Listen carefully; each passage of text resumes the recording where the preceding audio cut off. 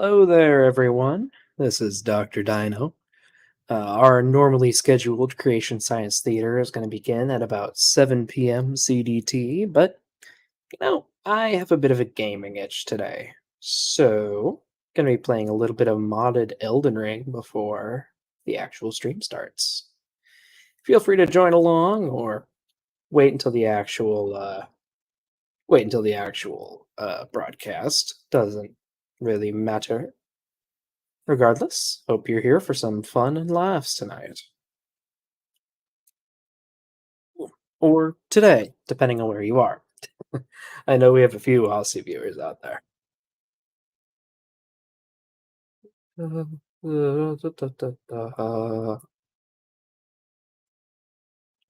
Ready. Just go ahead and get the chat up. And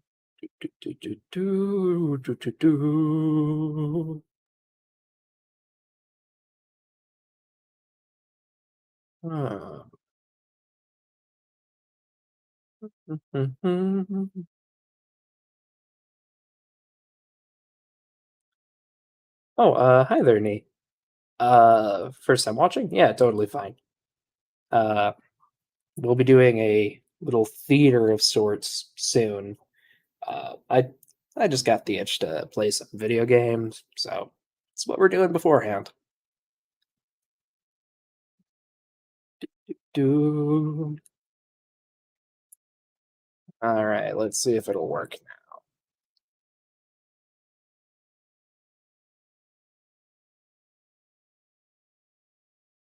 now.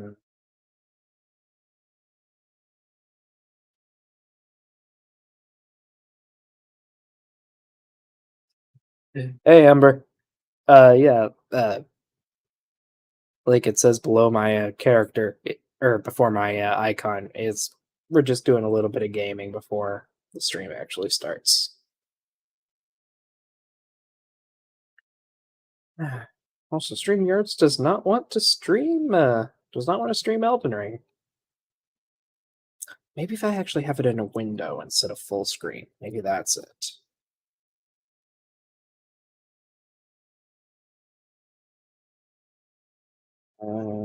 Do, do, do, do, do, do, do.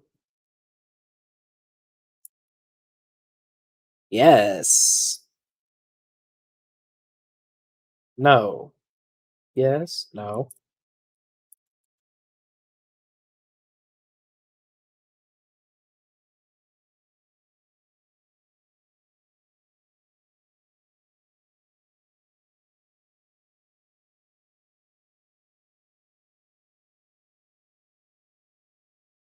Hey,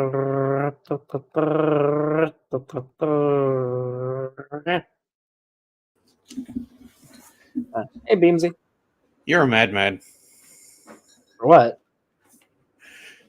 You're just a madman. Do I need to give a reason? I mean, a reason would be appreciated. Yes, but it's not necessary. It could just be an unfounded statement. Hey, what are you afraid of having Matt Powell and Ken Hovind on the same stream? They'd be too powerful. I'm not going to say what I'm thinking.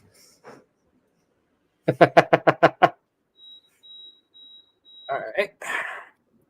Well, I somehow managed to get Elden Ring to work, I think. Hopefully. Let me just pull up the stream on my phone. It's working.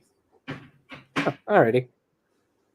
Well, how's your You could have morning just going? asked. Yeah, you could have just asked me to look at the other screen. Oh, well, yeah, true, I guess. Oh no, I have to bend my neck slightly to the right, and you're running around with a flamey shield and a witch's hat on. Yeah. And it looks like you're I'm going through a shadow wall. I haven't played Elden's Ring. It just looks like Dark Souls to me. It's Dark Souls 4. It is Dark Souls 4. Uh-oh. Anyway. Yeah, with my injuries, I can't play Dark Souls anymore, so Sorry to hear that. Why? Huh? Why? It's not a good or a bad thing. It just is what it is. I oh, I enjoyed playing Dark Souls. As did I, but it doesn't necessarily mean it's a good or a bad thing. It is what it is. Let's see. If anyone's curious, though, I am not playing normal Elden Ring. I'm playing something called Elden Ring Convergence, which some people call Elden Ring 2. Adds a ton of balance changes, just a ton of really fun new stuff.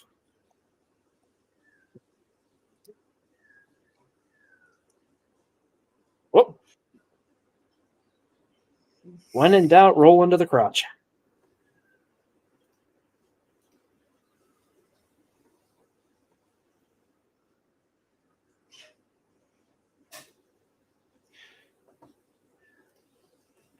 Not so that you want to say with Ember around. Well, when in doubt, roll into the crotch. Yeah. It's not something I necessarily want to say with you around either, but I did say it. Aww, now I feel unloved. It's not that you're unloved, you're just dangerous. Ah! I have nothing to say to that.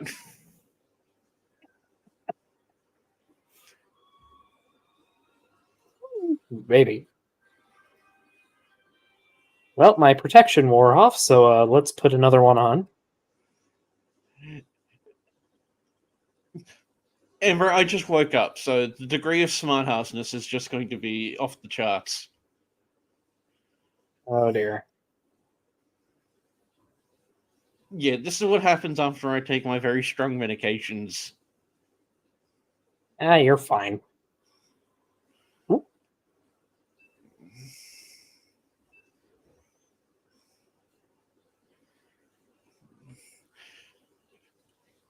Well, Nee, think of it this way. If you hit a guy in a crotch, what happens? He sort of can't attack, can he? But if you so happen to dive towards that region on an exceptionally large female avatar, there is anatomical aspect in which you can disappear into. I think you mean a specific tag on some websites. That too.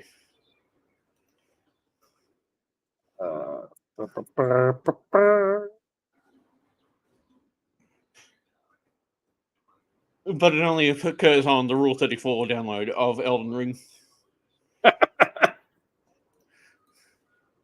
Oh boy. Anyway, yeah, this is Elden Ring Convergence, meaning it adds a few modifications, shall we say, to the game. For starters, passive magic regeneration, which is just that's amazing. But also adds just tons of weird little crazy things for the game. Like I am a fire monk right now, which is a new starting class.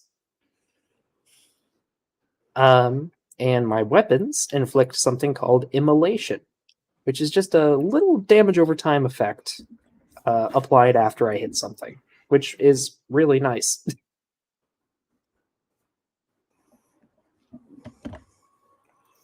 There's something like 20 different classes added with this mod.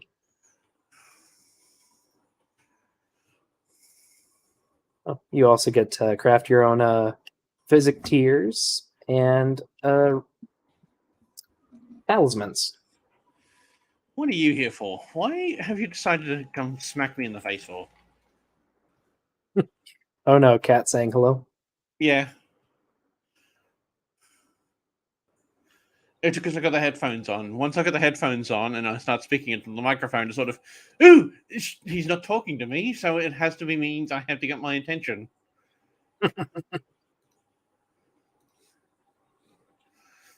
No one's been able to remember her full name, though. What is it? Comrade Princess Mew Mew, Edwina Anastasia Romanov, Esquire Mew Mew, the first of the Fair Effect of Mew Mew. I thought it was just going to be like one really long word, but okay. Sorry, I'm not. I'm not even gonna try. I'm sorry.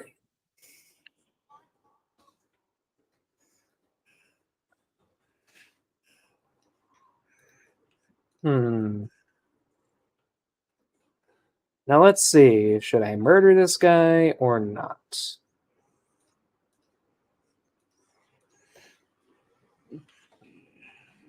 You would create much disappointment in Yoda. Yoda. Yeah. Okay. You haven't played this game. He's No, a. He's. He's not nice. Let's say that. no, you said you weren't going to even try.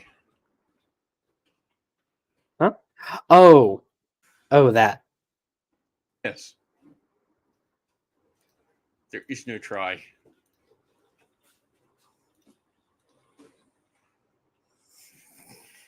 I'm gonna guess you just call her Mew Mew for short. No, Edwina. Okay. Well, I was Or a matter of disappointed. what do you want now, Cat?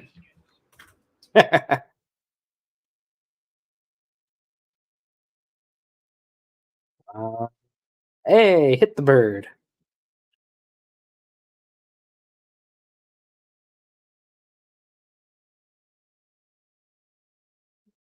Mm.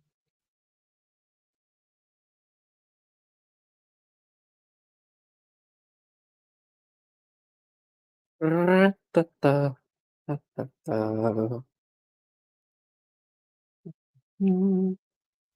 Oh, think we'll hear anything intelligent from Matt or Kent tonight?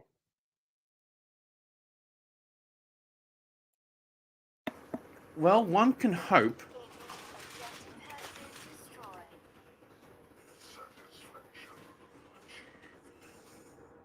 Nope. There we go. I mean, yeah, I can hope, but not sure how realistic of a hope it'd be with those two.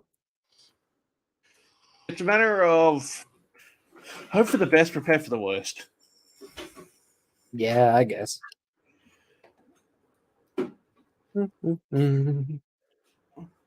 Well, Amber, when I Oh, shook mine when I asked the question, it exploded and then ha ha ha ha ha was written on the roof. So I don't know what that means. well, let's just hope our brains don't do that later tonight.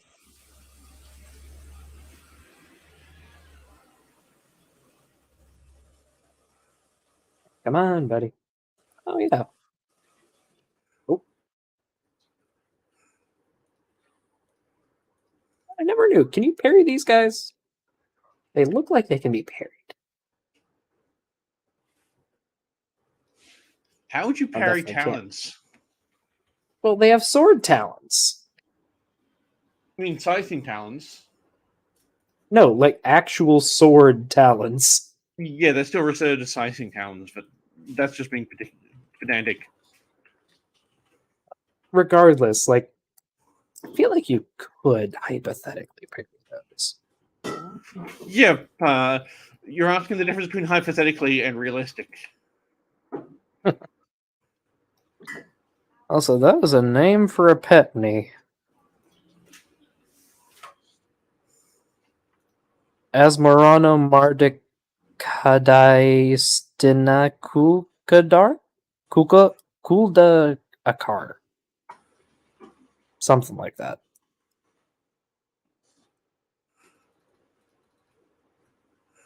Also, I have to switch it to normal windowed in order to check and see if other people have entered the studio.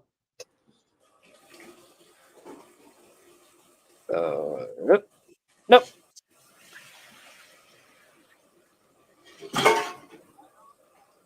Oh dear, you doing dishes? Oh no, Oh, is that your helper? yeah, I'm actually playing StarCraft 2. Oh, okay, okay.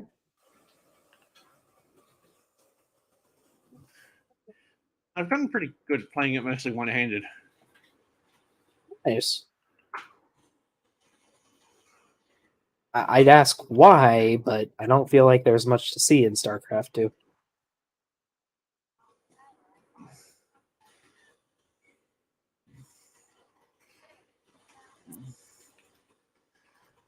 Oh yeah, and just in case anyone's curious why I'm bothering with the tiny shield, it buffs my incantations. This mod adds a ton of really, really cool effects from weapons and armor. Like, my armor increases my faith, among some other things. And, like, every armor piece in the game does stuff like that. It's really neat.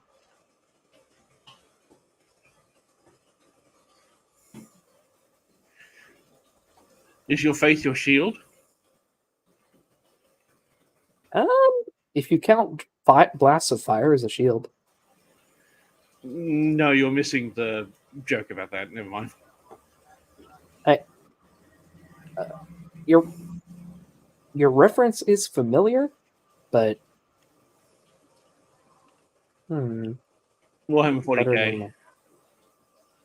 than really, that's from 40k. Well, more particularly Dawn of War.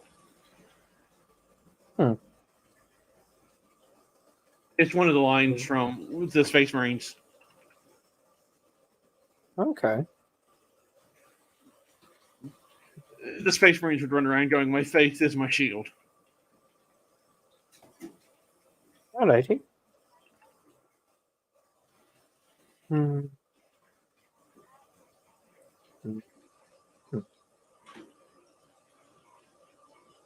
Sorry, just figuring out my my magics.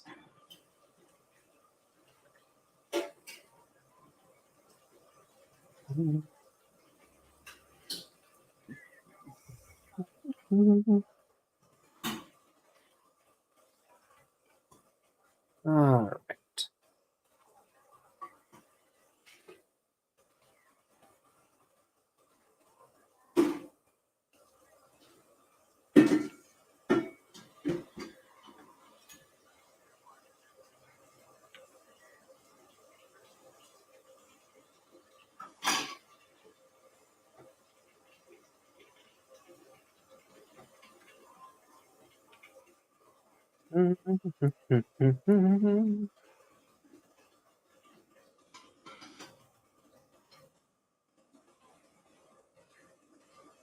Ow.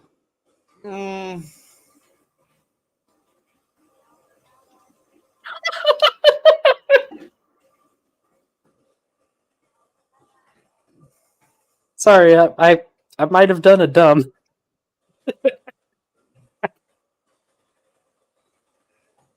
Oh, and we weren't worried. It was a matter of a when, not if. I guess it might not be a good idea to hit the explosive barrels with a fire weapon.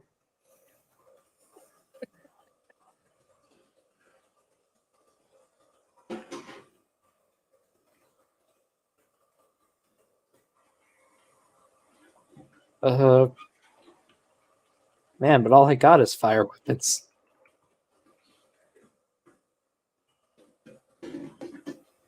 Oh!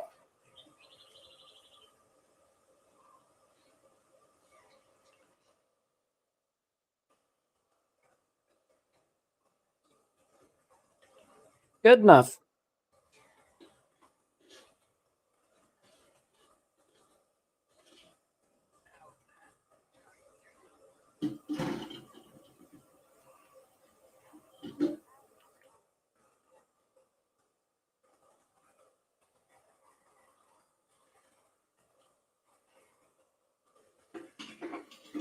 Yeah. So that guy I was debating killing locked me in here with this knight. He does stuff like that all throughout the castle. Sounds kind of like the Onion Knight from Dark Souls 1.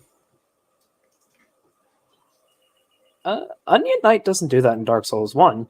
In Dark Souls 3, the Patches steals the Onion Knight's armor, and he does that. No, the Onion Knight actually does a couple of background things if you do certain triggering events. Really? Like what? I thought he was always a really good dude. Mm, depending on if you actually are encouraging to have his soul lost or not. Oh. Does it mean, like, I know he moves around and stuff? Like, do you have any examples of stuff he does? He pushes one of the blades straight in front of you if you miss, so you purposely miss time in the Snake Temple.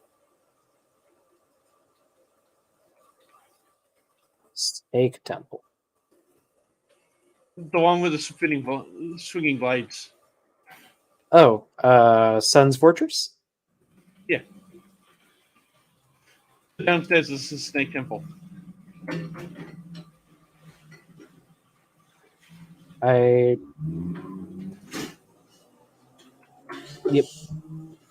You mean like where all the Titanite demons are?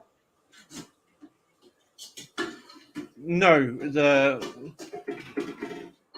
above that, where all the swinging blades are, where the snakes are. As far as I know, he doesn't interact with anything up there. Are you sure? You've got to get the right trigger. I've forgotten what it is. It's similar to the trigger with the. You get two different Sith fights with the dog. Oh, okay. I know about that one. Yeah, that one's well known because it's a guilty conscience fight. Well, yeah. Because, I mean, Sif is good dog. Sif will always be good dog.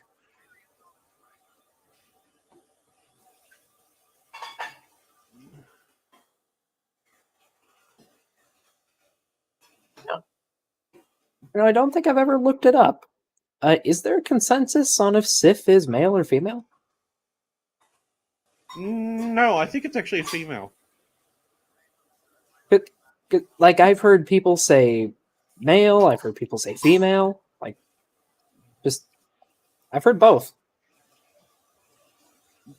When it comes down to it, it doesn't matter. Well, I agree, but I'm curious. To me, it's just a matter of it doesn't matter because Sith is still just a very close companion, and I don't think it really makes a difference. What? Oh, that was dirty.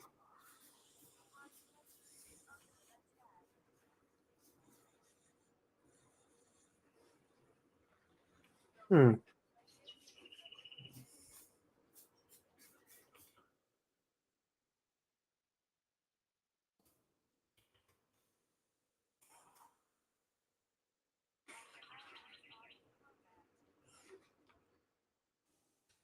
Gotcha.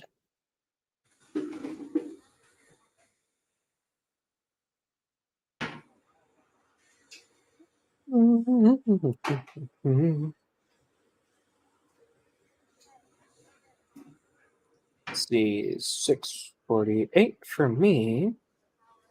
I might have a pizza arriving soon. We'll have to see.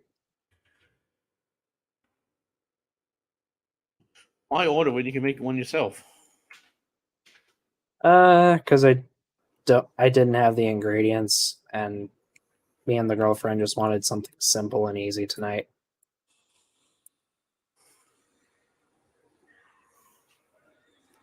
Okay. Still no one else backstage, at least not yet. No, Mark won't be backstage because he's preparing for his Sunflower interview, so he's sitting there bashing his hand with a hammer. Yeah, and somehow that'd be less painful.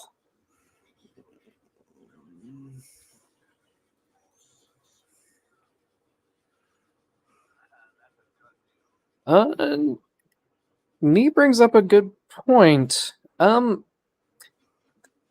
mean, the word dog itself in German, yeah, I think it is the Hund, but I could swear there is a German word for a female dog. And, like, there's definitely a way to differentiate it. if only saying like, I don't know, or the hmm,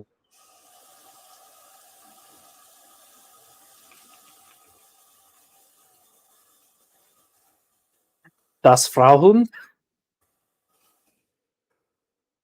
Yeah, sure. Let's go with das Frauhund or die Frauhund because that sounds like an actual word. I'm sure. It's a Hunden. Would it be die Hunden? No Hunden. Huh? Female dog is Hunden. Okay. No, just Hunden with a emphasis over the U. And it's an I, not an E.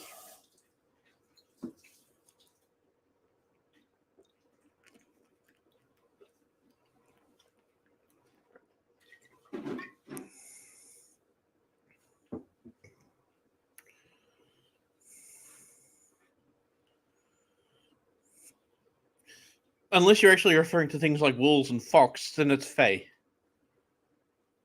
No, Fa. How's it spelled? Fahe. Phe. Fe. Or fe.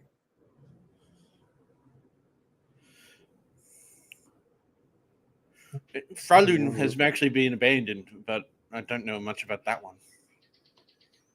You mean Fraulein? I don't actually remember. I think I'm in with knee. I think we'll just go with we can't remember.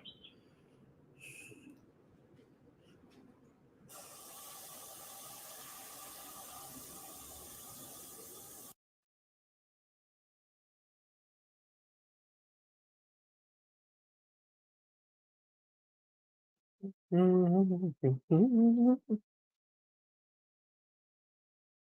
it's been a while since college German for me too. Little while. Just a little while.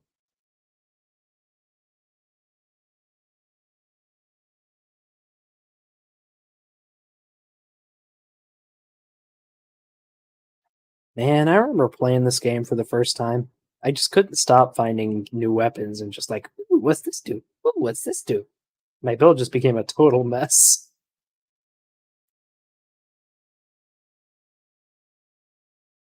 Because like, what? Why commit to just one weapon when you can just try everything and have fun? It seems like someone has commitment issues. Just with shiny objects. Does that mean you are a Warhammer Fantasy orc? I have never played Warhammer or really watched anything on it other than a few memes, but I do think it's interesting. The Warhammer Basically, just Fantasy an entire orcs. universe that's at war, right? No, I'm talking With about the lots fantasy of dark one. comedy. I'm actually talking about the fantasy versions, not the 40k. Oh, I have not looked into those either. In the fantasy version, the orcs have a tabletop rule called Ooh Shiny. Really? Yeah, Oh, sorry. I'll be right back.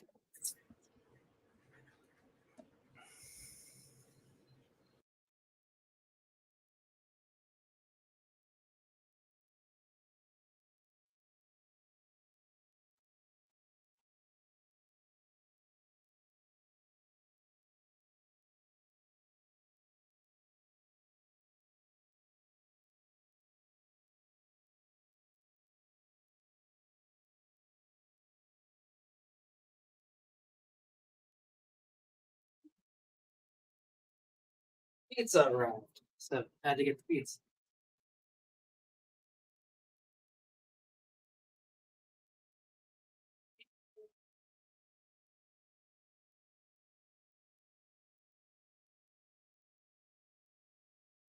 That said, might as well exit out of this. It's about time for the stream anyway. Oh, I need to refill my water anyway, so I'll be right back. rightio. Mm, did I get enough pizza for the whole class? I mean, the class that's in this room, yes.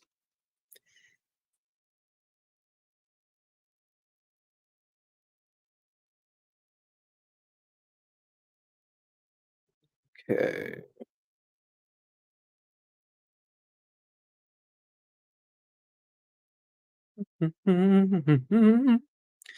Well, we should have at least a couple more guests. I'm sure Ember is getting ready. We also should be having Grayson from Base Theory. So that should be fun.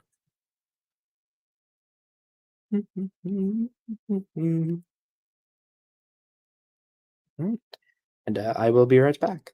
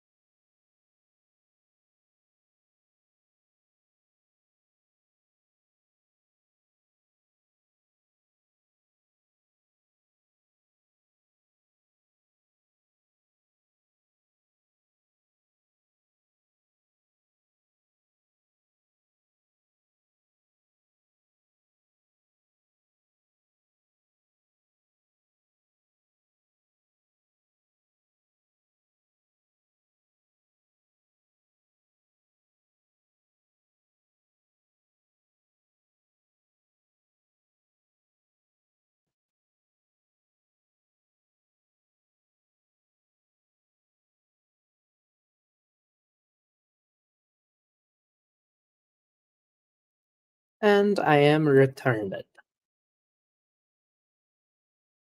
Doo-doo.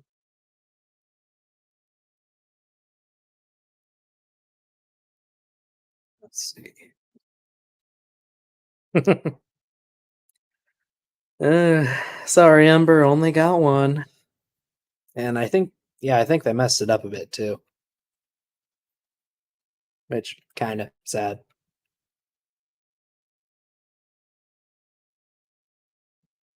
I got one of those breakfast pizzas, which I really really like, and I had them put on extra cheese, but it looks like they took off eggs, which makes me a bit sad because I like the eggs on breakfast pizza. But oh well.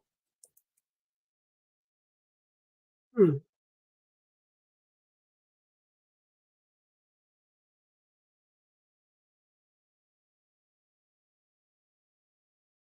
I can be absolutely horrible for Ember and start going into full descriptions of how I make pizza. Oh dear. You want to go ahead? Oh, I've actually got a culture of sourdough that I use as a basis for my pizzas. A culture of sourdough? Yeah, do you know how sourdough works? I've never made it myself. Well, do you know how leavened bread is made? No. The basic qualities of leavened bread is flour, water, salt, and a yeast. The difference between a sourdough and a normal commercial loaf of bread, a commercial loaf of bread uses a cultured yeast that is grown in a factory that you add into the bread. A sourdough or a naturally leavened bread, it takes a couple of months, but you're capturing naturally airborne yeast into the flour, and you're mixing flour and water together, and you're allowing the yeast to grow to a point in which it's killed off everything else because of the alcohol it produces, and then you Okay. add that as your leavening culture to your flour, water, and salt.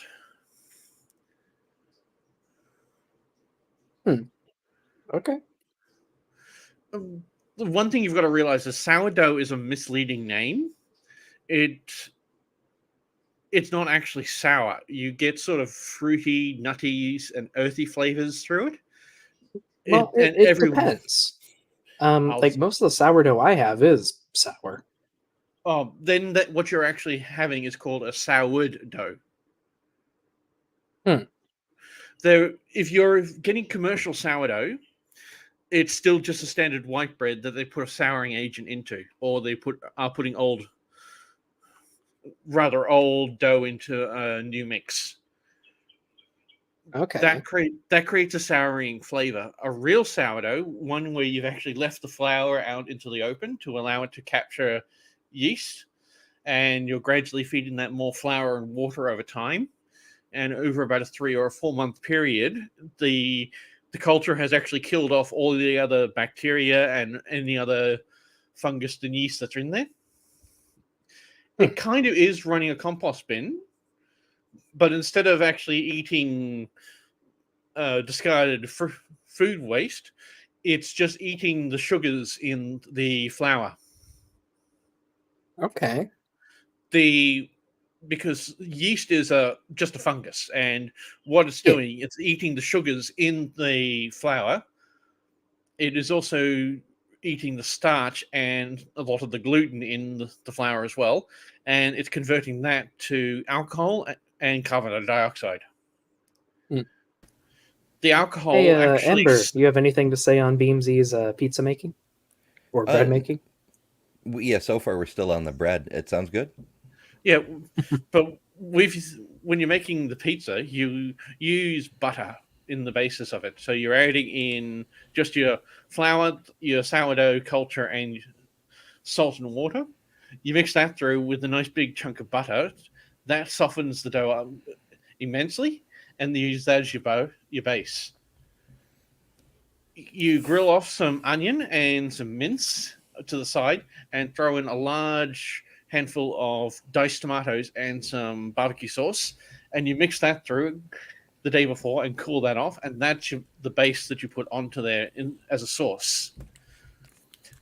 Then on top of that, you put all of your ingredients, your mushrooms, your bacon pieces, or whatever else you want to put on there, and then you douse it with a light layering of cheese. You want to use a mixture of mozzarella, cheddar, and a good parmesan, and then you bake that off. Okay, it's a little different than the way I do it. I tend to mix mozzarella and provolone. You get a nice stretchy cheese that way. Yeah, you want either the mozzarella is the stretchy cheese, but you want a more of a flavoursome cheese. Like um, Parmesan is a good one. Hmm. Well, I mean, it depends. Do you want more of the flavor to come from the cheese or from the toppings? No, when you're making a topping of a pizza, you want everything to be in balance. You don't want one thing to be the strongest. Welcome to the Creationist Cooking Channel. Today we'll be making a pizza that I like to call the World Flood. It's a variant on the deep dish. It's a Chicago-style deep dish that's all sauce. First, you have to put a Yeah. dome over it, and then you break the dome open. So it's a reverse San Francisco pizza. I have never had a San Francisco pizza. I'm not sure I'm familiar either. You probably heard of, because being American, you've heard of the term pizza pie. Mm-hmm. Yeah. Picture a pie made as a pizza. It's got the lining as a pizza dough, but in a cake tin, and it's got all the fillings that fill up the middle. Yeah, that's like a Chicago deep dish. Yeah, It's almost do like not a like pizza them. lasagna. Yeah, I do not like them. Oh, I love them. You just get to sink your teeth in. It's lovely. So, Doc, I see you've upgraded your StreamYard. I see a little dino logo in the corner instead of the StreamYard logo. Ah, yes, I have. I was really close to reaching my maximum hours, so I decided, whatever. I'll upgrade. Ah, pesky hours. I've also got a bit of a background now. I don't know how to show the how to just show the background off. You'd have but, to remove all of us from the stream.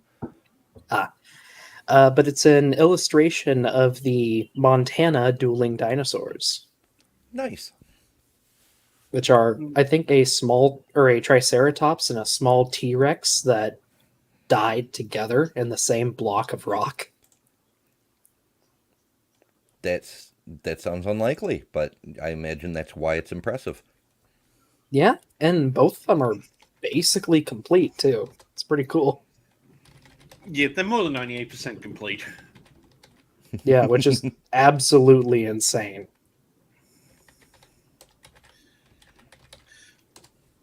I think there's about 4 different dueling dinosaurs out there from different places. Well, there's the fighting dinosaurs from Mongolia. That's a Triceratops Velociraptor and Protoceratops.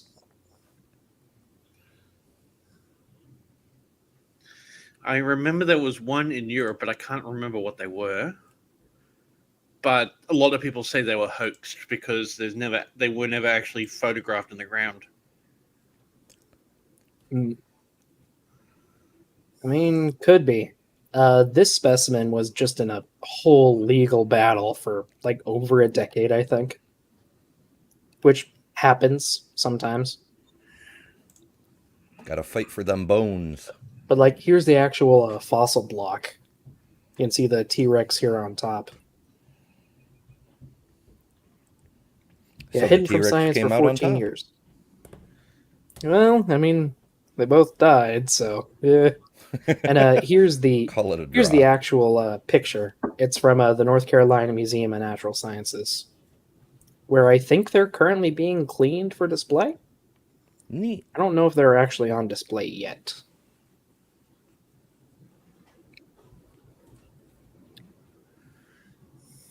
All right. Well, hopefully Grayson will show up in a little bit, and hoping Mark might pop in for a few minutes. But just in case they don't, we can probably go ahead and get started with our torture.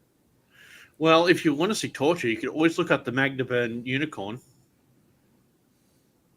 I'm gonna guess a woolly rhino. Oh. Or what happened? Magna. Magdeburg. Magdeberg unicorn.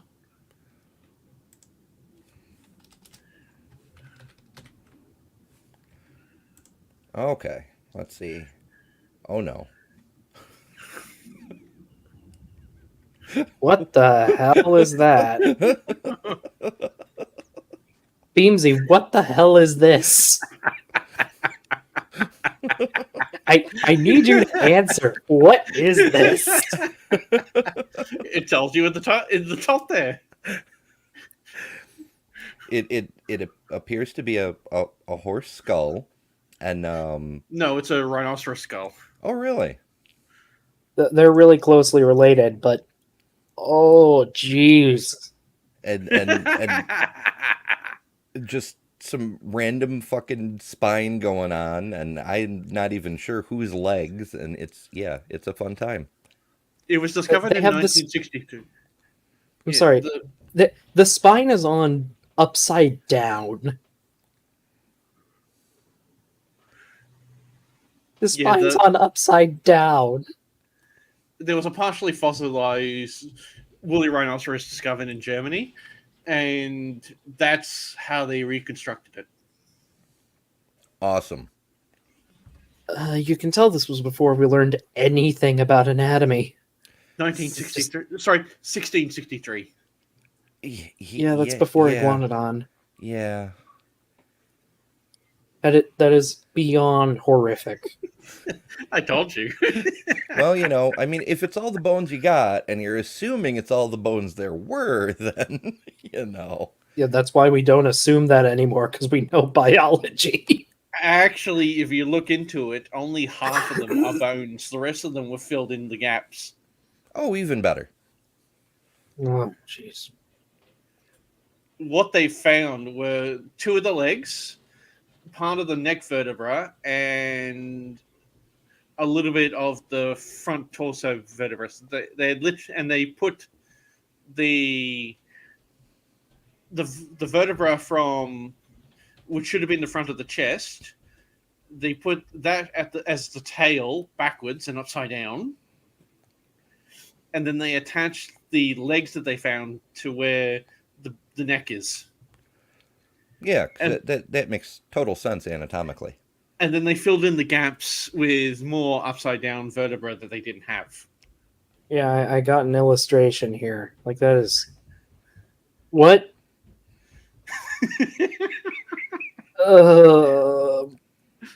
No. Why, though? Why? Oh, and the horn isn't a woolly rhino's. Yeah, I was going to say, it doesn't I look figured right at that. all. It's a mammoth tusk. That's shockingly straight for a tusk. I'm... Look at this!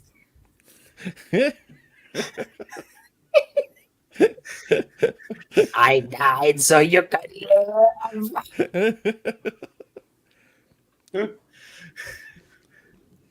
live. Anyway, with that, it's what was left after the arc. horrifyingness out of the way. Do you actually want this survived the arc. The paper in regards to it? What was that? Do you want the paper in regards to it? Or sorry, the illustrated paper in regards to it? There was a paper? Like No, actual just more paper? just the illustration aspect of it survived. There you go. Oh no.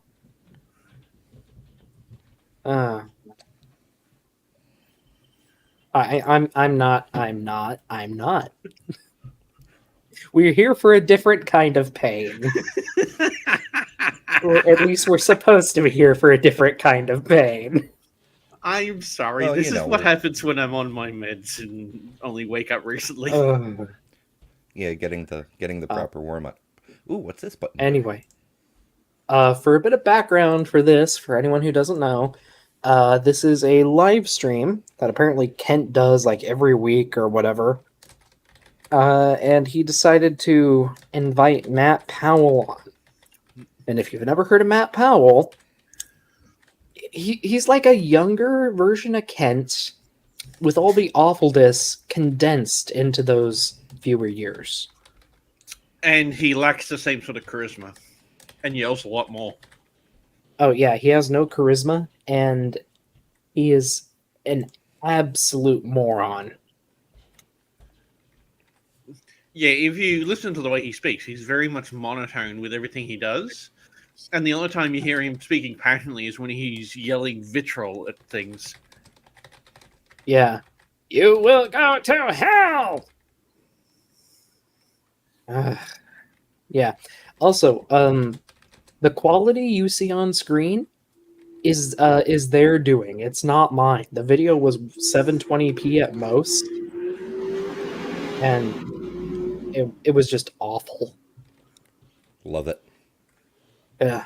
And Matt has a little presentation for us after Kent gets going, so we might as well get going. Folks, Ken Hovind here and the crew at Dinosaur Adventureland in Lenox, Alabama, June the 19th, 2023. Our boot camp. There's a war going on. Get informed, get equipped, get involved. Okay? Yeah, okay. Why does he What always he's referring to? Why is he always referring to the argument between his point of view and reality as a war? Who knows? Who freaking knows? But that's what it's always been. It's always, there's a war going on. We need to fight. No, this is a discussion. This is an area of ideas. You should be able to talk and have a reasonable discussion and come to a consensus. What is the better one? Mm-hmm. Also, this is not a drinking stream. Last week's was, and we hit nearly 200 drink triggers. It was. I compared it to a couple of Dapper streams, and we had like 10 times as many drinks as Dapper usually does. Yeah, like, we're gonna die. With like less than half of his triggers too. Kent was just that efficiently wrong. Okay. By the way, I wore my camo shirt tonight in case we have to hide in the flowers. Nobody will be able to see me. Yeah. All right. Did you notice that? Can you see me over here? You can. Okay. Get informed about the enemy and the objectives. What is Satan trying to do? Satan wants to kill every human being on the planet because he knows someday some seed of the woman's going to bruise his head. So he wants to kill them all. I know that's a Bible thing, but what? Some seed of the woman is going to bruise his head? So we're going back 5 seconds. What? Because he knows someday some seed of the woman's going to bruise his head. What? No, I don't think it's a joke. I think he honestly believes that. And if I take what he's saying literally, he's saying that a child from a woman is going to bruise his head. And I have no idea. No, I don't know what he's referring to. But nowhere in the Bible is the snake Satan. The snake was Lilith in most cases. Mm-hmm. They want to kill them all. I think it refers to a Revelation thing, but I don't fucking know. I have no idea. Okay.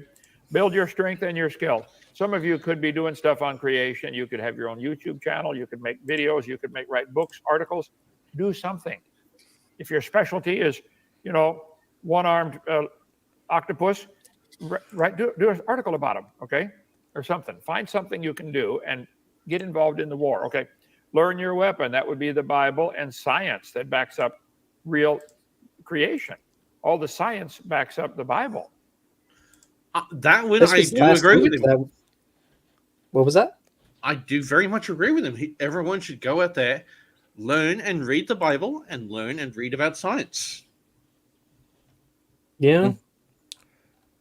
Yeah, I wonder where it leads. No, but also, if this was last week, that would have been like 5 drink triggers in a row right there. Oh, boy. Learn the weapons we have are truth, science, knowledge, wisdom, God's word. Learn how to use those, okay? If you can't shoot, carry ammo for the ones that can. If you can't shoot or carry... Also, I think Matt's just bored on his phone right now. He might have got a grinder hit. Carry ammo, then help pay for it. Support ministries that are doing the right stuff. Matt, thank you for the ministry you're doing up there, okay? Shoot, carry, pay for the ammo, or take care of the wounded. That's something anybody could do. How many people used to serve God that have gotten discouraged and got out? Well, go find them. Somebody had to go get the Apostle Paul, who quit serving God for a while. Barnabas dragged him back in and said, "Get busy, soldier. Come here." And Barnabas got Paul started again.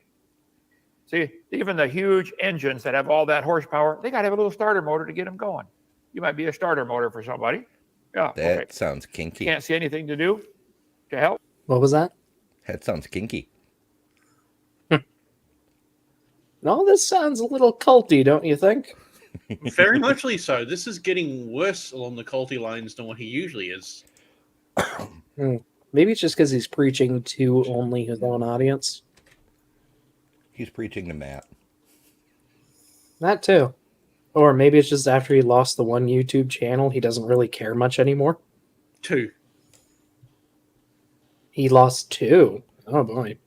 Yeah, this is actually his 3rd YouTube channel, so he's breaking YouTube's terms of services by making a 3rd channel.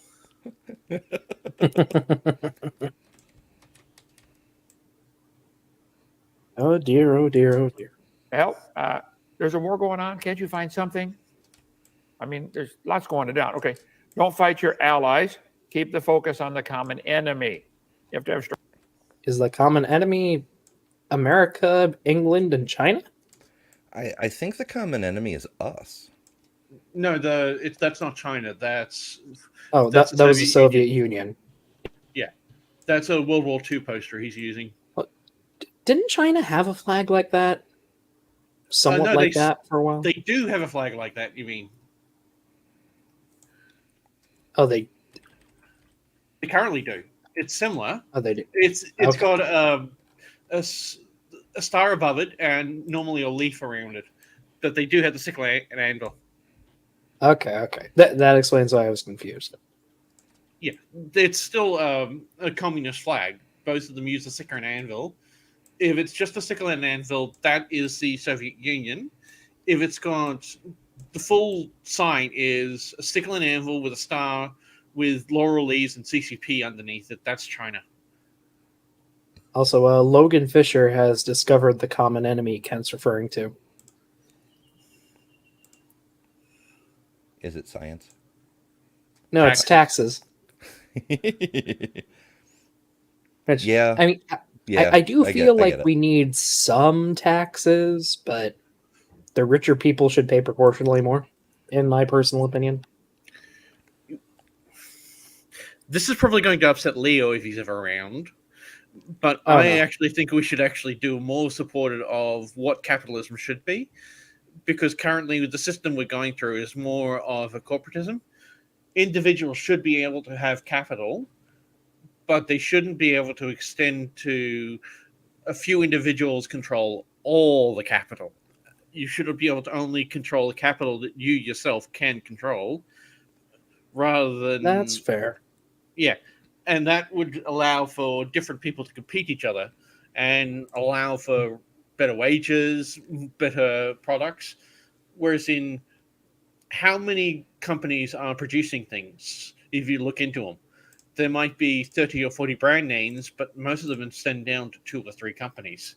And that's not very constructive for capitalism, and it's not very constructive for anyone, because it's not creating any sort of competition. It's not creating any drive. It's not creating anything, because all the money flows in one direction. Mm-hmm. Where's the need to improve, to do something better than the person next to you? Where's the drive to basically draw the better talent? Because if one of your companies fails, they'll just go to another one of the companies and, oh, you own that one too. Yeah. Like personally, I don't think capitalism is the best possible system, but I do feel like it is a workable system that we could modify to be a pretty good system. If you have a libertarian capitalist system with checks and balances in place, it would work very well, because you would be able to tax people to the ability to allow for fire, health, and schooling to be paid for. But you also need to allow for the freedom to grow and discover things, to be more effective, more efficient, to allow for that competition, and for literally to allow for people to fail or succeed. I'm not a fan of capitalism overall. I understand that whole concept of driving competition, but it's lowest common denominator competition, like who can get the contract with the lowest quality value, achieve the minimum standard, etc. I feel like that with I forget the name of the system, but it's based on Mondragon, Spain, co-op system. It's similar to communism in that there's not actually any money, but basically everybody does what they want to do, and so it's your own interests and skills that determine where it is you're going to push your ambitions, so that we'd still end up with innovation, but it'd be innovation based on goals like human well-being rather than just making the most money, or getting us to Mars rather than just getting the next ISS launch contract. Yeah, I mean, I guess it really just depends on what you're wanting to do. It's Again, really because complicated. yeah, And again because Andrew Cumming asks actually a pretty good question. What system do you think is better or worse for climate change policies? Unregulated capitalism would probably be the worst. definitely. fair. Other than that, I am not sure. Yeah, That's these are why economic systems. They don't necessarily have anything to do with environmental policy. no, but you can see the outcome of unregulated capitalism with what you're getting in the US. I mean, How yeah, that was what happened in like the 50s and 60s. Our water and air quality was horrendous until we actually got some regulation underway. And it's still not perfect, but it's a hell of a lot better than it was. No, it's actually worse now because No? instead of actually doing that unregulated capitalism in your country, it's been sent across to a third world country. It was sent across to China, and now they're moving to Vietnam and Singapore. They're just moving it from place to place. They're not actually doing anything in regards to improving. They're just they're kicking the can down the road. So what you're saying is we should stop being Americans or Australians and start being Earthicans? Not necessarily. If you wish, no. The issue with the way that it's working because of the unregulated capitalism, which is still going rampant within the US, you need to have more localized of your own needs.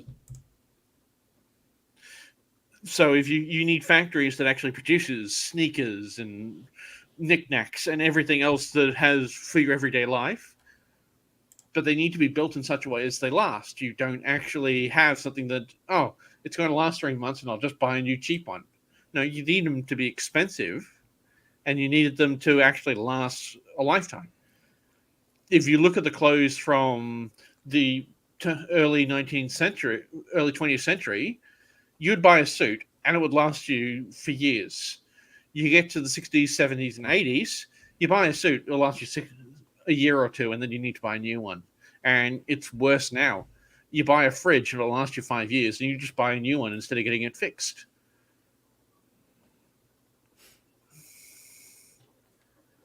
Anyway, we're here to make fun of creationists. Oh, is that what we're doing? Yeah, sorry. Oh boy. No, Man, I've been distracted too. I saw you had that simulcast button, and I've been dying to find out how that works and what it does. And I've never had anybody simulcast from my stream, so I'm like, I'm gonna push the button. So now we're broadcasting to both channels, and I guess that's what the little paperclip looking logo means on somebody's comment. Logan, I for think so. instance, was over on my channel and now is on your channel, but in the same stream. So it's pretty neat. Yeah. Anyway, let's see what else Kent has to say. Tell us more about taxes, Kent, and how they're Satan. Have strange allies once in a while. I can teach on creation next to a Seventh-day Adventist who believes in creation.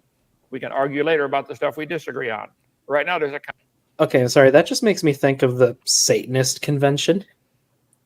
Really? Like all the Christians just going to town on each other right outside when all the Satanists were inside. Yeah. When the Protestants and the Catholics got into a fight over whether Mary was like holy or something. Like the common enemy is no longer in sight. Attack. Yeah, it makes me think of one of Matt Dillahunty's anecdotes that he had like 3 or 4 different flavors of Christians all coming at him at once, and he was like, hold on. You guys figure out what the hell it is you believe, and once you've come to a decision, then you can come talk to me. Oh yeah, I remember hearing that on your and Mark's debate review. Was it? It wasn't yesterday. It was the day before, right? Probably. Saturday. It was Saturday. Yeah. Yeah, we usually do those Saturday. Yeah, Logan, no worries. It's a test to see how it works, and we're finding out all kinds of interesting data. Yeah. A common ally, and don't fight your allies. Keep the focus on the common enemy. And listen, lastly, don't fear the enemy soldiers who imagine they came from a. Oh no, it's SpongeBob. Do you know why Kent wants everyone to be a SpongeBob? Because sponges I'm have no afraid to brains. find out. No, it's because so he could be the Patrick. Isn't that Matt's job? Legally. I was afraid it was going to be worse. A rock and are related to a strawberry. He's actually Okay. Mr. You Krabs, have though. nothing to fear from the atheists. I encourage everybody, start a ministry on creation, do something. Matt, how many debates have you done? Can you hear me? I believe about 10 total. Yes, sir. Okay. That feels like a few too many because he runs from debates like crazy. I have no way to verify that one way or the other. I had one debate started. I got kicked about 20 minutes into it because I started using facts and information and called upon a favor of someone. Ooh, who was it with? Whitson gets it. Oh dear. Yeah. You and him would not get along very well. Oh, I already knew that. But it's the fact being I contacted one of my friends who works down south at one of the radio telescopes, and I asked him to transmit the demonstration of how it works between a pulse and a Doppler effect, and then pointed at the moon for me.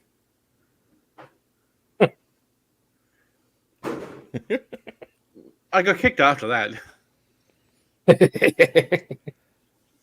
Oh hey, here's the science. Here's how it works. Now let me show you how it works. No, get the hell out of here. Pretty much. I don't want the truth. I can't handle the truth. And part of me still wants to try and debate him on the age of the earth, but I know it'd be horrific. Yeah, Whitsett, he's similar to the Kent Hovens and Matt Powells, who are like the pigeons playing chess, proverbially, except Whitsett likes to pretend he's a sophisticated Victorian gentleman. Well, what Whitsett does is he talks fast, and he literally talks fast and uses big words and tries to, and uses that to fool people into thinking he knows what he's talking about. Yeah, he tries He's to what Ben they Shapiro. all say we are. He tries to Ben Shapiro you, but he uses he does technobabble the same way they do in Star Trek. Literally makes it up on the spot. He uses words that I know those words, but I've never heard them used in that way before. If you break it down, it makes no sense. Yeah, it reminds me of the first time I heard a flat earther say magnetic declination. I was like, those are both words, but I'm not sure what the hell you're trying to say. Yeah. And he talks about the azimuthal field of vision. Okay. What the hell does that mean? I know what an azimuthal grid is, but what's an azimuthal field of vision? I know what a field of vision is, I know what the azimuth is, and I know what an azimuthal grid is, but can you explain to me what you mean by an azimuthal field of vision? Yeah. Also, this is like what I feel like I would keep saying in a debate with him. If only you had the Spanish accent to go with it. You know, You keep using that word. I don't think it means what you think it means. That's German. I think, if I recall correctly, Mandy Patinkin is on that app where you can Cameo. That's the one where you can get a person to do a quick video recording for you, and if you asked him to say it, he might make you a clip. Shit, yeah. On that line, have you seen the Legend of Korra from the Legend of Avatar offshoot? I have not. Only bits and I've heard pieces. it's wonderful, but I don't really television. I just don't have time. Yeah, this is a while ago, but also one of the stars in there, she plays Corvera. She has a giant robot, and someone asked her if she could actually do a line, and she did. It's hilarious. It's fun, isn't it? Now and then. Now and then. Oh, come on, I love them. Anyway, Matt, you're going to share with us. You're up. You were here for a while at Dinosaur Adventureland. Now you're up in Michigan. God's going to get you back down here when you get right with God and come to work in our ministry again. But tell us what. Oh, geez, was that a threat, Kent? You got to get right with God to be here. Yeah, he's admonishing Matt. You're a sinner for leaving and abandoning the ministry. How dare you? You have abandoned the prophet Kent Hovind. How dare you? He's probably worried that if he doesn't have Matt around to be heir apparent, that Eric will come and take this one away from him too. Oh no! That's what you got on creation tonight, Matt. Take it away. Go ahead. Sure thing, Dr. Hovind. Well, thank you guys so much for having me on. Yeah, I know. Also, yeah, just this blurry mess. Once again, that's their stream, not mine. Try to make this short and simple, short and sweet. I like to keep things that way. What I'm going to do is I'm going to present. Wait, did Matt accidentally put 2 spaces in between his names? Well, he's got so many double letters. Maybe he's just used to double tapping. I don't know. Maybe. A little bit of a seminar that I had made some time ago, and I think that the fact that that the flood happened in the past is true. And before we get into that, I just want to say thanks to Dr. Hovind for inviting me. I wish I could have been here in person with all of you guys. Would have been such a blessing to see all of your faces again. I miss everybody at Dinosaur Adventureland. It was wonderful working there for 1.5 years, almost 2 years that I was with Dr. Hovind. And it was great being your personal assistant and helping you from day to day. What did you assist him with, Matt? I'm really curious about that. Probably with his grinder profile. Well, we know Kent hasn't been able to work his technology without Matt around ever since. Yeah, he lost Steve and then he lost Matt. He's just falling apart. Also, I will be right back. I'm going to get a little more pizza. Oh, I see how you are. Just lording it over us with your scrumptious, flat, not at all resembling the earth bread.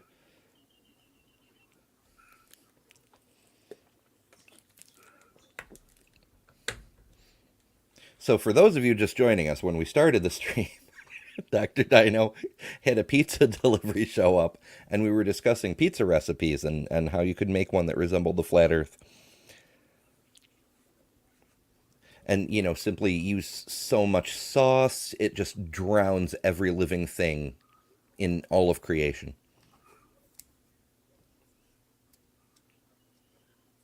Now I'm suddenly thinking of lasagna. Like Garfield type stuff. I don't know. Yeah, Andrew, that should be a drinking game thing too. Oh no, what's being suggested? So I was regaling them with the story of the pizza and the cooking and all that stuff. And Andrew says, pizza, oh thanks, wait, where's my drink? And I'm like, you know, we could make that a drinking game thing too. Like every time one of us references food, we kind of do. Yeah, that happens a lot. Well, considering I was a pastry chef, hence the jacket on my avatar. Really? I thought that was like a naval commander uniform kind of thing. I thought it was too. That's the hat. No, the combination. It's a combination of the major things that happened within my life. Before I joined the Navy, I was a pastry chef. Then when I joined the Navy, I got to a lieutenant, hence the hat, and then the injury sort of left me in the condition that the avatar is in, and that sums it up. Interesting. Yeah, that's pretty nifty. That's why my friend did it that way. It's just a culmination of everything that I've experienced.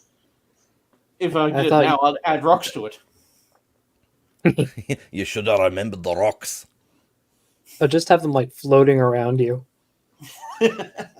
No, unfortunately, they passed away, so I don't want to change it. That is fair. That is fair.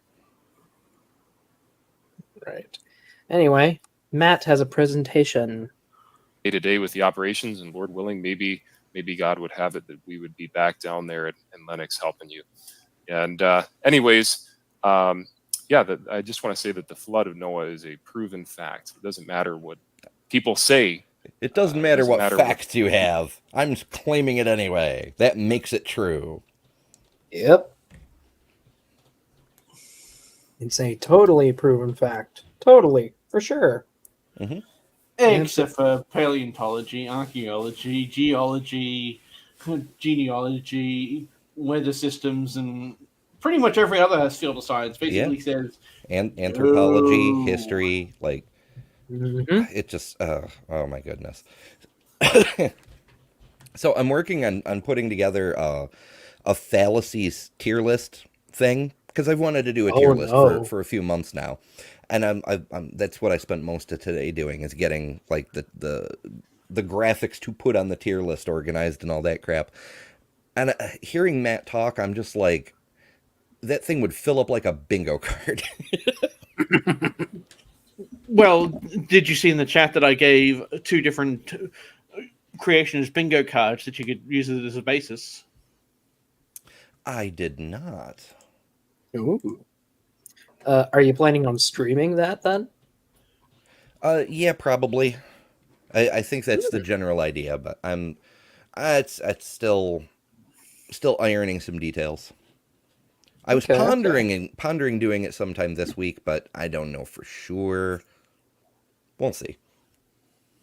Well, let me know when. I'd love to join you for that.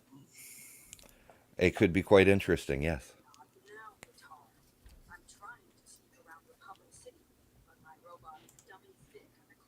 Am I hearing like somebody's Alexa in the background? No, sorry, I found that dummy thick quote. Oh. People facts, and the Bible says that prove all things, hold fast to that which is good.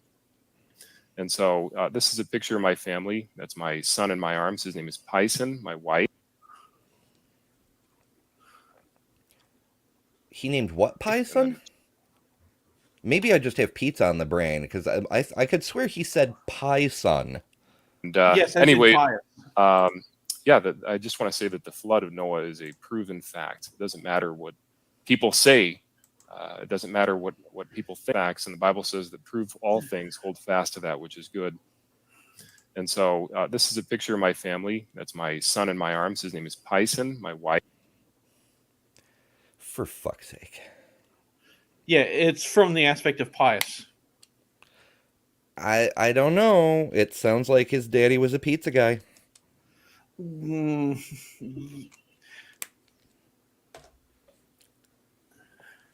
I mean, Matt was away in Florida for a year and a half, he just said. How old is this kid? The family came down with him. Hush, you're ruining my conspiracy theory. But, man, like, I'm not going to make fun of his kid. As far as I know, his kid hasn't done anything wrong.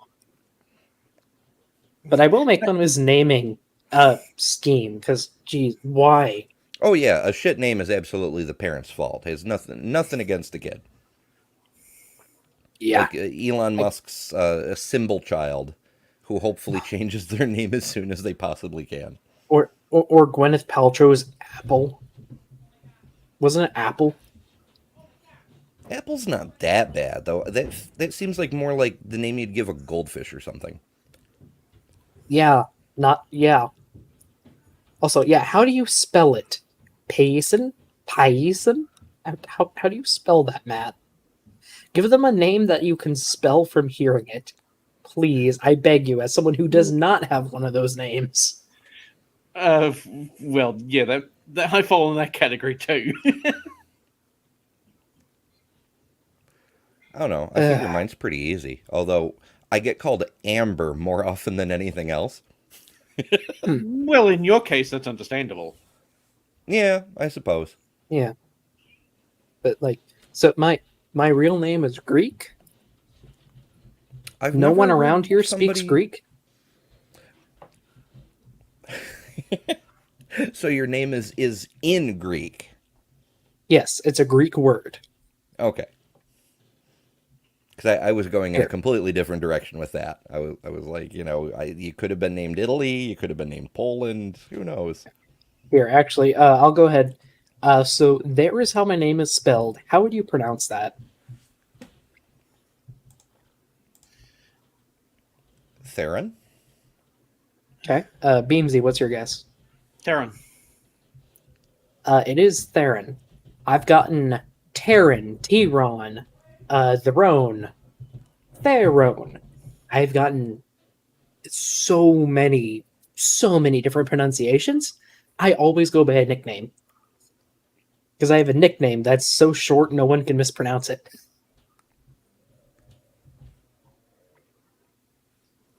All right.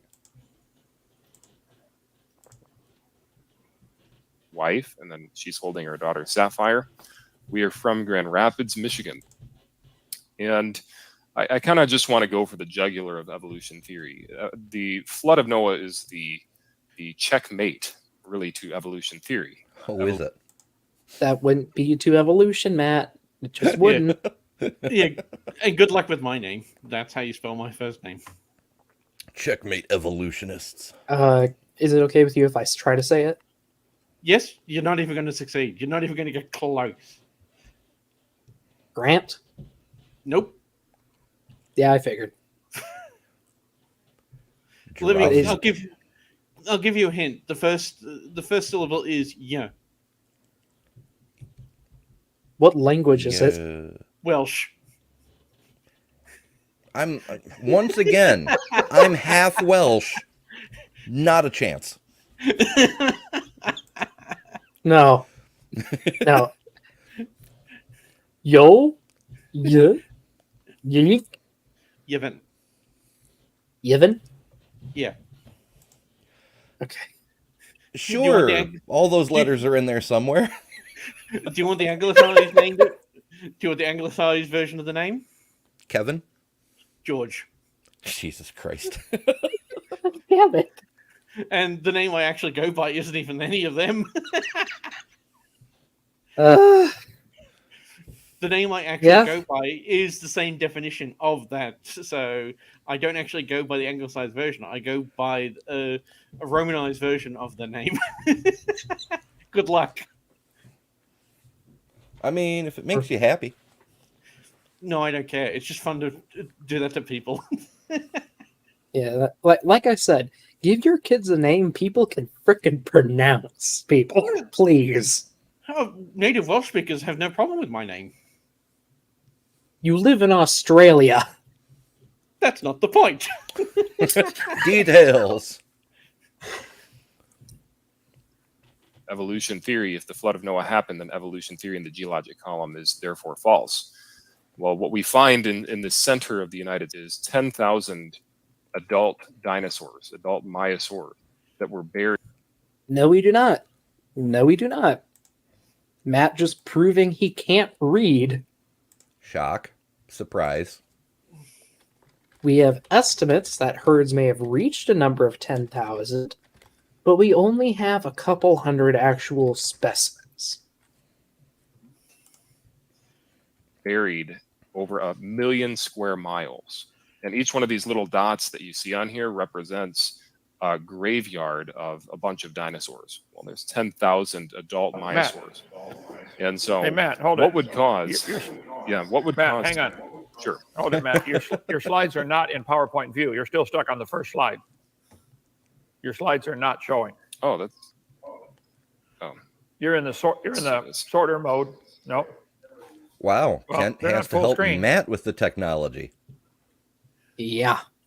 And Oh. they find fossils more further afield than just in those locations. For Maiasaura? Or this is just dinosaur fossils, I think. That's just dinosaur fossils in general, but they find them further afield than that. Oh yeah, of course we do. But he missed. We have like 2 or 3 fossils from dinosaurs in Iowa. I don't think it has them, or maybe it's just such a terrible graphic I can't see it. And then you go up into the Canadian regions of there, in the top right of the map. There's huge fossil. No, top right, not top left. Right. There's lots of fossil beds through that area. Oh yeah, there's some Triassic ones, right? Mm-hmm. Yeah, and then up here is just Alberta and everything up there, Saskatchewan. Go back to 1 and hit Alt-DV, and then they'll show up for you. Or however you want to do it. Sure. So Matt left, and Kent actually read the user's manual on how to run, a slideshow. But how many lines of code does it share with Microsoft Word? Clearly, they evolved from the same creator. So we did not get to see the picture of the kids and see how Sapphire, what's she, 2 years old now? Let me back it up then. Anyway, go ahead, brother. Take it away. All right. Can you guys see it now? Can You're you muted. hear me now? No, all I see is the continent, the United States with some blue dots on it. Dinosaur fossils map.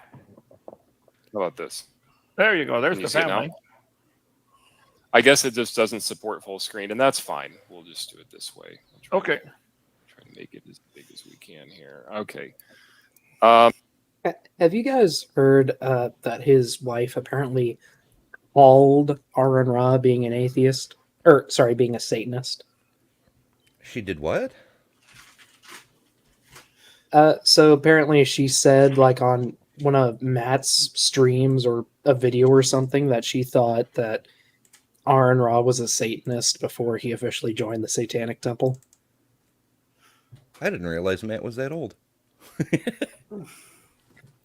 that was How old is that he? was more than 12 years ago, right? No, Aaron just joined it like a year or 2 ago. Whoop. I don't know. But no, I can't say it's really a surprise. I mean, he's been the poster boy for what modern Satanism looks like, even more than Lucian Greaves, Yeah.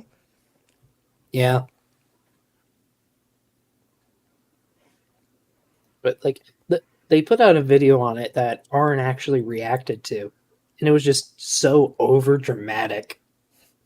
Like, I knew that he was a Satanist. Oh. Yeah, it just Yeah. Scary. Very scary. Yeah, so that's my family, wife, Francis, daughter, Sapphire, and then my son, Pice, in my arms. And so, like I said, we're from Grand Rapids. And then here you have what's known as the Dinosaur Peninsula. And in the Dinosaur Peninsula is 10th Myosaur. Now, evolutionists will claim that the global flood never happened. Well, if you have everyone waves that are will claim that, encompassing... Matt. Also, the Dinosaur Peninsula? I have never heard that term. What is that supposed to show, Matt? It's meant to be where all the dinosaurs ran away from the flood as the waters were rising, and that's why we find them in that particular area. But it doesn't explain all the others that are outside of the area he calls the Dinosaur Peninsula. Yes, because, that's totally the high ground on the continental U.S. Yeah, definitely. Like, what the hell, Matt? The entire United States that are burying dinosaurs with sea life and crustaceans. That means that the flood of Noah is a fact. That the flood... No! Can you explain the coral reefs that were in Texas and through Mexico? Can you explain the coral reefs in Iowa, where this peninsula hypothetically was?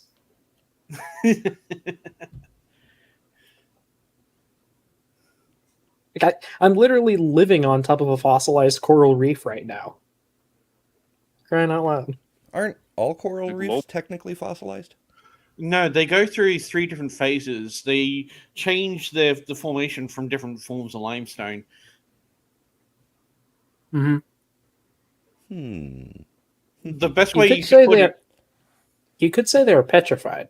Oh, yeah, yeah. the best way you could describe it, it's they're a buildup of concretions that's then lithified.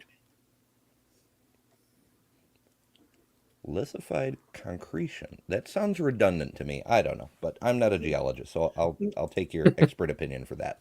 A concretion is what you get if you put something in hard water.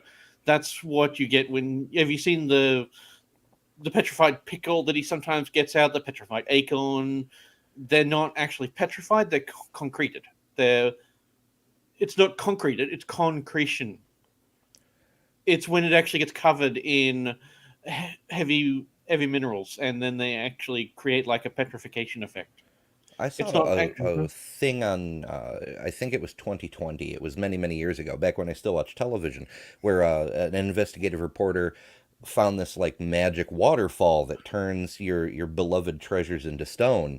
And it turns out it was just like super high mineral content. So people would hang like teddy bears and shit in this waterfall and leave it for Yeah. like a year and come back and they'd be made of stone.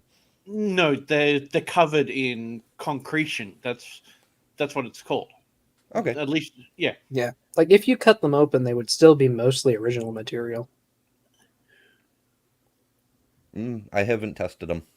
Yeah, it's the Yeah, same thing think with of, most of the think of it things. more like a shell on the outside. Ah, candy-coated, crunchy teddy bears. Look, man, limestone's not tasty. It could be, though. It has a very distinct smell, but it is not tasty. If you want to see Global that, flood that occurred. Oh, go ahead. if you want to see that naturally occurring, look at Lake Natron. I'll give you something in the private chat to have a look at. Lake Natrone? I think I've Yeah. heard of it before. Yep. Just super, super high salt concentration, right? Mm-hmm. Ooh, that's spooky. Damn. They will become fossils. They're not Ooh. fossils now, but they're perfectly preserved. And if they fall into the lake and then get buried in mud, they will look. So- They will be perfect fossils. yeah, sorry, this eagle one is just really striking. Jeez. Yeah, they Yeah. fell in and then they get out, they dry out, and then they can't move, petrify, die, and that's. Fossils aren't forming nowadays. Really? Not at all. Oh, wow, that dove. A lot of these are really cool. Jeez. They're haunting as well as they look so well preserved, and all they need to do is just get buried in mud like that, and they would be perfectly preserved specimens. Yeah. Are there fish in that lake? Yes. Huh. Are they made of stone, too? or salt, or whatever? Frickin' Medusa's lurking around the edges, blaming it all on the salt. Yeah, that's one of my favorite things whenever they say that fossils aren't forming now. Oh, really? First I was afraid, I was petrified. Yeah, that's an old joke. Yeah, but then you can actually see what I mean by if those things fall into the mud, get buried in mud, they're not going to decay anymore, are they? And they would make a perfect fossil, wouldn't they? It would. Yeah.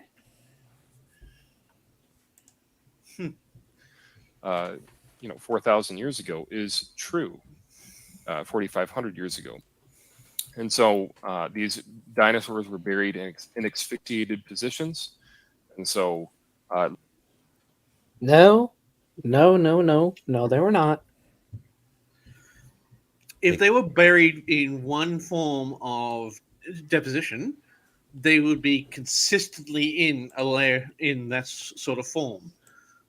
But how many different ways do we find fossils? Some of them are perfectly anatomically preserved. Others are fragments. And other times we get the blender gets turned on. If I had to guess, I'm thinking he's referring to the death pose, but we know how this forms. For those who don't know, when a dinosaur, including modern birds or some modern reptiles, when they die, some of the first tendons to pull back and shrink due to dehydration are in the back and neck. So it arches the neck backwards over the body. I wondered And why that kept happening. it superficially looks like they're like maybe we're gasping for air or something. But it's just a natural contraction. You can see it happening with like chickens and stuff today. It's a dinosaur rigor mortis. Oh no. Oh wow, look at that.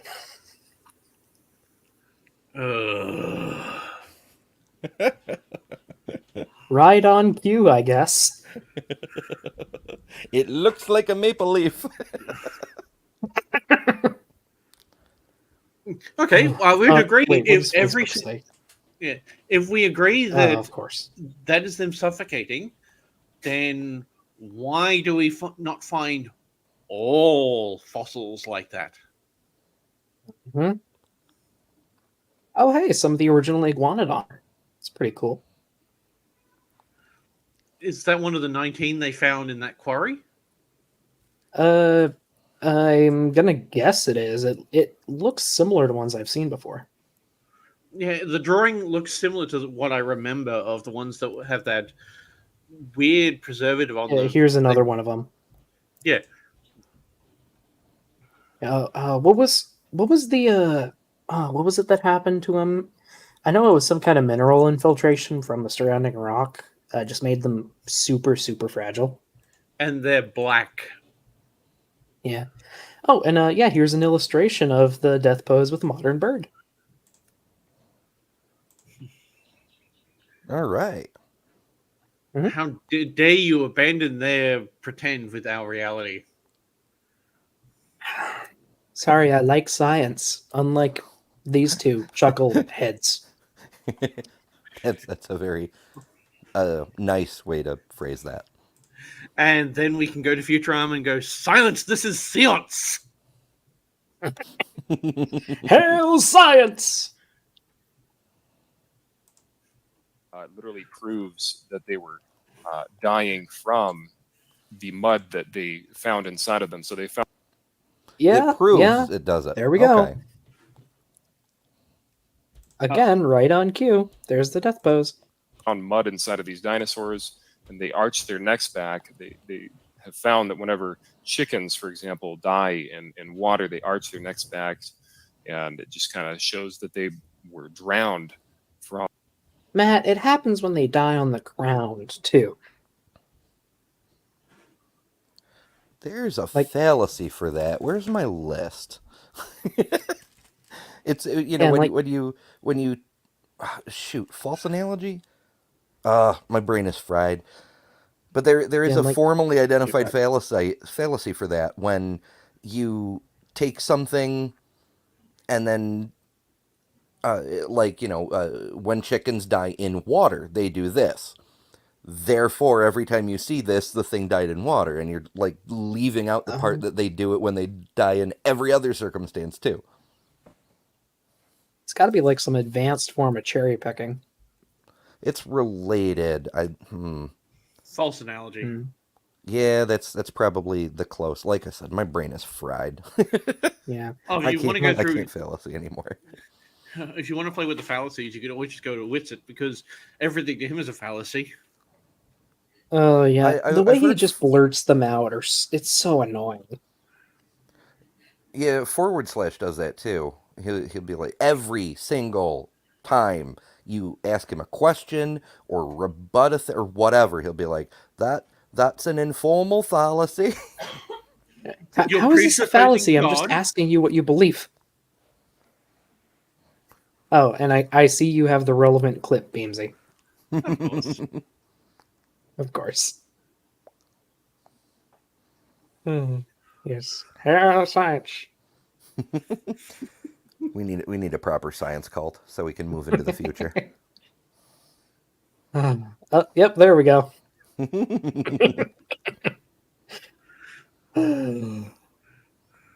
Matt Powell would look at that clip and be like, that's proof that science is demonic. You know, the sad thing is he would.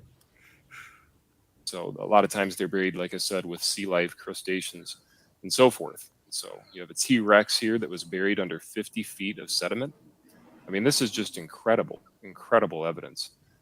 The evolutionists claim that the Yucatan Peninsula was hit by an asteroid and that's what killed off the dinosaurs. Well, you're going to say that an asteroid that struck 2,000 miles away from the central part of the kill zone is what caused the death of these dinosaurs?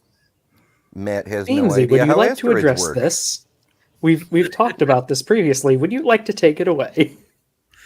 Shall we talk about the Toba eruption? Because things in Africa were dying when that thing went boom. The Chicxulub event was catastrophic. There's a reason it's used by that word. It's the same thing that you could explain that, a little heat was happening in northern Siberia at the end of the Cretaceous period. Not Cretaceous, Permian. Cambrian, yeah. No, The Permian. Yeah. But how did they affect everything else in the world? Dumbass. Oh, my neighbor's house is on fire. It couldn't possibly affect me. Oh, a giant rock just smashed into the planet and blasted hundreds of millions of tons of shit into the air, much of which rained back down all over the world. No, that couldn't possibly affect something literally right next to it. No, that's not how that works at all. Yeah, on top of a mega tsunami. A classic tidal wave. Although the name has always bugged me a bit because in disaster movies you never see a tidal wave being the result of a tide. It's just a big fucking wave, you know? I think a tidal wave is a good name for it. I think it's supposed to refer to how some coastlines you can have really catastrophic tides. Like the water will raise up like over 10 feet and just flood like a mile-wide area. Oh yeah, the Bay of Fundy is infamous for that. Yeah. But that's a very slow process. The tidal, in some areas, it goes upwards of 50 feet in the Bay of Fundy. But it never, like, just attacks like a giant wave. So I don't know.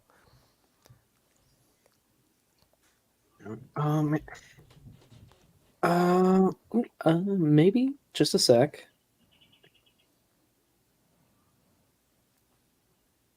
I can't find it, but there was there was a couple of years ago a description of a site in, I think, one of the Dakotas that seemed to record like the actual day of the impact of the day of the impact of the Chicxulub meteorite. I wish I could find it because it's just a really, really fascinating site.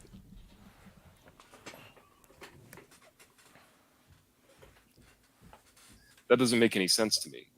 Like I said, and what would cause a wave that's as big as a million square miles to encompass that part of the United States? It would have had to have been a global catastrophe.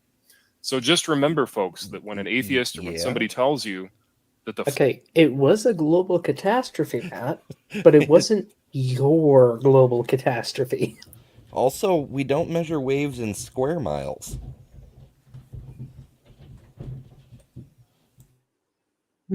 the flood never happened or that it's a superstitious idea to believe in the Bible, they literally do not have any idea of what unrelated claims. About. They're just proving to you and to the world that they haven't done the research. They haven't looked into it themselves. They may have claimed to study science that proves that there's no God, but in reality, this is what we find.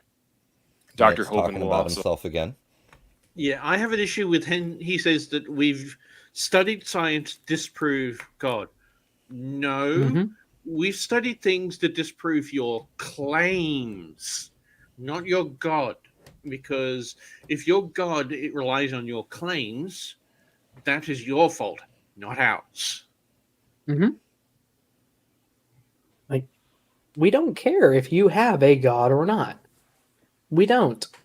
And in fact, most Christians do believe in evolution and deep time.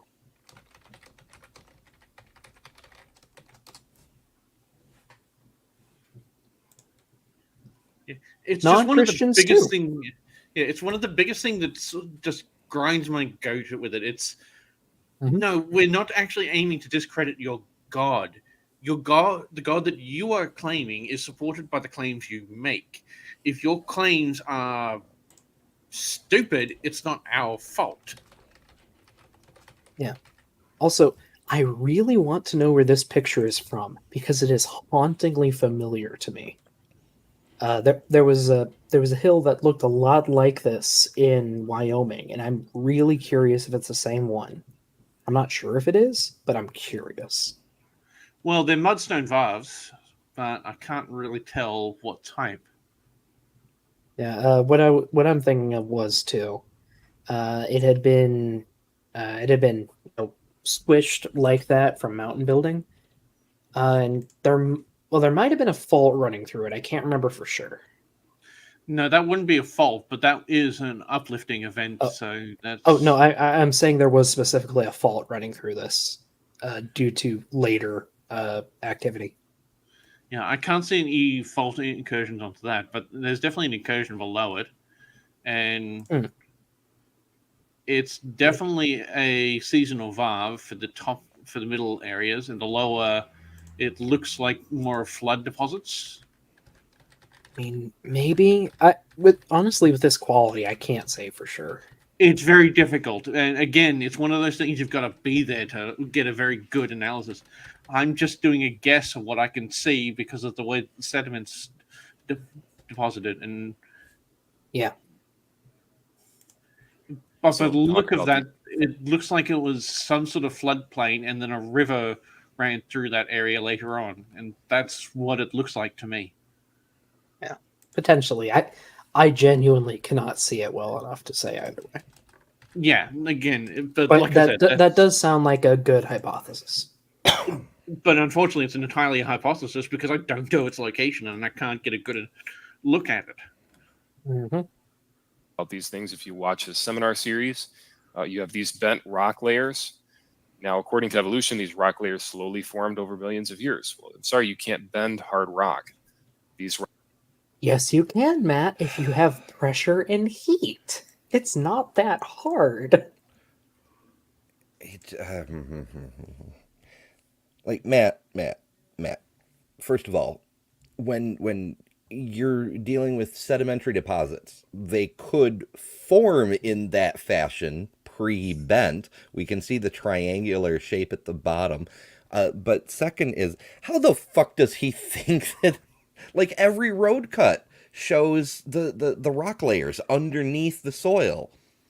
And we see cliff faces all over the place. We see, mountains with inclined or all kinds of arrangements of bendy rocks. How the hell does he think that happens if it can't be done, period?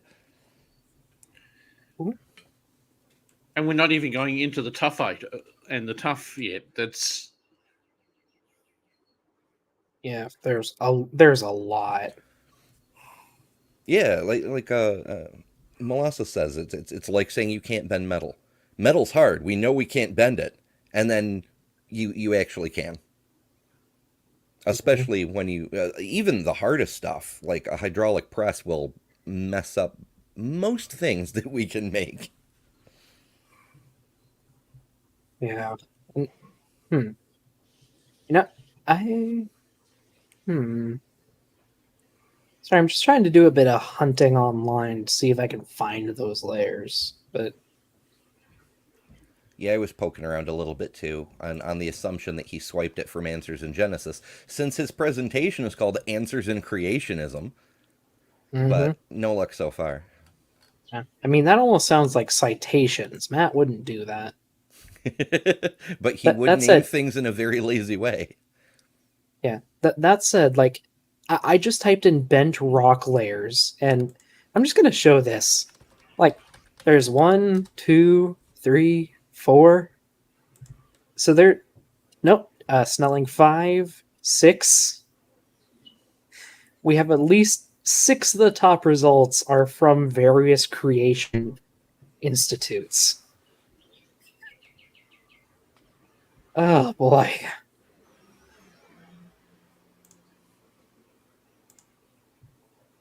We live in a It's not that fantastic hard, world. people. Well, it is that hard. That's the whole reason they're rocks. Yes. Ugh. Okay. Sorry.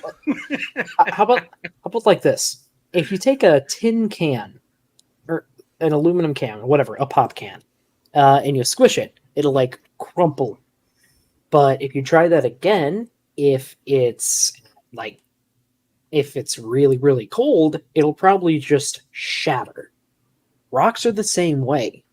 They're in the shatter zone of temperature up here at the surface most of the time. But you heat them up a little and put them under pressure, and they can't shatter. So they have to bend. And you might get cracks, and we can tell when that happens. But they do bend. Like a Almost cookie. all material bends when heated up. Sorry, you were saying like what, Ember? A cookie. When you get them fresh from the exactly. oven, they're all bendy, but when you let them cool, then they just snap in half. That might be a better analogy, actually. Yeah. And what can I say? I am constantly thinking about food, apparently. When I'm not babbling about books. Another counter for the food. These rocks would have broken if they would have bent slowly over millions of years. They would have crumbled, and they also would have been eroded as they're being created, right? Matt, there's been a lot of eroded rock. I wonder where he thinks eroded material goes. Like, does it just disappear? Yeah, it couldn't get incorporated into new rocks. Just it couldn't ever. Like Matt, possibly. the Earth it doesn't lose mass by erosion. We're not going to wear away the surface of the planet until finally we can see through the other side or something. That's one thing I've been wondering about. You know, one of Kent's arguments, when you ask him about it, he'll ask you, where did the rock came from? But if this was deposited by a flood, if it was exclusively deposited by a flood, where did the flood get the sediment? Well, I mean, he would probably just say it scoured the surface of the Earth. Well, that does raise an interesting question, though, because if all the sediment, that all the fossil deposits and shit, it was because the flood just scraped all the topsoil off the entire surface of the Earth and used it to bury stuff and make fossils. Then after the flood, do you have any idea how long it takes for topsoil to develop on a bare stone surface? It takes forever for it to start. That's another reason the Earth couldn't possibly be that young. Because if that's where all the soil went, then you have to restart soil creation from freaking nothing. Mm-hmm. I mean, Call it the soil problem. So around where I grew up, we had glaciers going through the area something like 40,000 years ago, I think. Mm-hmm. Since then, since all the topsoil would have been scraped off, on the top of the hills, you're lucky to get a foot of it after 40,000 years. Yeah, it takes quite some time. That said, Beamsy, I do have a question for you that I popped into my head earlier this week. Shoot.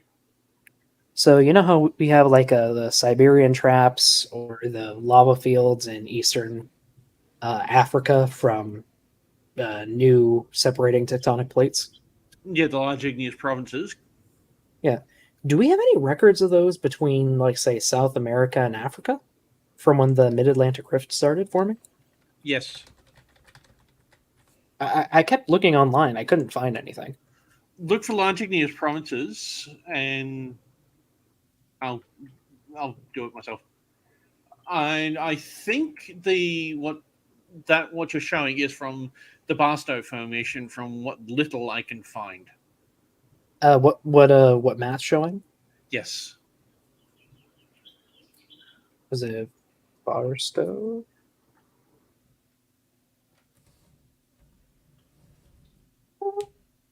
Maybe?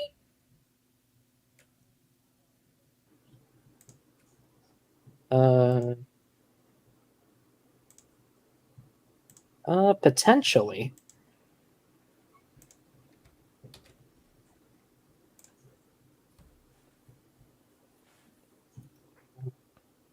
Yeah, okay. Yeah, I'm looking at a map of large igneous provinces. Yeah, okay. Like, I figured there should be some, but I just couldn't find anything online about it. I was curious. I've got it already. There you go.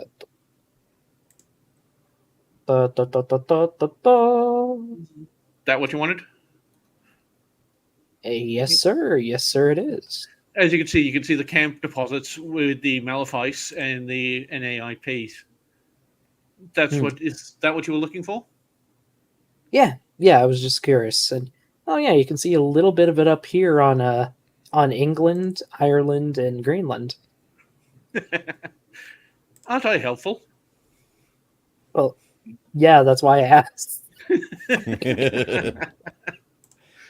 Yeah, that is the point. It's because I know where to look. That's probably why. It's something that I've been doing for years. Oh, So yeah, you have a few more years of experience than I do. Yeah. So I followed Molasses' advice to Google the wave. I dropped a link in the private chat, and yeah, there's a. When I went to the Grand Canyon, I wanted to go there, but apparently, these. It was like still closed for COVID. So alas. So I beautiful. did get to go see the Behringer Crater, though, which was almost as impressive as the Grand Canyon in its way.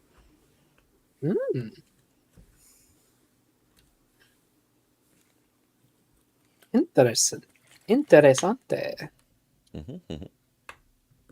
Good suggestion, Molasses.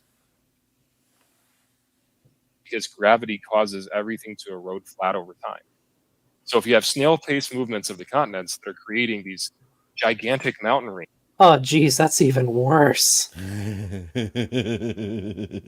Wait, I think it got lower quality when I hit pause. So if you have snail pace movements of the continents that are creating these gigantic mountain ranges, they're. Oh no, I just paused it after. Yeah, that. it's just intermittent. Okay. All I can say is, my eyes. Oh, Jesus. We don't need no stinking pixels. I like my pixels where I can barely see them. Yeah, like, for crying out loud, Kent, my stream looks better than that.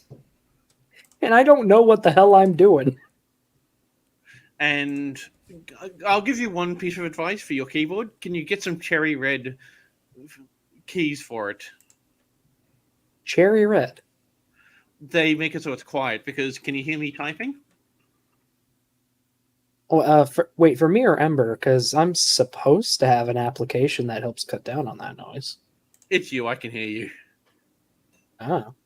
If you go, maybe I just type hard. Yeah. Here. Everybody okay, typing. I see it. It pops let's up see a little. who can hear typing.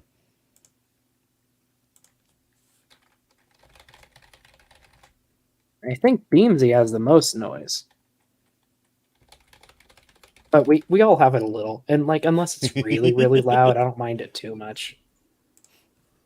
Yeah, I've got like the loudest keyboard I've ever had, but yeah, that app that Mark Reed told me about, the NVIDIA Broadcast, it cuts down the background noise a lot.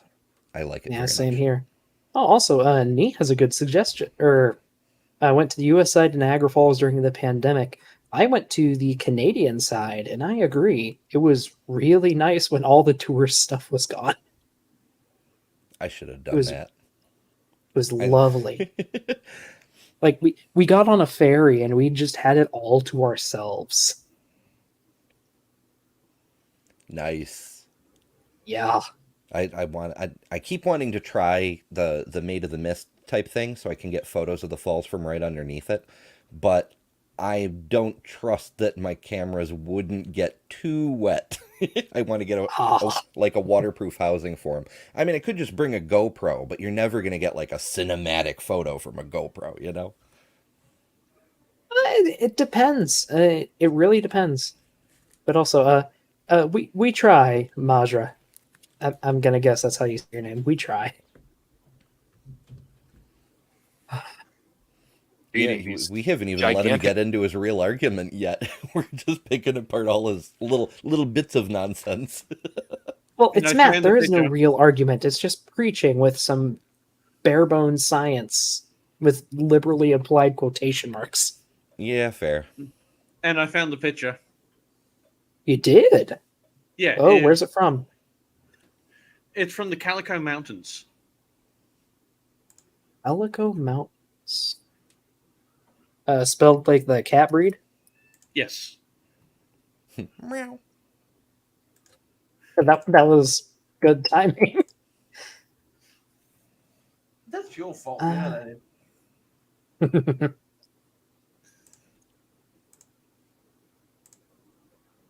Rock layers. Okay. Huh. And they look similar to the rocks I remember, but it's definitely not from there. Oh, got a link. It explains how everything there happened and goes into great detail of it. So I thought you might like that. I will. Do you think That's Matt got it from the paper? Or I'm looking through. possibly, but that's where most of the folding and faulting I've found comes from. It's from that area of Southern California. Oh man, these projection maps, these take me back. I had to make so many of these.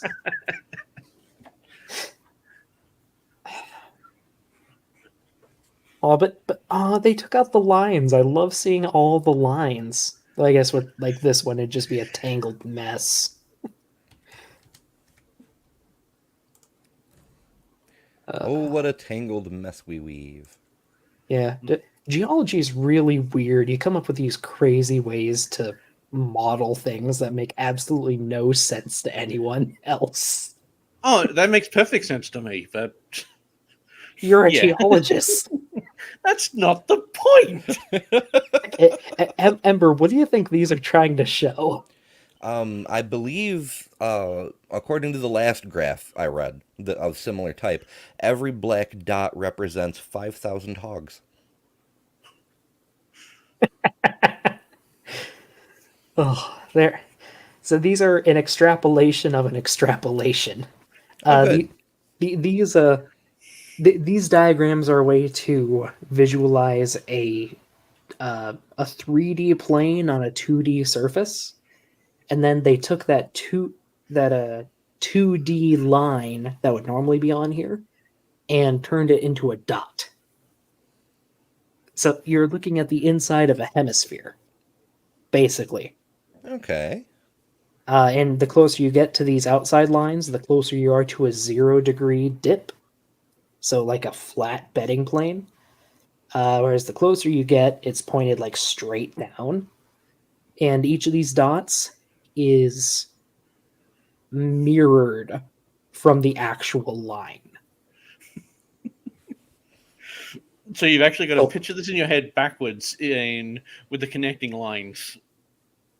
Yeah, so This kind of reminds me of when I was little and Star Trek: The Next Generation first came on, and Data and Whoopi Goldberg started playing 3D chess, and I was trying to wrap my mind around how the movement of the pieces would work on a board like that. It's sort of the same feeling right now. yeah, that's fair. To maybe can I draw? I can draw. To maybe visualize it, like this one here, most of the bedding planes would look like this on this graph if they were shown.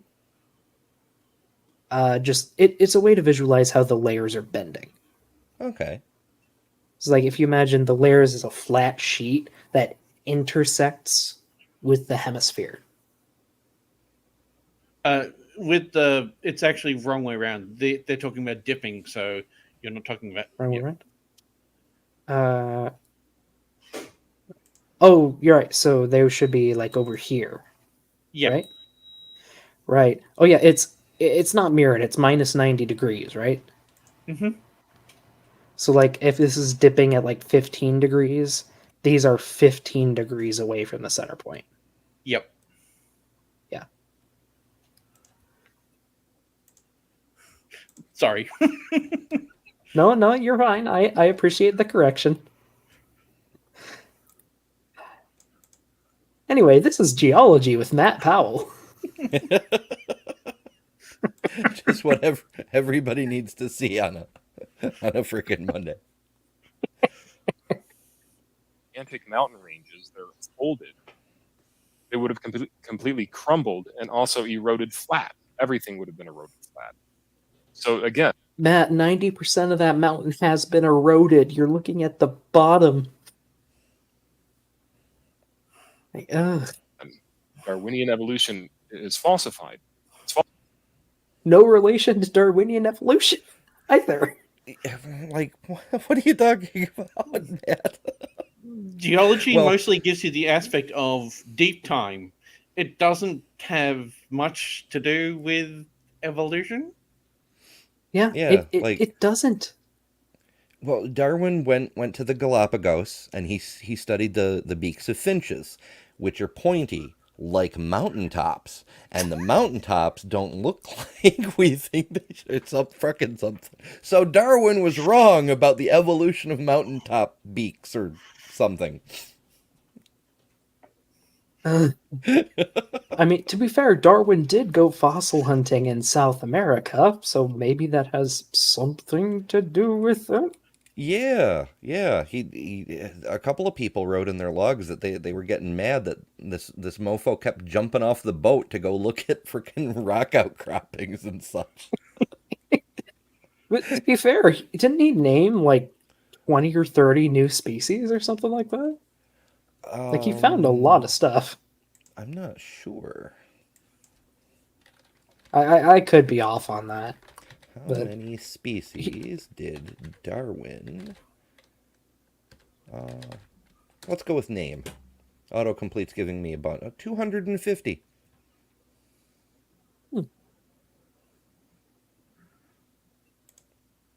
Oh, you were asking about large continuous provinces before again, but if you want a better image of just how many there are, just to get a better indication of what you're trying to deal with, that would give you a better understanding. Oh dear. Because I got you an easy one. That one. Oh, yeah. Okay. And for the people at home, these are basically floods of volcanic rock when the continents decide to start tearing themselves apart. No. Tasty. Isn't that what most of them are? Most of them, yes, but other ones are massive incursions that actually don't breach the surface. It actually depends on if they're a heavy silicate base or a very aggregate base. There are 4 different types that you can break it down to, but that's gives you a better understanding of just how many there are. All right. They're everywhere. I'd like to go into that more, but we've spent a lot of time talking on rocks. On a related note, Nee just mentioned mountain-sized bird beaks. What do you think about doing a mud fossil university review sometime? I would be interested. That might be a drinking stream, just so I don't. I think it would have die. to be. Oh boy. It's falsified at the fundamental of basic geology. Okay, what was that sentence? Flat. Everything would have been eroded flat. So again, Darwinian evolution is falsified. It's falsified at the fundamental of basic geology. Those sure were words. I gotta write this out. Darwinian evolution is falsified at the fundamental of geology. Of basic geology. Of basic geology. Yeah. You know, just like how basic math teaches you can't subtract 5 from 3 because that would go below 0 and the number line doesn't go below 0, so you can't do that. So, Matt, what is that sentence? That's not now lifting the fundamental basics of geology and going, okay, sedimentary rock, igneous rock, metamorphic rock, magma, lava, earthquakes, seismology. I'm not seeing much in the way of, yeah. There's. Ooh, but if we dig down far enough, we'll reach hell, and hell is where Darwin is because he was a godless heathen person, something. So we would find Darwin in hell, and that would falsify evolution because piece of cake. Even though Darwin was a Christian during most of the time coming up with the theory of evolution, but yeah, Matt, buddy, I think you need to go all the way back to kindergarten and learn how the hell English functions before you can say anything about science. Well, Matt's version of English is falsified at the fundamental of basic language arts. What you just said was more coherent than what he just said. I tried. I'm sorry. I need more brain damage to get that dumb.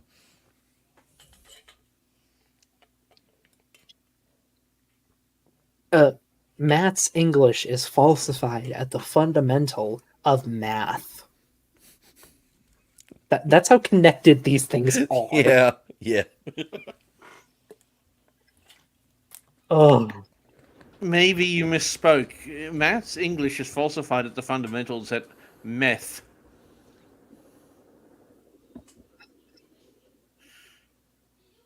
I would agree, but he doesn't look like a meth head. He doesn't. Kent looks more like a meth head than he does. A controlled meth head, but a meth head. Will you get off? Sorry. It raises some interesting ideas. Like, is creationism... Does it depend on drugs? Does it use drugs? Does Kent sell drugs? Is that how Kent makes his money? Oh, actually, really quick. We do have preserved raindrops, but I wouldn't call them fossilized. We have fossilized impressions of raindrops. Would it be considered fossilization or just the impressions? Yeah, that you would call them fossilized impressions in the same way that you have fossilized footprints. Yeah. Okay. Yeah, that's fair. Their preserved impressions, is what you and I would refer to them. But get a layman to understand what they are, it's better to refer to them as fossilized impressions of yada. Yeah. Because it gets their brain in the right way of thinking. Also, wait, he talks like Neil Breen or Johnny from The Room. He might be, actually, a slightly more coherent Johnny might be accurate. Damn it! Now Hocus Pocus is here's Johnny in my head. I'm still thinking about dehydrated water. Just add water. I've got a can of that sitting on the bench if you want it. Nice. Where the hell's Rubik's? Rubik's has cans of all kinds of weird shit in their room. We've taken, you can see these beautiful bends in these rocks. These could not have formed over millions of years. Mountains are what prove that young Earth creationism is true, that God's word is correct. These mountain ranges, you can just show people a picture. You want proof of Noah's flood? You want the evidence of it? Just show them a picture. Take them to a mountain sometime. Because either these mountains were created over plate tectonic movements of the crust, slowly bending them over millions of years, or they were catastrophically created. And Okay, Matt, why can we measure them being made now? You and your science, how dare you? Like, uh, I mean, I'm still trying to figure out how the fuck Matt figures they look like pegs. Or is that pegs? the Quran that calls mountains pegs holding the earth in place? I can never keep these mythology books straight. I have so many issues with the Quranic definition of when they start going into it. I mean, some mountains kinda look like pegs, but they look like pegs sticking up from the earth. Yeah, I might buy Devil's Tower as a peg, but I think it's a different kind of peg than what Matt might think. Maybe he's got pegging on the mind. Exactly. I mean, he is talking to Kent.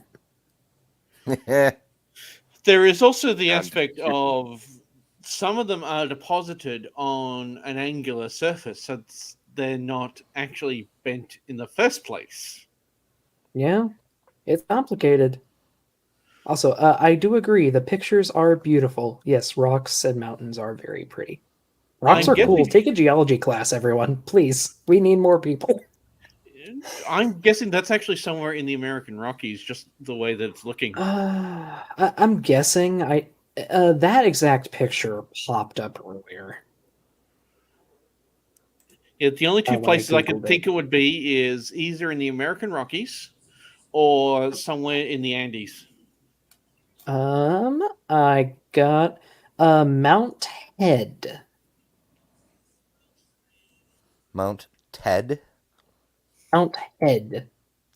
Oh, okay. So yeah, okay. Which I'm guessing is somewhere in America? It would not surprise me. Or North America. One of the Americas. It sounds like an American, vaguely speaking name. It might be where all the bullshit from some of the TED Talks is piled. Got to stack that somewhere too. I'm sorry, I had to give that one. Wait, that looks really, really similar. Or really, really familiar. There's a syncline. Oh no, it's from Alberta. Okay. That's why I thought it was the American Rockies, because they go up all through Canada as well. Yeah, it is the Rockies. It's in Alberta.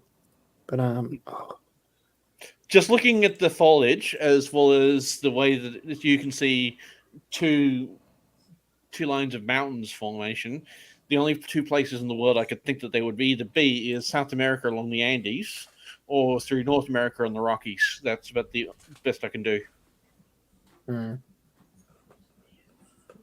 Oh man, there's this really pretty looking syncline though. Like I really want to find it. Planet Earth. No, Oh, it's wait, not what's- Half Dome, but that's a No, nice what's- looking feature. Google Earth. That's it. It's Oh shoot, east I forgot of... Google Earth exists for a minute. Yeah.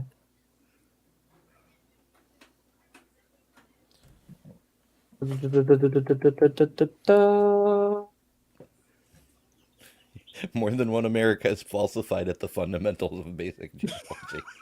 Oh, shut up.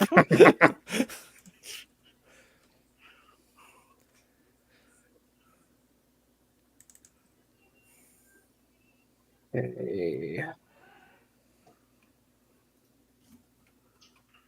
Man, how do I rotate this? With a joystick. There's a reason it's called a joystick. Oh dear. That's why Matt Powell wasn't allowed to have one. Yeah, molasses. Your Half Dome. I just looked at a picture of it. That's sedimentary rock, which you can see there. The one you're talking about is actually granite incursion.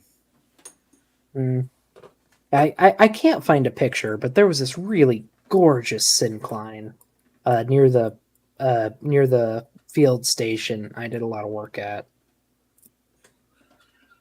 And I'm sad I can't find it. Yeah, Yosemite's Here you can on see my that bucket list too. It's a place I Yeah, haven't quite gotten to yet. Yeah, there's so many. Rocks are really cool. Hmm.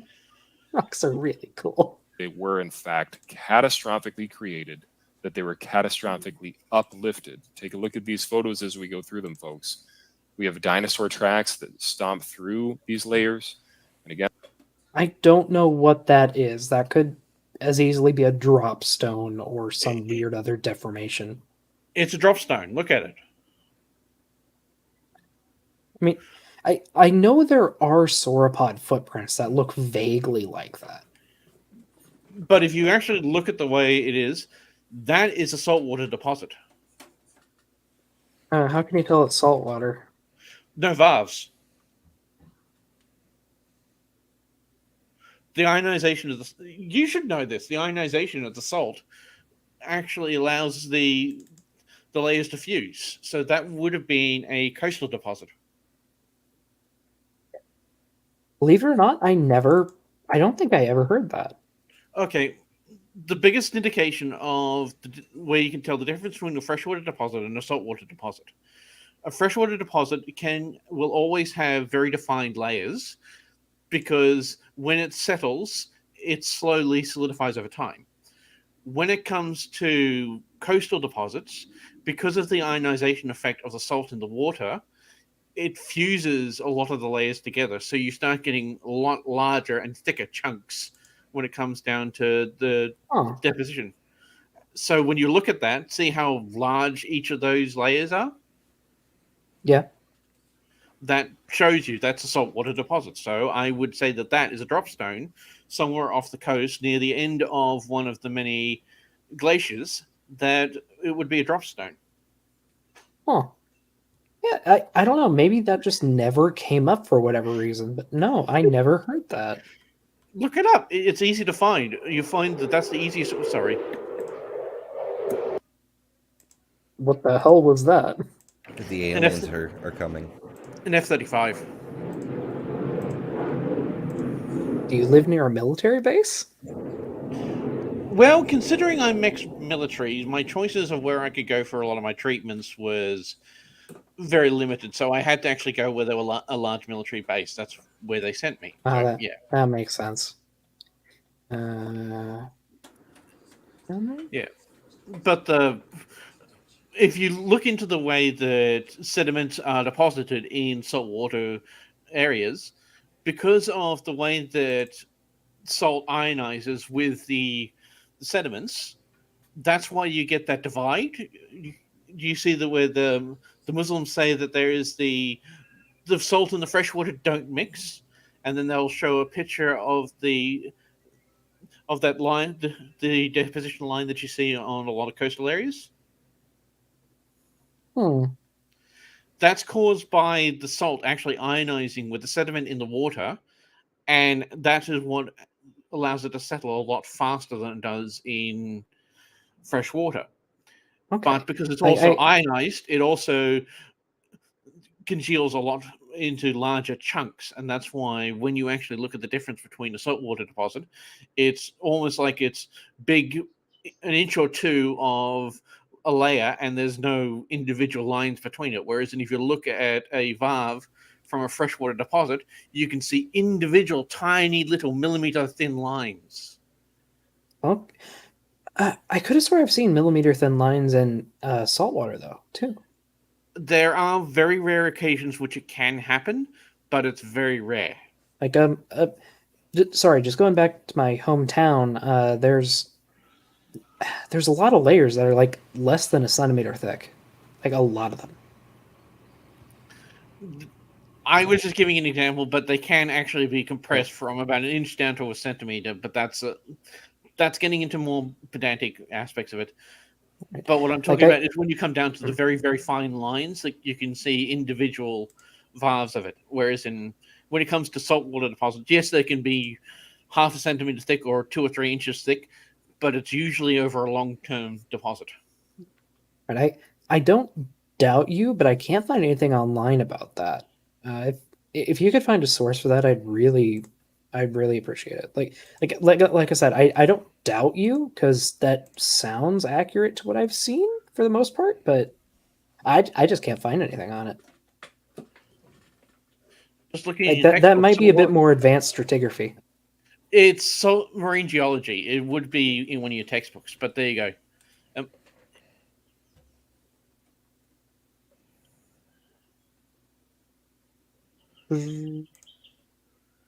That will give you a nice list of citations to go through if you want to read a bit more into it. All right. Well, thank you, sir. Thank you. Interesting.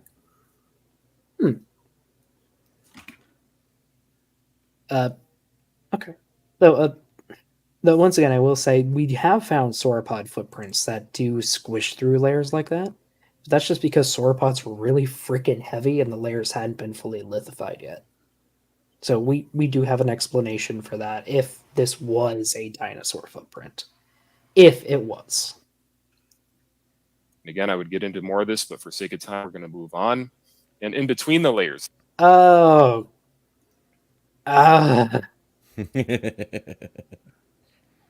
Ladies and gentlemen, it's happening again.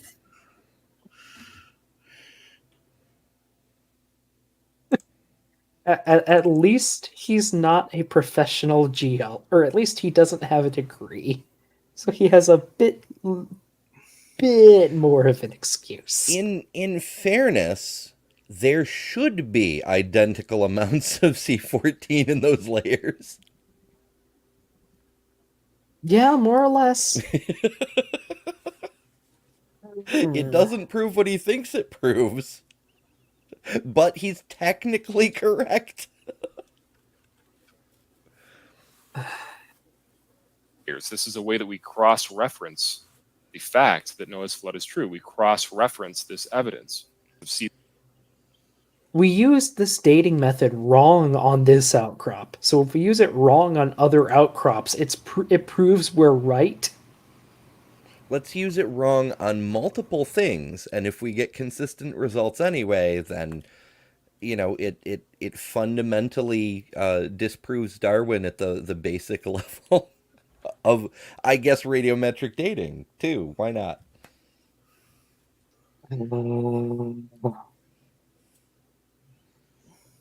Is he trying to date Sol with carbon dating? Let's say yes. That makes more sense than what he's actually trying to do.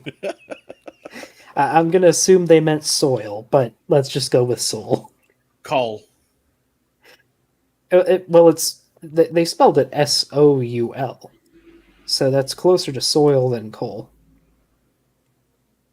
But it could also just be autocorrect being weird.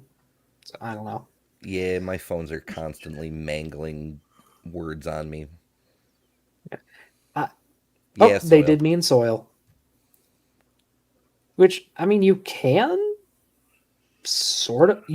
carbon date soil if you're really careful with it. What if I don't want to be careful with soil? Well, then you're as wrong as a creationist. Well, that's... It's like the biggest thing is you just got to find layers that don't intermix. Or so you have as little contamination as possible. That's a big consideration with carbon dating. Oh shit, I didn't get to go to Devil's Tower on that trip. Oh well. I highly recommend it. Devil's Tower is awesome. I did go once on my way to Yellowstone. I was taking I-90 across to get there, and I managed to swing by. But my last trip, the one where I managed to go by the Grand Canyon, I wanted to go back because I had a drone and I wanted to fly around. But that's awesome. But can you do that in a national park? Well, it's complicated. You can't legally launch a drone in a national park, but once you're in the air, the FAA rules take over, and it doesn't matter if you're over a national park. Huh. Yeah, I found a perfect example of what I was talking about before, Dino, if you look at the image I just sent. Let me open it up. Ooh, okay. The thick layers, the whiter ones, that's gypsum. That's gypsum, yeah. Yeah, that's salt water deposited, and then you've got sandstone. Can you see how the sandstone is incredibly fine, and the gypsum is nice and chunky? Chunky. Yeah, but it's the best way of describing it. Just knowing what gypsum does, I could also just see this as gypsum infiltrating cracks in the layers. Yeah, like, you could see especially where the with like this infiltration bit here, it looks like it. Yeah, the tendril is definitely an infiltration, but I'm talking about up near the top there. That's where it was deposited, and it looks like these thicker layers. Yes. Okay. Yeah, I see what you mean. I see what you mean. I wouldn't be surprised if the stuff down the bottom is just a infusion of it, because you can see with the tendrils through it. But the two layers of it up the top there is definitely deposited. Yeah. And then you can see where the water leaked through and then brought the stuff down into the lower layers. But you can see the very fine individual layers of the sandstone, and then the big chunky layers from the salt deposit. And this just makes me think of those like diagrams that people would, or that you'd get like quizzed on in basic geology. This is slightly a bit more. It's more of the set of, if you actually go into stratigraphy a little bit more advanced, it's not something that you really need to worry about. Well, I mean, like what I'm showing here, like this block diagram, I had to solve stuff like this in Geo 101. Yeah, that makes sense as well. 100. That's basic understanding of the way fault lines and incursions happen. Yeah. And I guess the gypsum is just a slightly more advanced derivation of that then. It's more of understanding how it's deposited, where it comes from, how the actual incursion happens, how knowing the difference between when it can be incurred and when it can actually be deposited. Yeah.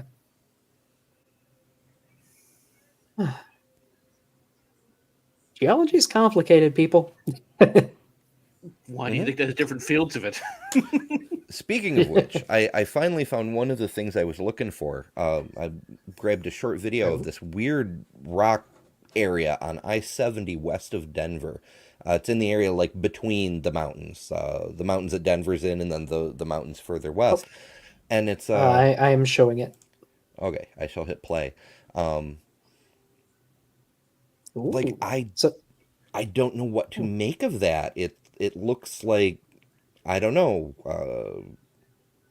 like maybe a meteor crater on one side, or a big old heckin' chunk of land slammed into another one and just drove everything up. I know it's Western United States, so it's uplift, but it looks like a simple anticline to me. Yeah, it is. I wouldn't be surprised if you were actually looking at a fault line there. Oh yeah, especially with how straight those are. Yeah, it definitely could be.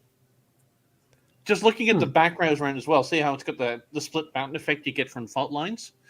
It looks like both an uplift and a downwell from it, and they would have pressed up against it, creating both of them to come up, and then one slipped down and one has gone up. That's so. I'm gonna guess this is Wyoming, Ember. It's what now? I'm guessing this is in Wyoming. No, it's west of Denver, so it's so northern Utah-ish. Okay. Yeah, actually, I was just moving into the part of Utah where all the cool rock things are, like the arches and all that stuff, which I didn't have time to go play with either. Beamsy, off to the left, do you think that could be cut away from water erosion? It's like I see a little creek down there. I can see water erosion, and you can see the effects of a lot of water erosion. Oh, proof of a great flood. Oh, no. Nobody tell Matt Powell about this footage. Just like, especially where the road's winding through, it looks like it was built on a stream valley. Possibly. Because you could see the cutaway from what's created the canyon effect on part north of there, above where that bend is. Yeah. Okay. So yeah, maybe rock was just weakened by the uplift, and a lot of it got broken down. It could have also just been flat. There was a stream above it, and then uplift happened, so the stream cut down a ton, like the Grand Canyon. You find that all the time in West US. Yeah, it's one of the things I really love. Like I-70 especially.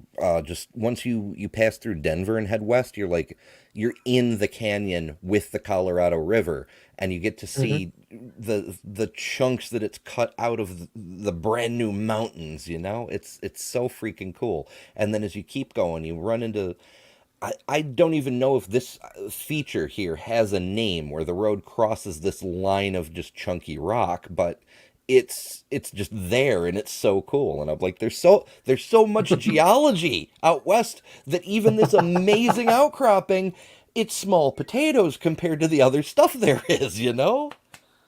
Yeah, it actually looks like it's part of the Colorado uplift, the part that actually raised where the Grand Canyon is.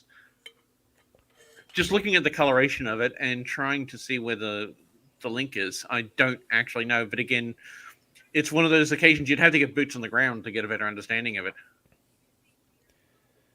Yeah. Yeah, But, yeah. if I could make a recommendation for next time you go out west, try to explore the Bighorn Basin a bit. Tons and tons of exposed rock formations. Just really, honestly, just gorgeous to see. And you can see all kinds of rock layers just beautifully laid out from end to end. Bighorn, you say? Yep, the Bighorn Basin, or Grable, Wyoming, goes right through there.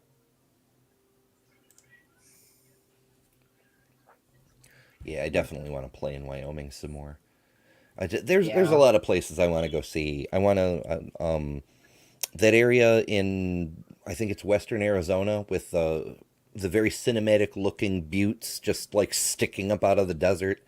There's Hmm. a big old waterfall in the southernmost reaches of the Southwest where the waterfall splits into two. Hell, even the Cactus National Park, whatever the hell that's called. There's this one time of year when all the cacti bloom at once. Like the desert turns into flowers. Yeah. I'd love to go see that too. Oh man, I'm trying to find. Okay, okay. Man, how do I? Anyone know how to rotate stuff in Google Earth, or like how to rotate the camera? Um, it's been a long time since I played with it. Oh, Maybe. I got it Okay, to there work. you go. I got it to work. Haha. Okay. So what we're looking at right now is the first geology site we worked with when I went to field camp. Can I? Yeah, there we go. A little topology Sweet. going on there. So this little hill right here is like a good 150 feet tall. This is the Chugwater Formation. It stained my shirt a nice bloody red.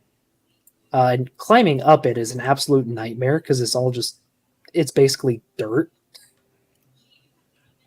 And then you can see how like the formation is tilted this way. If I can look a bit more sideways, yeah, you can see how they're tilted. And by measuring the tilt, you can figure out how thick all these layers are. You see, you go from up here, going upwards and upwards and upwards. And I think we capped off our adventure up here. All of this spans nearly 200 million years of history, and it's easily like nearly 1,000 feet of rock, with every single bit of it being a completely different formation history. This was no global flood. Yeah, 'Cause- it's so trippy to think about just that much of a cross section of the planet just kind of keeled over so you can see it at an angle.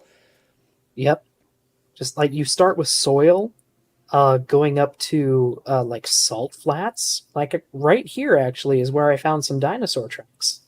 Nice. On an ancient seaway. Back to more soil, and then just plain oceanic sediments here. More oceanic. Nice fertile floodplains here in the mid Jurassic. This is the Morrison Formation. It's where you find the Allosaurus and stuff like that. Up to the Cloverly, which is where you find Deinonychus, actually. And it just keeps going back to deep marine deposits up here. Yeah, like there's so much Earth history here, and they just try to cram it into this speck of time that it. There's just no way that could be not 4,000 fit. years. No, it literally impossible. And that's starting here. Like the rock layers keep going. And they tilt back here, but yeah, they keep going. Depending on what the soil is, depending on what the erosion rate, depending on what area it is, it could be anything for a couple of decades to a couple of 100 years. I mean, like under current environmental conditions, if you wanted to deposit this much sediment, not even taking into account lithification, it would take what would you say, Beamsley? Tens of thousands of years at the fastest rate. And that's not giving each individual layer time to turn into rock. The idea that each of those layers were then laid down and then another layer was put on top of it, another layer was put on top of it. In a flood, that layer will be put down, and while it's soft, water comes along and it will wash it away. Yeah. We see it and at river mouths. It's just that's not how that works. I love how we've spent way more time on geology than actually listening to Matt Powell. I mean, which would you rather listen to? Yeah, I completely agree. I'm just, noting how amusing it is. Well, Amber, you got to realize you've got two geologists speaking at the moment, and we love our rocks. Also, let's see, Carrie Ann Chrysler. How do they explain the rock similarities? They don't. It's they magic. Don't. Would you like to have a quick How do they look around? explain it? What was that? Would you like to have a quick look around one of my first areas that I went for my training with geology? Sure. What can I put in the search bar? There you go. Oh. You'll love the name. Oh no. I'm scared. Hell's Gate? That's it. Yeah, that sounds about... I mean, it's in Australia. That sounds about right. But look at all the variations of colors that you get through that area, and you think it was bad having your shirt stained red. I didn't say it was bad. I'm happy it's still stained. It's a good memento. So since you reminded me of Google Earth, I found that area that I got the drone footage of. Oh, geez, we got another... It is a very much geology going on area. It's on the edge of Canyonlands National Park. There's a bunch of canyons intersecting. There's apparently a fossilized reef nearby. There's all kinds of crazy shit. Yeah, in the background you could see the fossilized reef. Yeah. Yeah. But you gotta love the colors. Yeah, also, what span of time are we looking at here from bottom to top? Oh, I've forgotten. That was 10 years ago I went there. I just remember its name, and we weren't looking for fossils or anything. It was just seeing the way that each of the layers were deposited, and It's out in the middle of nowhere, and it's Well, of course, all geology takes place in the middle of nowhere, unless you're like in the middle of a major city. Those are your options. There's no in between. Yeah, if you zoom out a bit further, you can actually see literally how far in the middle of nowhere it is. Oh yeah. Oh wow. Yeah, this is was this the edge of a really big syncline? Yeah, Yeah, it looks like it. it's actually a So- place called the Flinders Ranges, and that's one of the best play areas that you can go on to, because Nice. there's so much folding and deformation through that area, and just look at that. Yeah. I guess I probably should define terms. When I say a syncline, that's where rock layers dip towards the middle. So all of these rock layers here are tilted towards the middle of this roughly diamond shape here.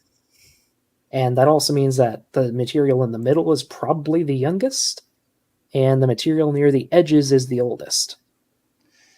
And then Yeah. Conversely, it looks like we have an anticline here, meaning that the layers are tilted away from the middle. But you can understand why that was a great playpen to go to. Oh yeah, this looks great. What's the scale of this? Like, I'm gonna imagine this is It's like about 9 kilometers. yeah, that sounds about right. But we were going over an area of about 200 kilometers, because you could see where that Camel Trek Australia is. That's where we were staying. Over to the very right. That's where we were staying. So wait, how far was it from there to there? Can I guess like 20 or so kilometers? About 10 or 15 kilometers. And yeah, we were camping rough out there. It was great. Oh yeah, man. Yeah. It is, and that's not the worst. The worst place, well, sorry, the best and worst was definitely the Kimberley regions. Also, I love how I can just see that region from space too. That's why we went there. It's just such a unique. Man, can I see the bighorn from this same height? It's a bit rougher, but I can see it. It's right up here. Oh, right next to Yellowstone. Yes, it is. In fact, we capped off our stay here by going to Yellowstone. That one really cool syncline I want to find is somewhere around well, actually, is that it? I don't think that's is it? This might be it, captured kind of weirdly, but it should have this really cool little like arc going down. Cedar Mountain? No, I guess that is it. It just coming down here in a van, going down this winding old road. It's not really captured very well, but it is this beautiful, like, just sudden bend to the rock.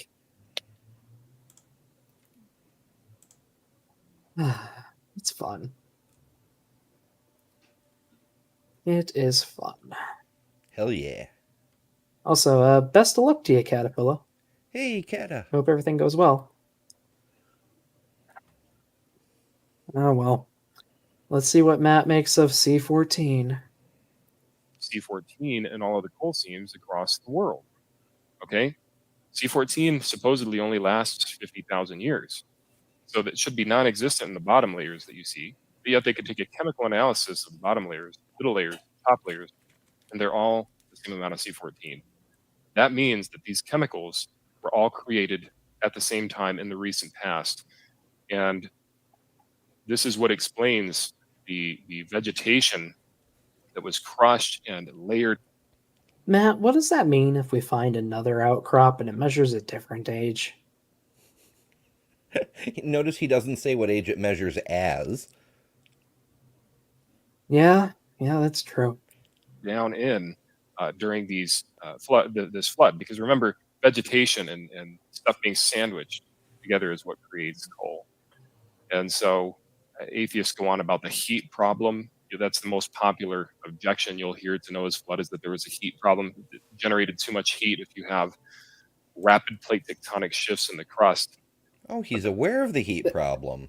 But, Interesting. But isn't most of the heat problem just from radioactive decay?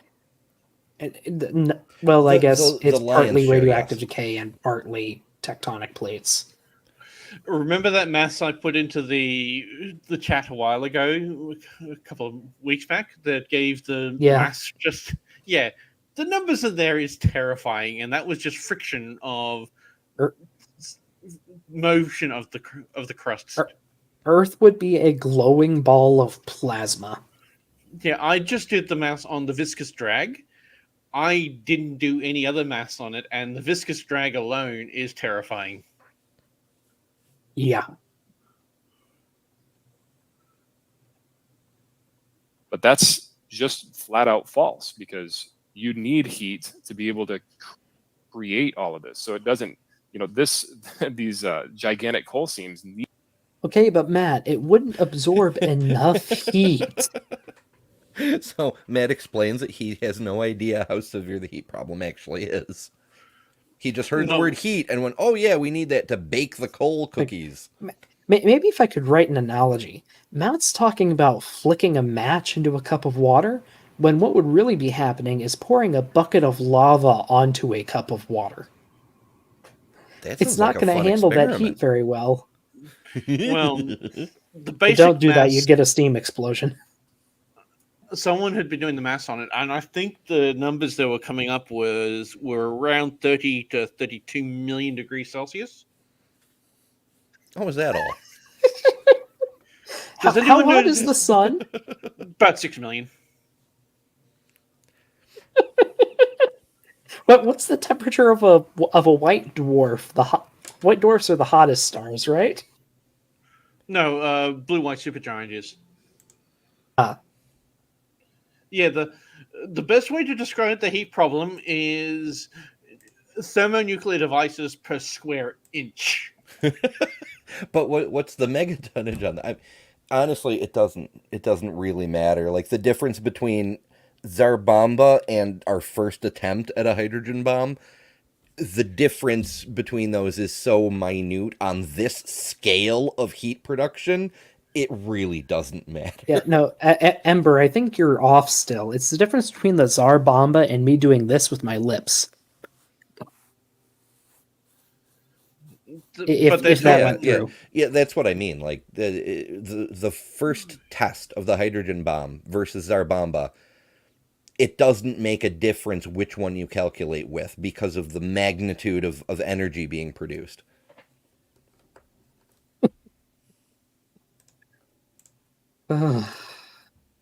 Needed heat, so it's a heat benefit. It's not a heat problem. Okay, and as Dr. Hovind has always stated, you have the ice canopy that's shattered. That would also balance out the issue of the heat problem. There is no heat problem. It's Beamsy, I don't think I've heard your opinion on an ice canopy before. Let's see. Shall we talk about potential energy? We can start there. How much potential energy with 1 kilogram of ice have dropping from orbital trajectories? Oh no, Beamsy, you misunderstand. What he thinks happened was like the flood happened and the heat was produced and it exploded the firmament, and the firmament went everywhere except for some of the firmament which landed on the poles. Well, if you go by Kent's theory, he has actually said that the entire ice canopy broke apart. Not the firmament, the ice canopy broke apart, and it all gathered around the poles, and that's why things actually were frozen instantly. But I thought he called the firmament the ice canopy. No, the ice canopy is Hovind's theory. It's different to the firmament. But okay. According to Justin's tools, if you take, do you know the yield of a Tsar Bomba? that was 200 million megatons? 500 megatons. But it has a potential of 1,000, but it was only dropped at half strength, so it was actually only 500 megatons. Well, I want to say that's unfortunate, but they were dropping nuclear weapons on our own freaking planet, so Well, I can't really congratulate them. Yeah, using just the Tsar bomber at 500 megatons, how many Tsar bombers per square inch per second would have to go off over 4,000 years for them to deal with the heat problem? A lot. How How many zeros are we talking? Is it less than 10 zeros? we need scientific notation for this, don't we? 4.53 by 10 to the power of 13. There it is. I'm sorry, was that H bombs or SAR bombas? Particularly Tsar bombers.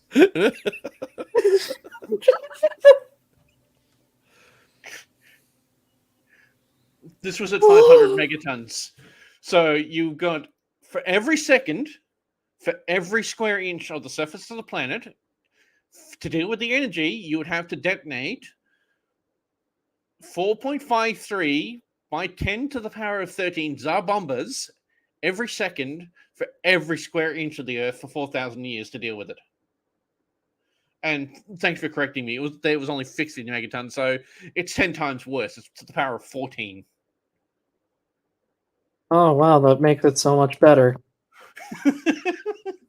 3, 4, 5, 6, 7, 8, 9, 10, 11, 12, 13, 14. All right, I had to get that written down.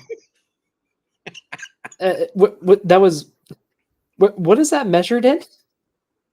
No, that's how many Tsar bombers. Oh, that's just how many Tsar bombas. Okay. Yeah. Okay. If you multiply that by 50, then you'll actually get how many megatons per square inch per second over 4,000 years.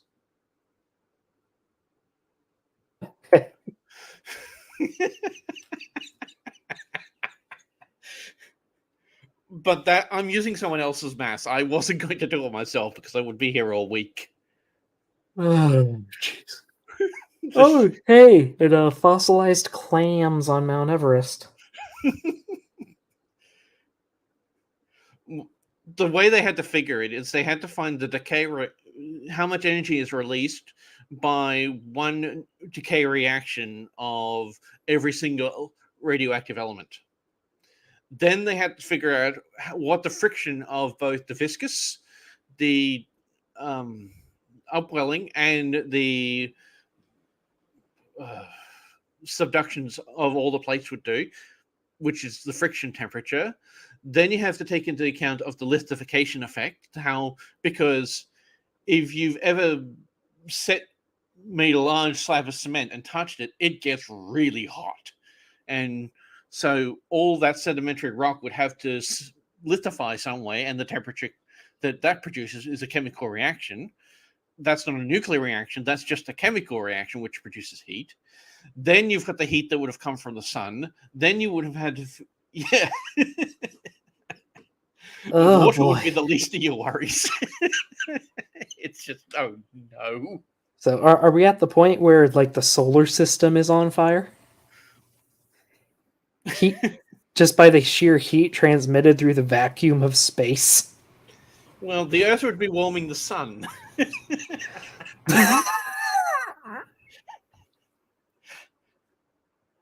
What? Man, it just keeps getting worse. How does it keep getting worse? It hasn't We- keep we- getting worse. It's when you start No. analyzing what they're saying, and It's you're just just- going, It's just, how does it keep getting worse? No, my question is, how does it keep getting worse when we start with oceans of lava? and remember, I'm using someone else's maths on it, as well as I'm just doing generalized equations of it. Still. It's probably even worse than that if you start getting really into the Ugh. numbers. Because the numbers we're talking about are to the power of 36. That is, you're talking just in kilojoules of energy that is being released per second. Oh boy. On a somewhat lighter note, though, he's about to talk about fossilized clams on Mount Everest. Oh boy. It's a heat benefit. It's what demonstrates the flood. Their evidence that supposedly disproves Noah's flood is the evidence that demonstrates the flood to be fact. And I say that with absolute certainty. We find clams on the top of Mount Everest. Mount Everest is the tallest mountain in the world. They're in closed positions. They were buried catastrophically. They were sealed shut, because remember, when a clam dies, it opens. They were sealed shut and then pushed up the mountain. Okay, first, not clams. Second, I forget what they are, but they're a type of shellfish that closes when it dies. Third, a Yeah, they're not lot modern of clams. They don't open when they die. They don't have the same muscles. yeah, and lastly, a lot of them bury themselves, and if they're already buried, they're not going to open up when they die. Yeah, So there's a lot there. Yeah, most of the ones that open are derivatives of mussels, whereas in most of the fossils we have are completely different. Mhm. And Mount Everest, technical glitch. It's like the highest point above sea level, but it's only the third tallest mountain. There's one in Ecuador that's taller, but the starting altitude is lower because it's much closer to sea level. And then the main island of Hawaii, if you measure it from its base on the sea floor, is a much taller mountain. Oh, that's one thing that I'd love to hear him explain. How do you actually explain the Hawaiian chain? And not just the ones we see above water. I'm talking about the chain that goes all the way up to the tip of Alaska. Yeah, that's a good point. How the hell do you make that in 4,000 years?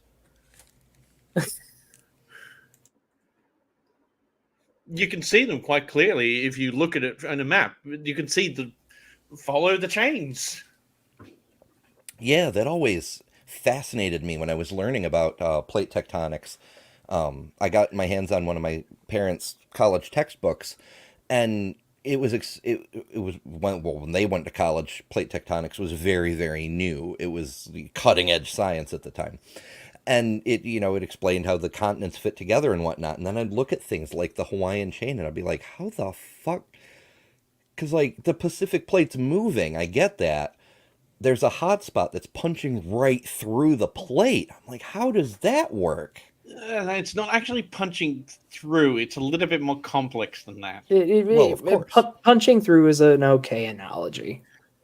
Sorry, just Yeah, the volcano just part of me is no, going.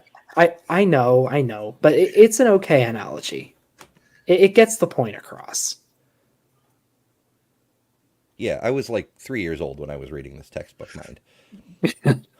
Yeah, I'm sorry. Yeah, like I like the technical discussion, of course, but we've been doing that this entire stream. We're 11 minutes in and 3 hours into the stream. Detail. Well, in fairness, you did play a game for like 40 minutes before the stream actually started. We're 2.5 hours into it. Because that makes it so much better. Yes. Oh, actually, Carrie Ann brings up a good question. Yeah. The only two does that actually Mark show don't... does Mars show extinct plate tectonics? Yes. Yes. Venus as well.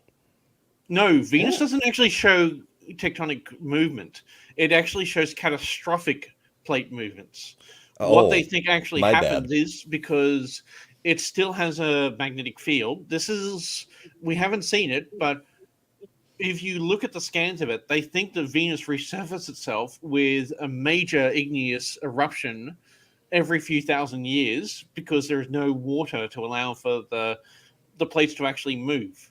So over time, large areas of the mantle actually burn away through it and then create a massive igneous or a flood basalt eruption across large areas of it.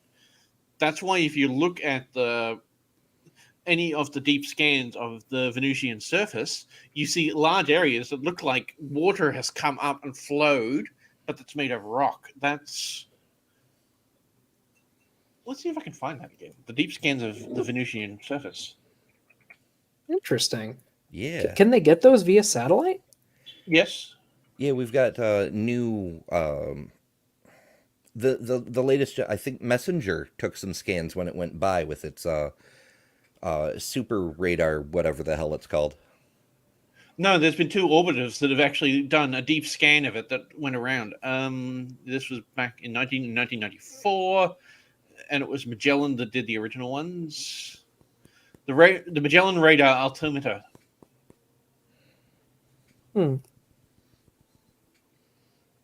Yeah, I mean, if we're gonna pull other solar system bodies into the equation, I would love to hear a creationist explanation for Uranus's moon Miranda.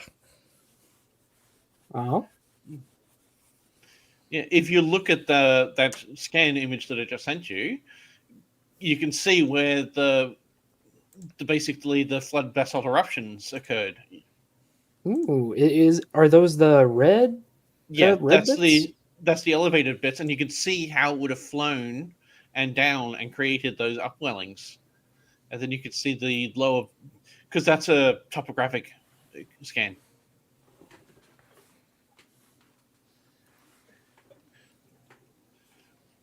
Beautiful, though, isn't it? Oh yes, I love playing with other planets. Interesting. I wish we could have gotten scans that detailed from Pluto, but of course, New Horizons could only stick around for so long, and I think it launched before we had the ability to do this. It was in flight for what, 26 years?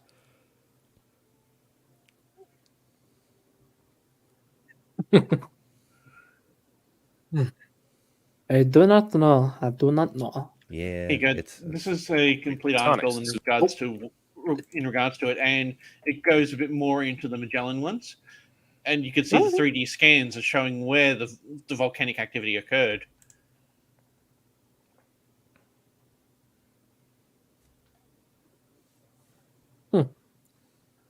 Maybe we can take a look at that a bit later, but I do want to try to get through at least some more. Oh, no, that's a complete sidetrack. That's for you guys to read later. This is what we know happened. Again, I want to make it abundantly clear this is a fact.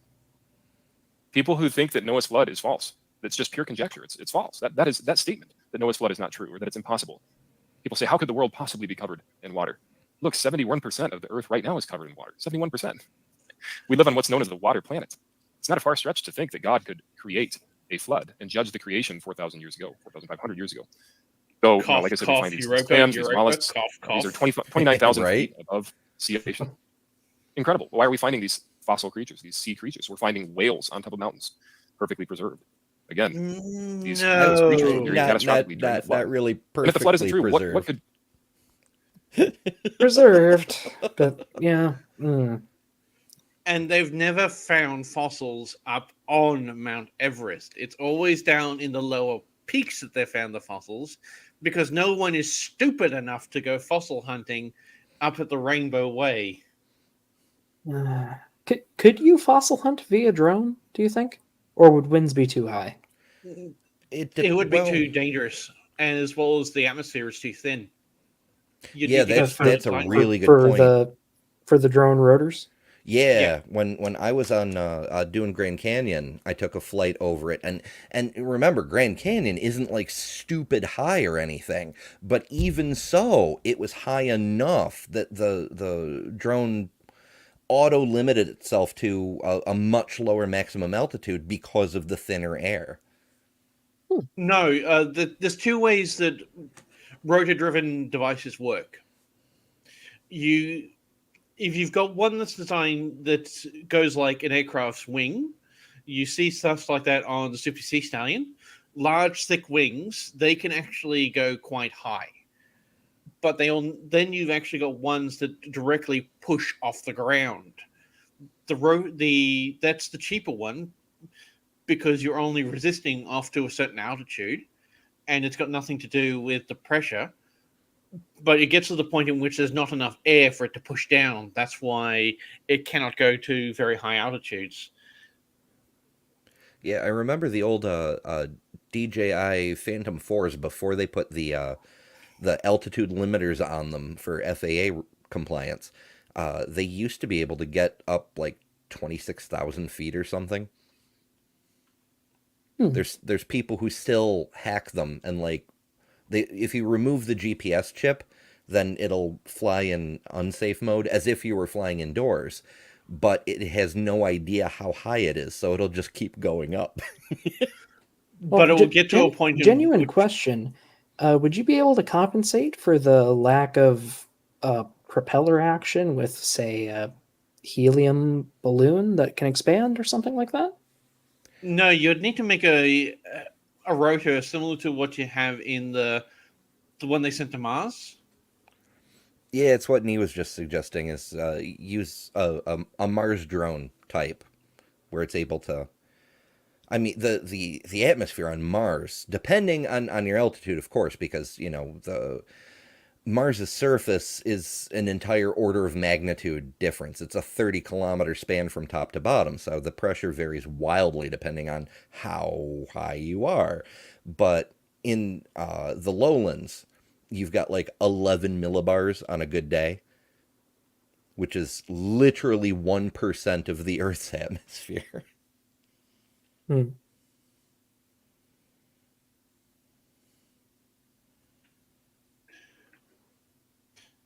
But I'm trying to find a good indication to show you the two different ways that they are used. And like I said, one directly pushes off the atmosphere. They're limited to a certain height overall. So it doesn't matter if you go up a hill or anything else. But they can get the highest off the ground in comparison. The other one pushes directly against the ground, and they can go up higher as long as there is a mountain to push off, is the easiest way to explain it. Okay. The drones are of the second type, but you can modify the blades so that you can make them into the first type. But then you started getting into rather interesting territory.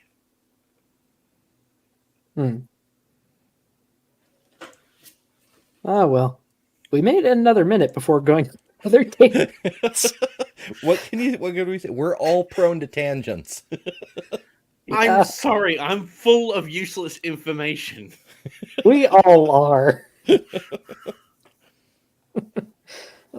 Could bury these creatures like this on top of mountains. There is no other explanation other than thus saith the Lord, that God's word was true, that the thing. Yes, there is no other. What else could it possibly be? That is what we like to call an argument from incredulity. Yeah. Yeah, I think that's about all the addressing that deserves. Because, like, geez, Matt, come on. Come on. The thing that's supposedly superstitious was the thing that turned out to be fact all along. And the fact that atheists think that they're so smart and that the universe created itself from nothing, and they've deceived themselves into thinking that they're just the skeptics of the world. They're so skeptical and so smart, but yet they'll buy into the biggest lies that you could ever imagine. The fact that they could buy into such big lies is what proves that Satan exists. They say, you're so superstitious, Matt. You and Dr. Kent Hovind believe in the devil?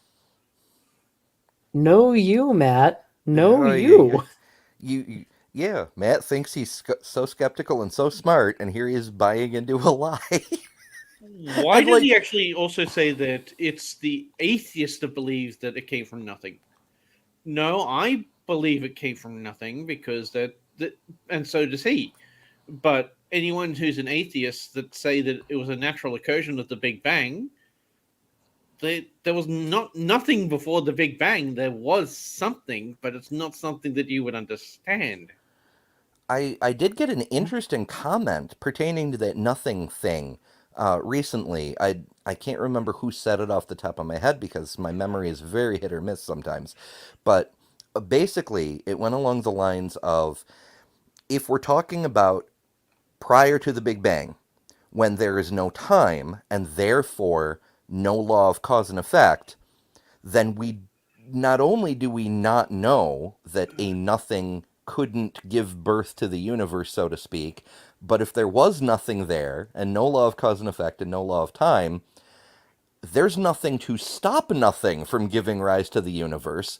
And in fact, since there's no time, it would do so effectively immediately.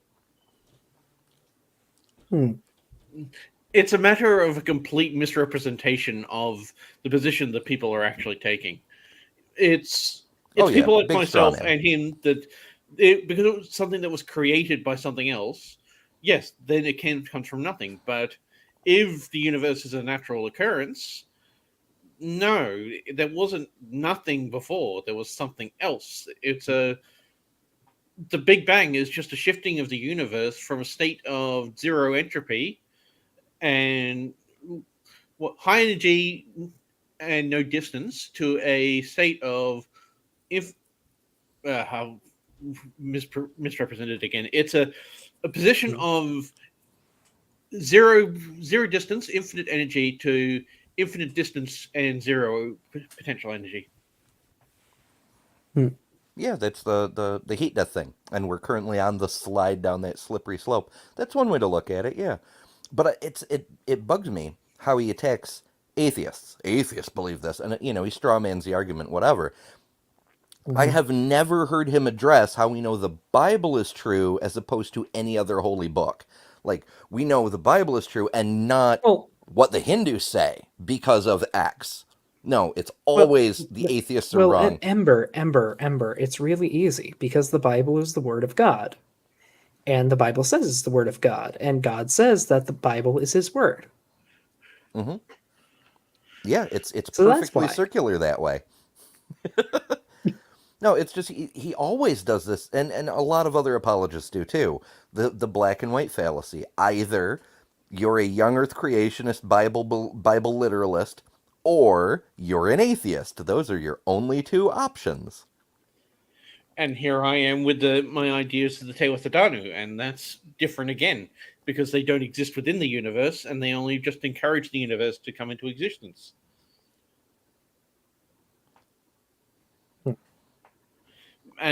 But it goes against what he says because it allows for natural laws.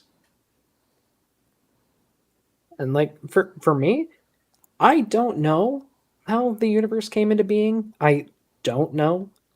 And it might just be me, but it doesn't matter a whole lot to me how it did. Regardless of how it came to be, we're living in it now. And my brain just prefers to deal with the here and now and like what led up to the present that we can definitively see. Yeah, which is why I like geology, because you can literally read the history of the earth in the rocks. But that's about as far back as my brain goes before it just starts blue screening. The issue with many people is they can't comprehend big or small. They can only comprehend local. It's just the way that our brains work. It's evolved as a predictive engine that allows us to predict things that we've experienced and can understand on our local level. If you start talking about, there's a supermassive black hole that's 20,000 solar masses in the middle of our galaxy. What's the stuff solar mass? Oh, just the weight of Sol. How heavy is Sol? That's a lot of zeros there. Yeah. And like, it is a bit of that.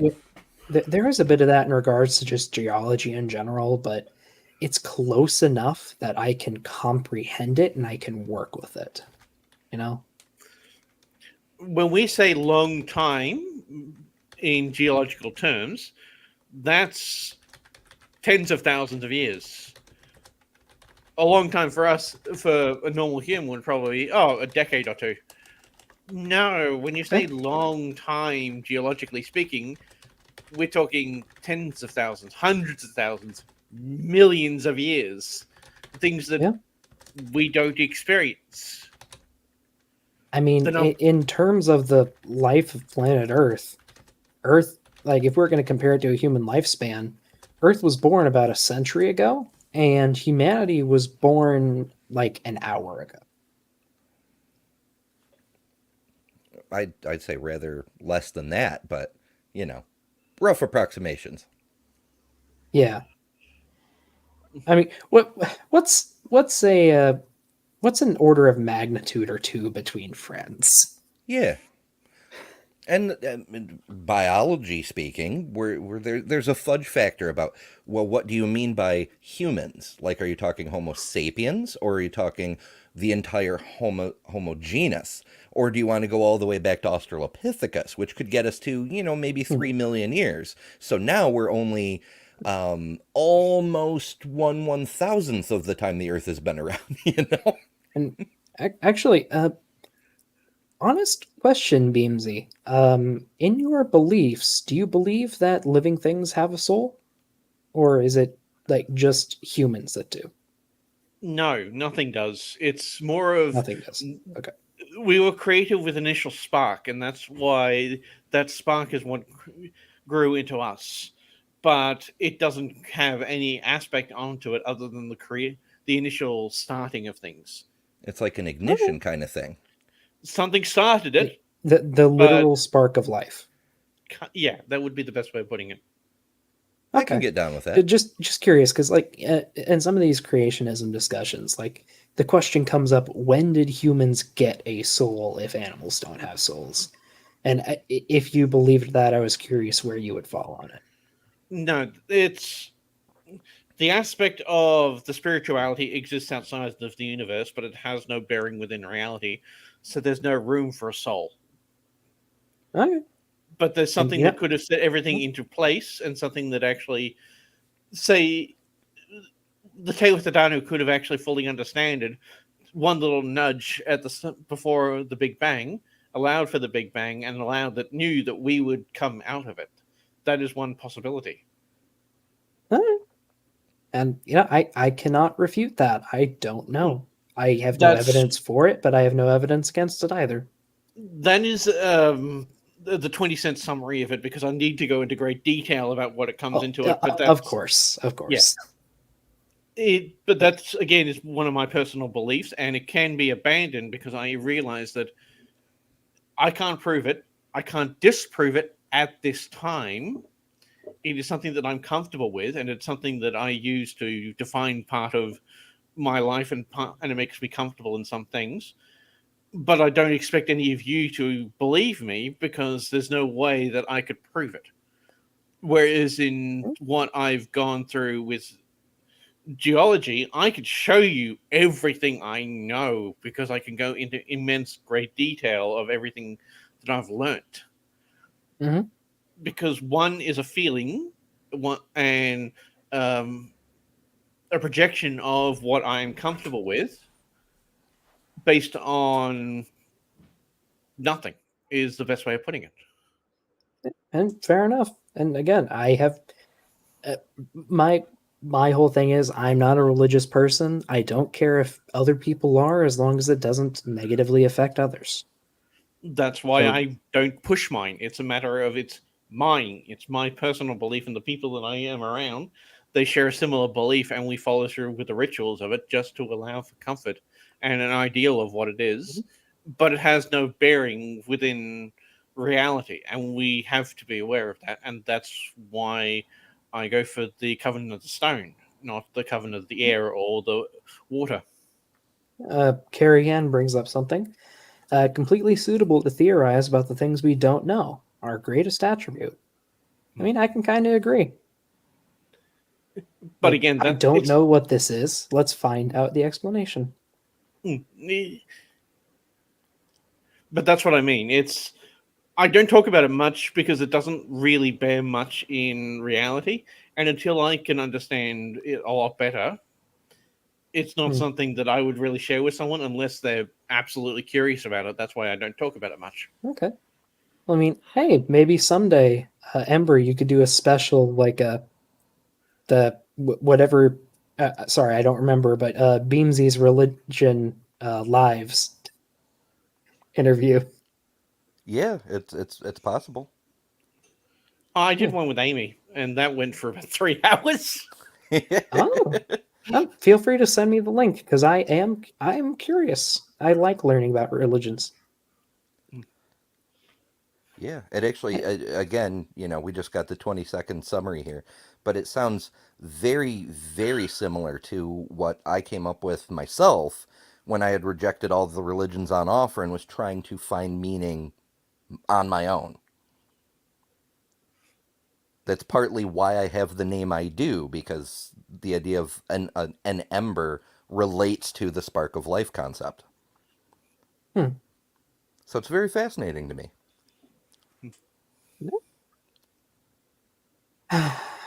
Oh, well. Let's see what terrible thing Matt has to say next. Look, the fact that you could be so manipulated and so tricked is proof of Satan's existence. Somebody is deceiving someone. If you believe in Darwinian evolution, my friend, you have. I agree with Matt. Someone is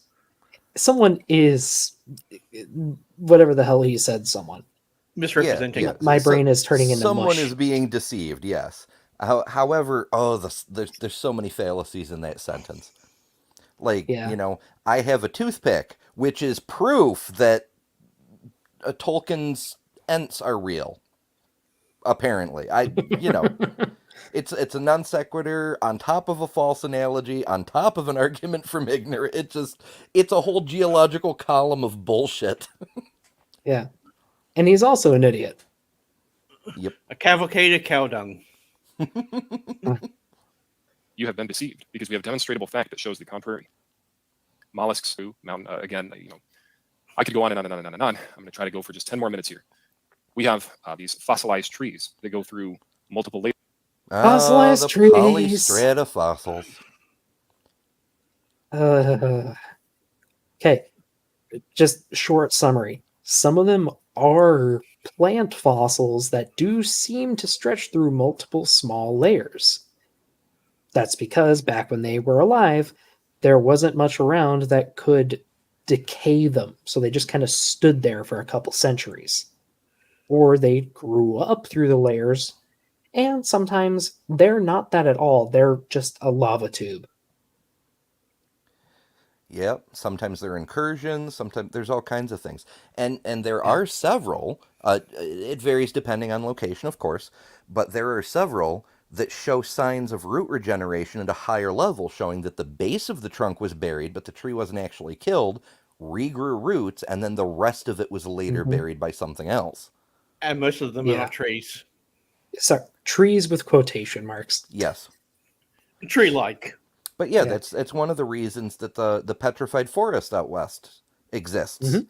because there was nothing that could break down the wood at the time those lived. There wasn't a fungus that could eat that. Yep. Actually, most of them, Or at least not rapidly. Yeah, the one actually occurs in a lot of the petrifications. You find them near volcanic regions, Mm-hmm. and that's why they're usually high in quartz or silicates. Okay. And It's also, just in case anyone's curious, the way we can usually tell between the two major options, if it's from a lava tube, the rock around it's probably going to be affected by the heat. Mm. It's going to there's be also another slightly one, metamorphosed. and there's other ones. It could also be a drop stone. True. But the easier way to look at it is to look at the surface. Does it have features what you would expect? Does it have bark-like features? Yeah. Yeah. Does it have any details, or is it just a cylinder? Well, That's if it's a cylinder, that's proof of aliens right there. Because how else could something so perfectly geometrical be inserted in the... Yeah, like I'm using Matt logic here. 3 of them are either drop stones or lava incursions, and one of them actually is a fossilized lycopod. Yeah. Hello. Going to bed, huh?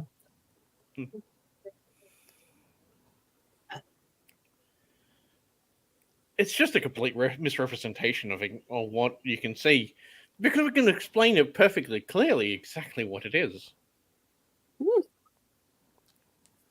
Yeah, but to a creationist, if it looks like a maple leaf. Yeah. It looks like a giant turd, actually, and so they're petrified giant turds that guy's rubbing. Oh, don't tell Roger. Mud fossils. The layers of strata. Again, this falsifies the geologic column.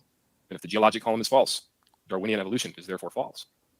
These layers did not slowly form over millions of years. That's They were not how that catastrophically works, created Matt. because of pieces of cross-referencing evidence that we found. We can cross-reference evidence. We can find dinosaur blood. We can find dinosaur soft tissue. We can see that dinosaurs lived in the recent past, and then you can cross-reference that with these polystrata fossils and all of creation that shows us that the flood happened. It doesn't matter That's what an your favorite incursion. computer says. Is it? I genuinely cannot tell. I can't get enough details of it, but I can't see any bark-like features on the thing. It looks like an incursion, because look at the difference in the way that it actually looks. It looks like it's either a very bad cast or a dropstone by the look of it, comparing it to the way the rest of it looks. Sorry, I don't feel like that'd be a dropstone. I don't think dropstones can get like that long. Can they? Yeah, they can get quite big. It's usually more like a preserved, like squish-in crater, not a tube. But notice how it's missing Missing. the bottom, so it's nearly yeah. impossible to tell you what it is. True. Firstly, it's worn down a lot, so I can't really tell you what the hell it is. But to me, I don't think that's true. That is also true. It could also just be like of a softer material than the surrounding rock and could be really eroded. Like there's a lot of things it could be, but the picture is too bad to tell.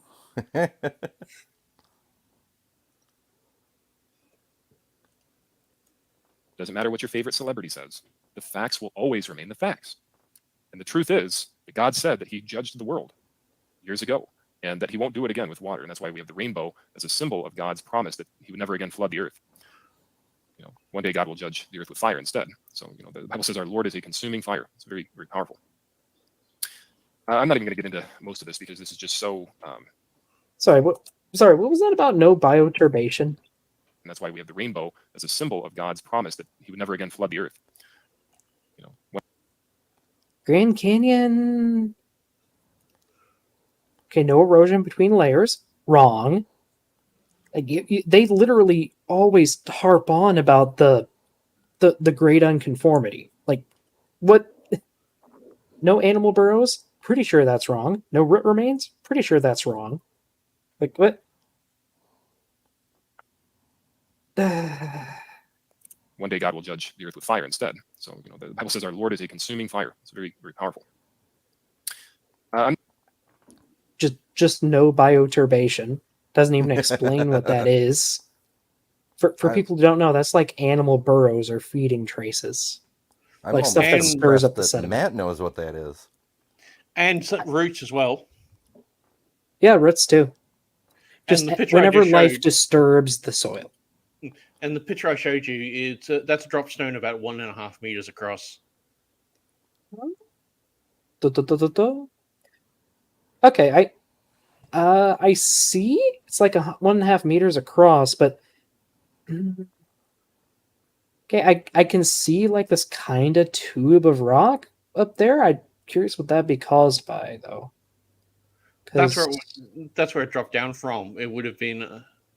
Well, it's called an. I can't remember what it's actually called. Well, it's because of the deformation that was actually created that to sink down further.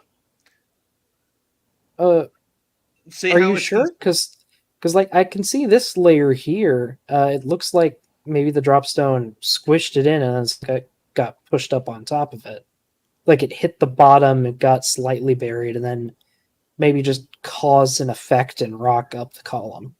Can you see to the left-hand side of the stone itself, that sort of the darkish line there? Yep. Yes.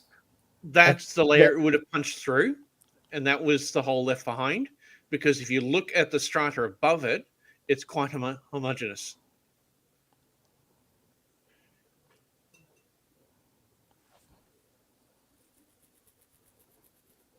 Maybe. But that actually didn't drop into it, because look at the strata on the right-hand side of it. It looks like it was actually pushed into something.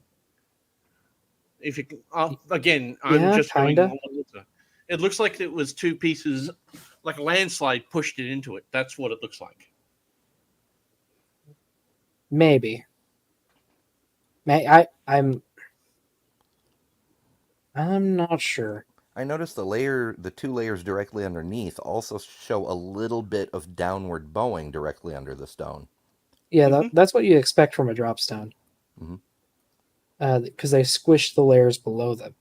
Like what I'm getting from seeing this was it fell, impacted this kind of reddish layer here, squished it down underneath it and around to the sides. So you got some like squishing back up on top of it. That's what I'm seeing. Because you have kind of like what looks like a conglomerate layer here that is mostly, it's not here in this part, but it reappears on this side of the rock like it's squishing into it. And then what this says to, like, again, what this says to me, just from what I'm seeing, is just this big rock being here caused maybe a weak point in the rock up here, and that's why there's a crack there and there. That's probably what they think it was. They think that's just because that is a big chunk of basalt. It looks like it could be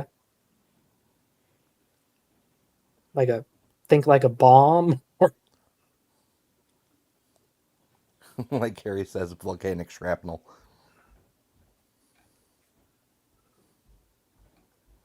Oh, well. I'm not even going to get into most of this because this is just so well understood. Wait, oh no, he fell for the human dino tracks. Oh, Matt. Oh, you poor bastard. Among the younger creationist community. It's something that we understand, and something that I think is really well communicated by Dr. Hovind. I feel like I don't have much to contribute many times because he's done such a good job with the seminar series, and he's done such a good job just preaching the gospel of the Lord that I feel like just supporting him, backing him up, and not really saying anything, but I'm humbled for this opportunity to be able to give my 2 cents on it. And so, we'll just go through some of these. You find man and dinosaur tracks in the same layer of strata. No, we don't. Those are pretty dang obvious fakes, man. Well, the dino track looks kind of real. It looks like it's been modified. No. Just because of the way dinosaurs put their weight on the ground, like they all do it on their toes. Like they all walk on their toes to some degree. It looks kind of real, but if you look into it, it's not. But no, the human footprint is most definitely. No, that's not how human footprints look like. That's not even what a fucking foot looks like. It's foot-ish.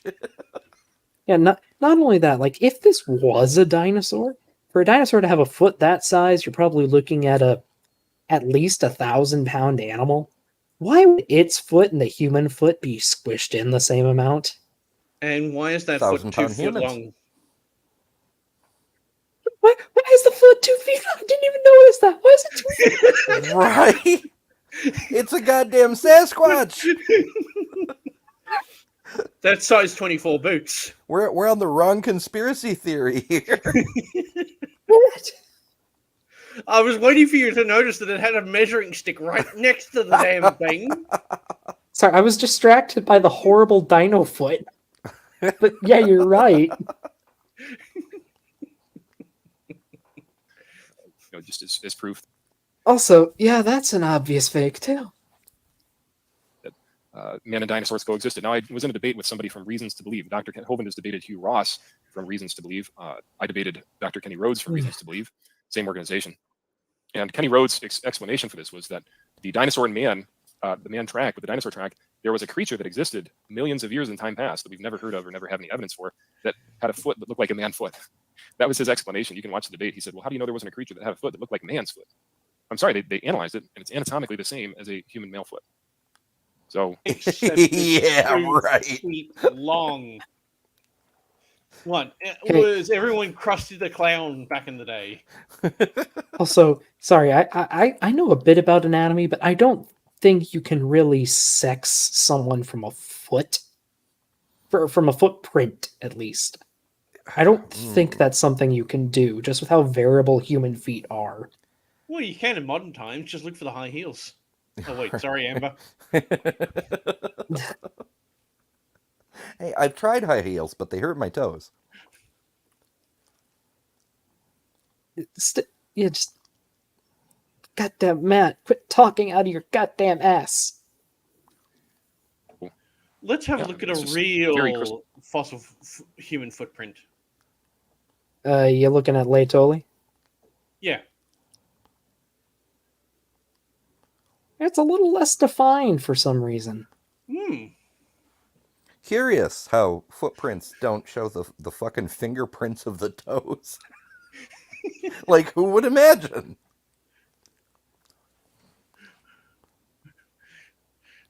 I'm noticing a problem with what they are showing as the human footprint, and Yeah, and like the way we can tell that that is a human footprint is not so much the anatomical configuration or even the silhouette, but the fact that you can see a slight upraising where the arch is, because that's one of the defining characteristics of the Of a the human upright foot, walking, yeah, the humans versus the other primates because of our arched footses. Yeah, because it and makes it easier for us to sustain weight. there is a link to the creation footprints, but it's not a human; it's a hominid. The link's not working. Or maybe That's that. it. It's a hominid. That's a little messy. Yeah, like you can see the impressions from the toes up along the top there, and you can see that big splot where the what we would call the ball of the foot is, but there's no uplift for an arch. Also, just in case anyone's curious, here's actually from funny enough from an Australian museum. A good look at a bunch of dino tracks. Cool. Now they can be pretty variable, but long story short, you're not going to get a foot with the shape they're looking at with toes that short. Because, like I'm saying, with all dinosaurs, they put a lot of weight on their toes. So the toes are actually possibly the most likely part of the footprint to get preserved.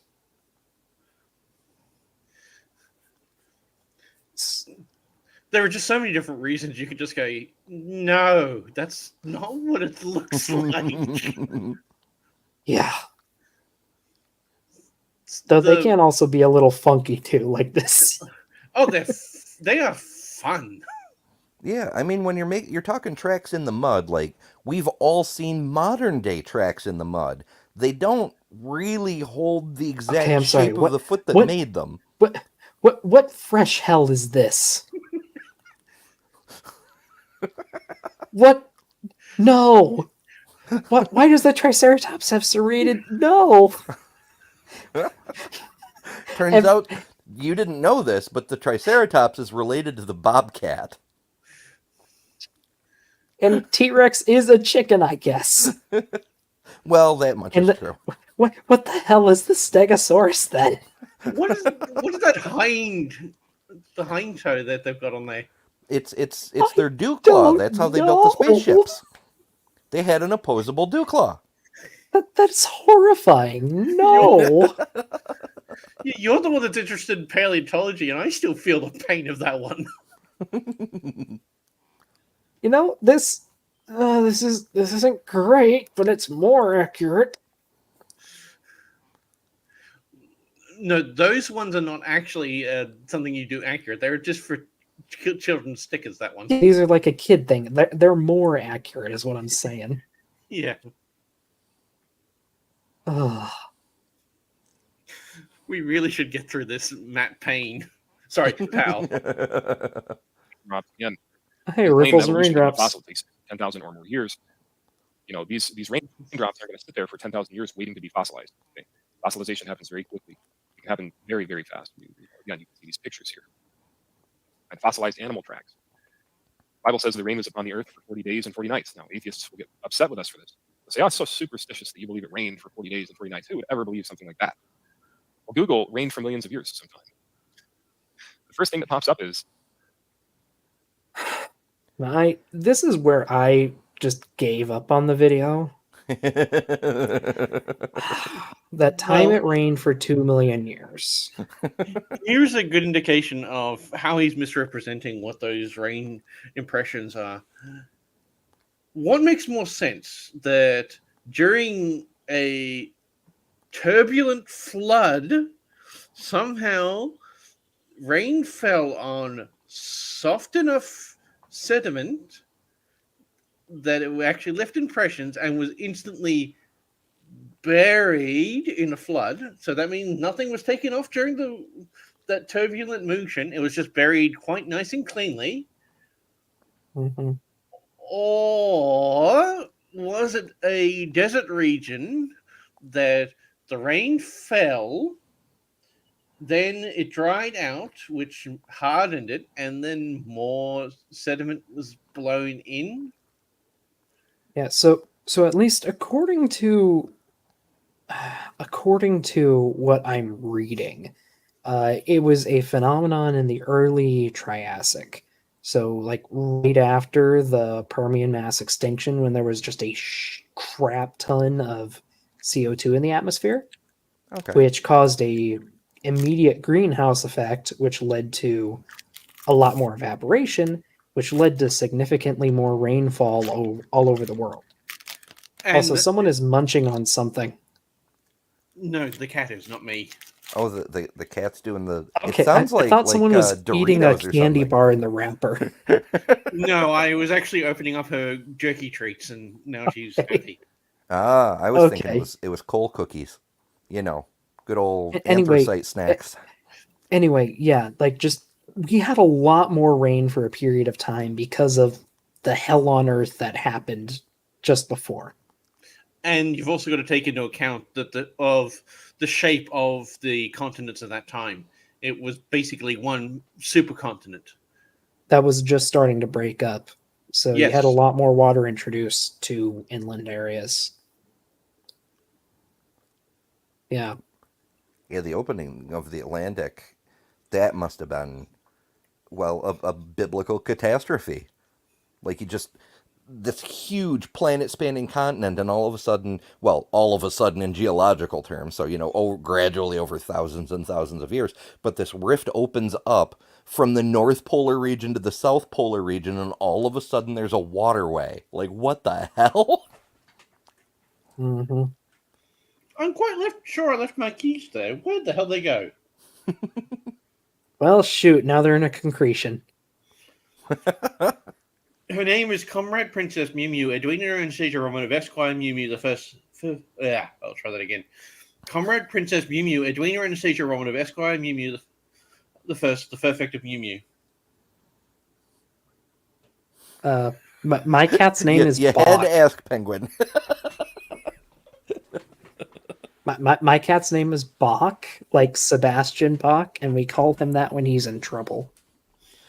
So my housemates, they just got a new kitten. He's this cute little orange tiger-looking dude, and they named him William. And I said, "Oh, is that because he's orange?" And they just looked at me funny for a minute. I'm like, "My dude, you're Irish. How are you not getting this joke?" I'm like, "He's orange, and you named him William." Turns out it's for his father. But I'm like, seriously, he is orange, and you named him William. I don't know. Maybe it's because I have kids, so I just lean towards the dad jokes, but I gotta shake my head. That would explain why you're rather punishing to be around. Huh. And I'm sorry, what's the William a reference to? William of Orange. I don't know that. Okay, so a 20-cent summary. The English had a choice between the actual direct inheritor king and they didn't like him. So instead they invited a cousin who is still technically a relative because all the royals in Europe are related. Yep. And he was from... Also, I'm listening. I'm just trying to get water. Yeah. he was from the Netherlands, and there's these different regions in the Netherlands. There's Holland, and then there's a couple others. One of them is called Orange. So William was from Orange in the Netherlands, and they were like, "Hey, why don't you come on over and be king?" And there was a tiny little civil war, but yeah, he became king.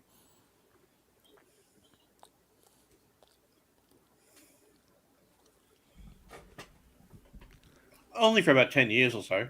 Yeah, details. But his loyalists were called Orange Men, which it's I forget the exact details, but it relates to the whole thing with Northern Ireland today. Which is why there's orange on the Irish flag. And too bad this wasn't in Spain. Could have called them the Anaranjados. The what now? It actually sounds like a contingent. Icarus kind of has it, though, for Ireland. They were doing 400 years early. Oh boy. That time that it rained for 2 million years. Oh hey, PBS Eons. They're pretty cool. I encourage people to go check them out. Sweet. But the Christians, we're the superstitious ones, right? Because we think it rained for 40 days and 40 nights. That's crazy. But if you think it rained for millions of years, that's science. Because your explanation is God. Our explanation makes sense. Never mind the facts of the situation.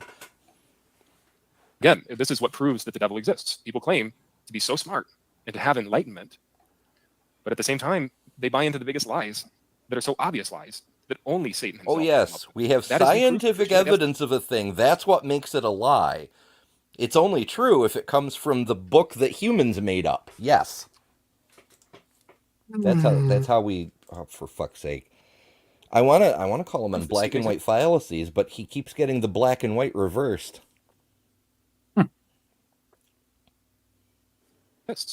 They say, show me the evidence of the devil. The fact that somebody could be so tricked into believing that they're evolved from slime, that we've descended from chimps, or that monkeys rafted across the ocean, or that squids and eye came from outer space, or that. I hate that one. Did he say squids from outer space? Would you like me to explain where that comes from? Because that's painful. I kind of do, but I also kind of don't. How about a 5-cent summary? All right. It is a quote mine of a research paper that was going into full depth of the genomic understanding of the cephalopods lineage, and they said that they were so alien they might as well have come from outer space. They took that. Oh god. They took that reference in the paper and said that, oh, they're saying they came from outer space. No, they're saying that they're so different that they could have. Not they did. Although, I mean, like, what if they were aliens, though? Like, how different do we expect an alien who's capable of living here on Earth with us to be?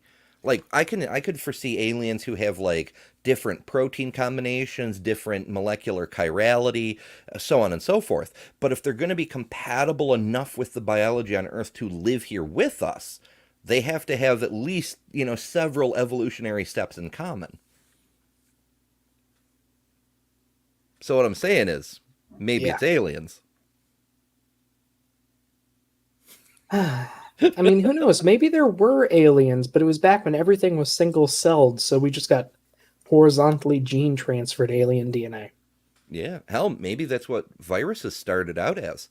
A version of panspermia, where a supremely advanced alien civilization, they realized it would be a pain in the ass to build interstellar spaceships, because then you got to keep your crew alive and all kinds of nonsense. So instead, They constructed these minimal vessels with just pure DNA with instructions to penetrate any biological cells they found and insert code to change the direction of evolution on that planet. And they shot them off into space with nothing but a protein coat around them. They're so small, so lightweight, they'll survive atmospheric reentry. You just scatter them across the whole galaxy, and it doesn't matter if it takes 10 billion years to reach... What? The funny thing is, I'm pretty sure that was the plot of Fossil Fighters. You heard it here first. Ember is telling us that our alien overlords are Tatergrates. Hey, why not? Why not? No, I've considered the possibility. People have mentioned different ways to explore the galaxy. Doing it with actual humans will take a long time and be very difficult.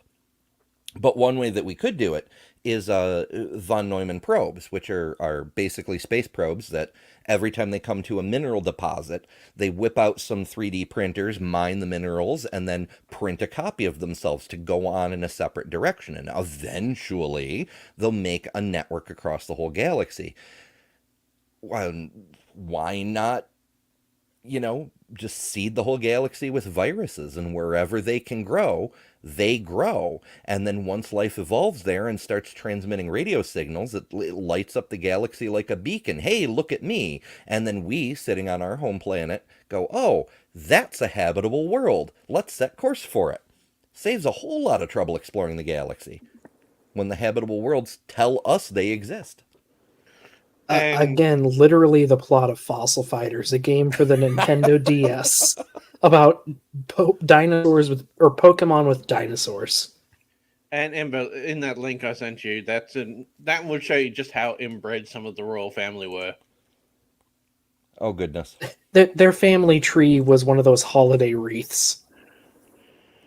Yeah, that checks out. Yeah, well, you can see that most of them, you can start seeing, first cousin marriage, second cousin marriage, uncle niece marriage, siblings. Okay, this is something that's not going well. Mm-hmm.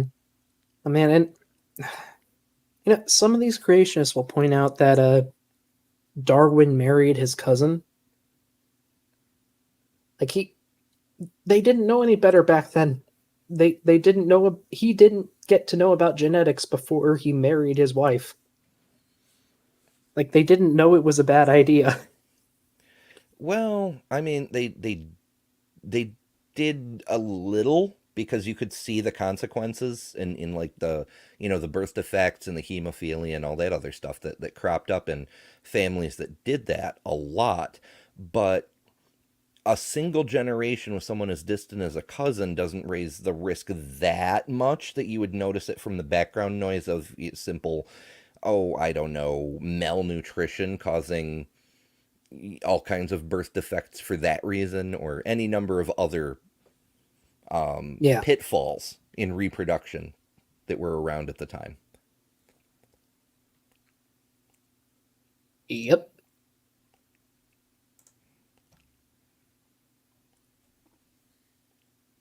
Oh no, Matt froze. Matt needs to buffer. We've rebuffed him so badly he has to buffer.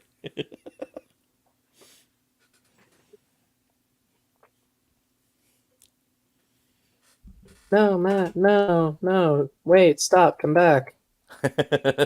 What a tragedy.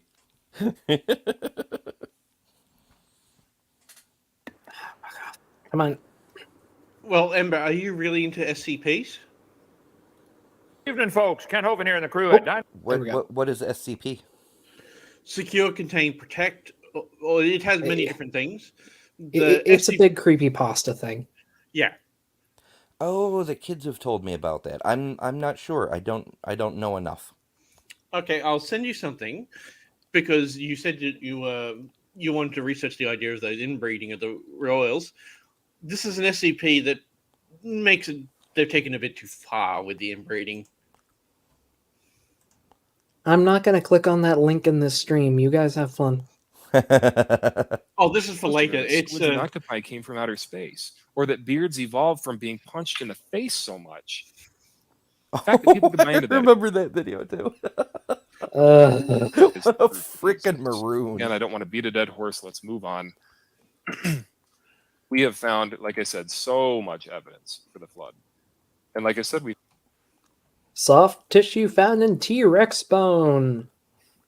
Yeah, Mary Ember, Schweitzer that is has gonna... to be on your tier list. Well, that's not... I'm talking fallacies like black and white fallacy, black swan fallacy, false dilemma, ad populum. Not specific examples of wrong things like this. But yeah, Mary Schweitzer is definitely going to murder Matt Powell someday over this nonsense.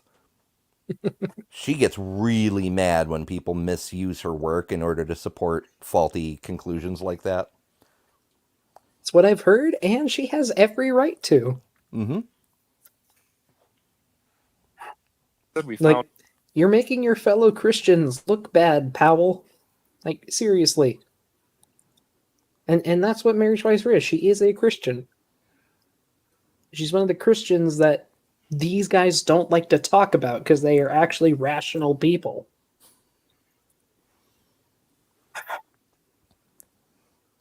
Oh, we broke it again. found dinosaur soft tissue. We've found dinosaur blood. These things prove Heman is That not di- blood.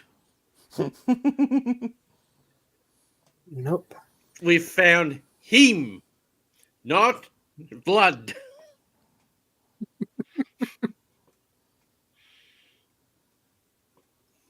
dinosaurs lived recently. The Bible says, "Behold now behemoth, which I made with thee." Man and dinosaur coexisted together. And the reason that we know that is because of bioorganic evidence. I don't need just to make some conjecture. I can actually show people the evidence, and you can take it or leave it. Well, you can lie about what you claim as evidence, but details. Yeah, and the evidence points to Behemoth being, like, I think the best explanation is probably an elephant. Just based on the examples or the descriptions I've heard, an elephant seems to be the best explanation. Well, Though it could also be a hippo or a rhino. No, it's an elephant because one of the traits is the tail swings like a cedar. They want to think that it's a North American cedar, which is those huge, massive trees. Mhm. Now, this book was written in the Middle East.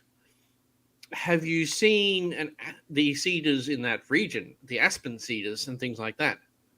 They look just like an elephant tail. They're thin and wispy and wave in the breeze. Now, what has a tail that's thin and wispy and waves in the breeze? I wonder. It's a long-nosed anteater. Yeah, like people say it's different things, but I think the best explanation is an elephant. No, if you actually look at the actual biblical scholars, they say it's most definitely an elephant.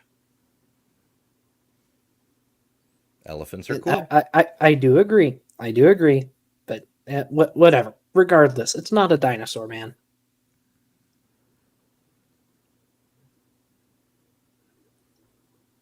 You put blood on a shelf, or you even seal blood in an airtight jar, and another airtight jar, and another airtight jar, over even just 10,000 years, that blood is going to completely deteriorate, even in perfect conditions. But they found this soft tissue in imperfect conditions with fluctuating temperatures in the Hell Creek Formation. And somehow it lasted for 65 million years. I don't know how gullible they think we are to believe something pretty like gullible. that. I know I'm not going to believe that. But evolutionists, they have to defend it. They have to. They have to defend that the blood lasted for 65 million years. What an embarrassment. What an embarrassment to science the evolutionary ideology is. What an embarrassment to the human species that we would even accept or even consider that the universe could have magically created itself from nothing. Again, atheism is based in magic. Christianity is, like I've always said, it's based on fact. We know that. Yeah, magic dude waves his arm, speaks a word, using magic. But yes, that's fact, and the actual science, that's the magic. It's, black is white, up is down, love is hate. Well, being a Christian, love is hate, but details. It just, I wonder if Matt realized that he talks about embarrassment. People like him are the reason the aliens won't talk to us. They look at Earth and they go, oh, they're infested with fuck nuggets. We have come looking for intelligent life form. Oh, fuck that.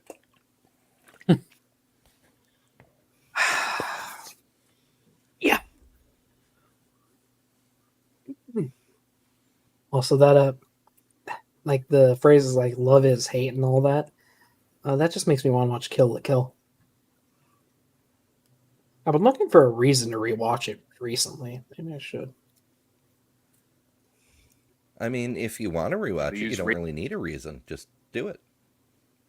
I mean, yeah, I guess. Radiometric dating. To demonstrate that the Earth is millions of years old, they can radiometrically date these rocks, but there's so many assumptions. They don't know that the daughter element, was the ratio of parent to daughter element when these rocks formed. They don't know if there was any contamination.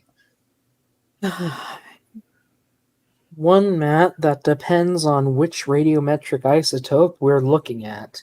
Because with some of them, we know what it is, and it's 0. There's 3 of them, at least, that we know that it has to be 0 when they start. And lucky enough, we can find all 3 in the same crystal. And that's why we used exclusively zircon crystals for dating, and not just random pieces of rock we pick up off the side of the road. So, oh boy. Oh boy. Lightning itself causes radioactivity. And when you start talking to them about the origin of life, they just fall apart. You can watch the debates that I've had on this, and you can see where these atheists, many times, they become so vitriolic and angry at me, and you can see it in their face, and they become angry at Kent Hovind. My brain just, I think, reset after something he said. Did he say that lightning causes radioactivity? Yeah, he did. Well, with a little bit of equivocation, that's almost true. Like if you have a radio turned on and lightning strikes, you'll hear the lightning in a burst of static. So it's radio activity. Well, it does exist on the electromagnetic spectrum like radiation does. But for it to be called radiation, it needs some very, very particular... Calm down. Hey, also, Matt, is that alpha particles? Is it ionizing radiation? Tell us more. So, Carrie Ann, that is an interesting fact. Did you know that the collagen proteins we found from T-Rex show that they had medullary tissue, meaning that we can tell not only if a T-Rex was female, but if it died while it was in breeding season, because we see that same kind of tissue in modern birds. Cool. So the T-Rex Mary Schweitzer looked at was definitely female. And it might have been might have been gravid, which is pregnancy if you have eggs when it died. Which is neat. People like Jamie, who was presenting earlier today, they've become very angry because you're messing with something that they preconceive to be true and preconceive. And they think, well, how could I have been wrong? How could all of these scientists have been wrong? And so that, they don't want to humble themselves. There are so many things that we could get into, but I think I'm going to end it here. Here's some resources that I have. Standing for Truth, great channel. They have some good books that they sell that I've read as well. And then also some films that I produce, Science Falsely So Called, and then The Atheist Religion. And Dr. Oven, I wanted to mention the most rated up comment on my channel. I heard him say he's going to end is that I personally, they say I've never dealt with an atheist. On live channel. And it's got the most thumbs up. That shows that people just make response videos to my videos and people go and they don't even watch the videos. They just thumbs up the negative comments. And the most liked comment is that I've never talked to an atheist, where in these movies, I've gone up against multiple atheists. And one, even in the movie Science Falsely So Called, is now considering becoming a Christian. He now believes in God. His name was the Raging Atheist. He's no longer the Raging Atheist. And I think we need to pray for him. I actually interviewed him on the channel. And so with that being said, Dr. Hovind, I want to say thank you so much for having me on for a few minutes. And I'm really inspired by your ministry and by your work. And I hope that you keep going. Well, thank you. Tell me more about the Raging Atheist. Has he actually accepted Christ, or he's just step one is admit there's a God, and then okay, which God and now what? Where's he at in his spiritual growth? Yes, sir. Also, before they get into that, I found the T-Rex that Mary Schweitzer sexed was B-Rex, aka MOR 1125. So Neat. yeah. This was a female T-Rex that may have been pregnant while dying, when it died. I wonder what a T-Rex egg would taste like. I don't know, but they would have been pretty big. Yeah, We had this discussion I'm kind of before. hungry. But we had the discussion of what a T-Rex tastes like, not the egg. So come to think of it, I think the only bird eggs I've ever had were chicken eggs. So I don't know what other bird eggs taste like. So duck eggs, they're almost twice the size of a chicken egg, and they're much, much richer. There's a definite flavor difference. Goose eggs are slightly less rich, but they're 4 times the size of a chicken egg. If you make one goose egg, you don't need any other eggs. I almost got to have an emu egg, but it turns out our emus were both boys. Aww. I was That's sad. disappointed. But did you know that swans will and some geese will actually form gay couples? Like they will exclusively always be around each other, and they might even steal eggs from other parents to raise themselves. Same with Interesting. penguins. Mm-hmm. Oh, I have heard about gay penguins, yeah. Yeah. What do you know? Homosexuality is natural, and we find it in a lot of species. Yeah. But there's only one place I know about gay frogs. What turned them? Related, somebody in the chat mentioned, it was a little while back, so I've lost the name already, but synthetic embryos, apparently, this has been a thing that's been ongoing for a while, but on the 14th of this month, like less than 2 weeks ago, The Guardian published an article about synthetic human embryos created in Cambridge. And Really? the short version is they figured out how to trick stem cells into thinking they're embryos. So now you could conceivably, it's not even close to legal, but conceivably have a child without either sperm or egg. Yeah, there's actually been 3 cases that I'm aware of that have actually been immaculate conceptions. Yeah, human like confirmed via DNA. Say again? Like confirmed via DNA. Yeah, they only had the mother's DNA. Huh.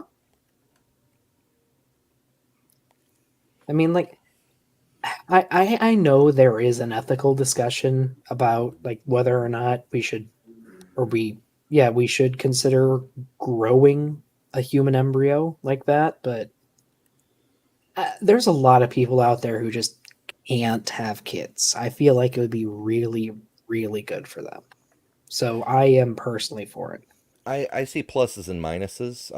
On the plus side, pro-science, there is a lot we do not know about early human embryo development because we can't study it in the womb until it reaches a certain size. Like, we know that it's there, and we can't study it outside the, like, there's this section that we're missing, and we could learn so much about human development.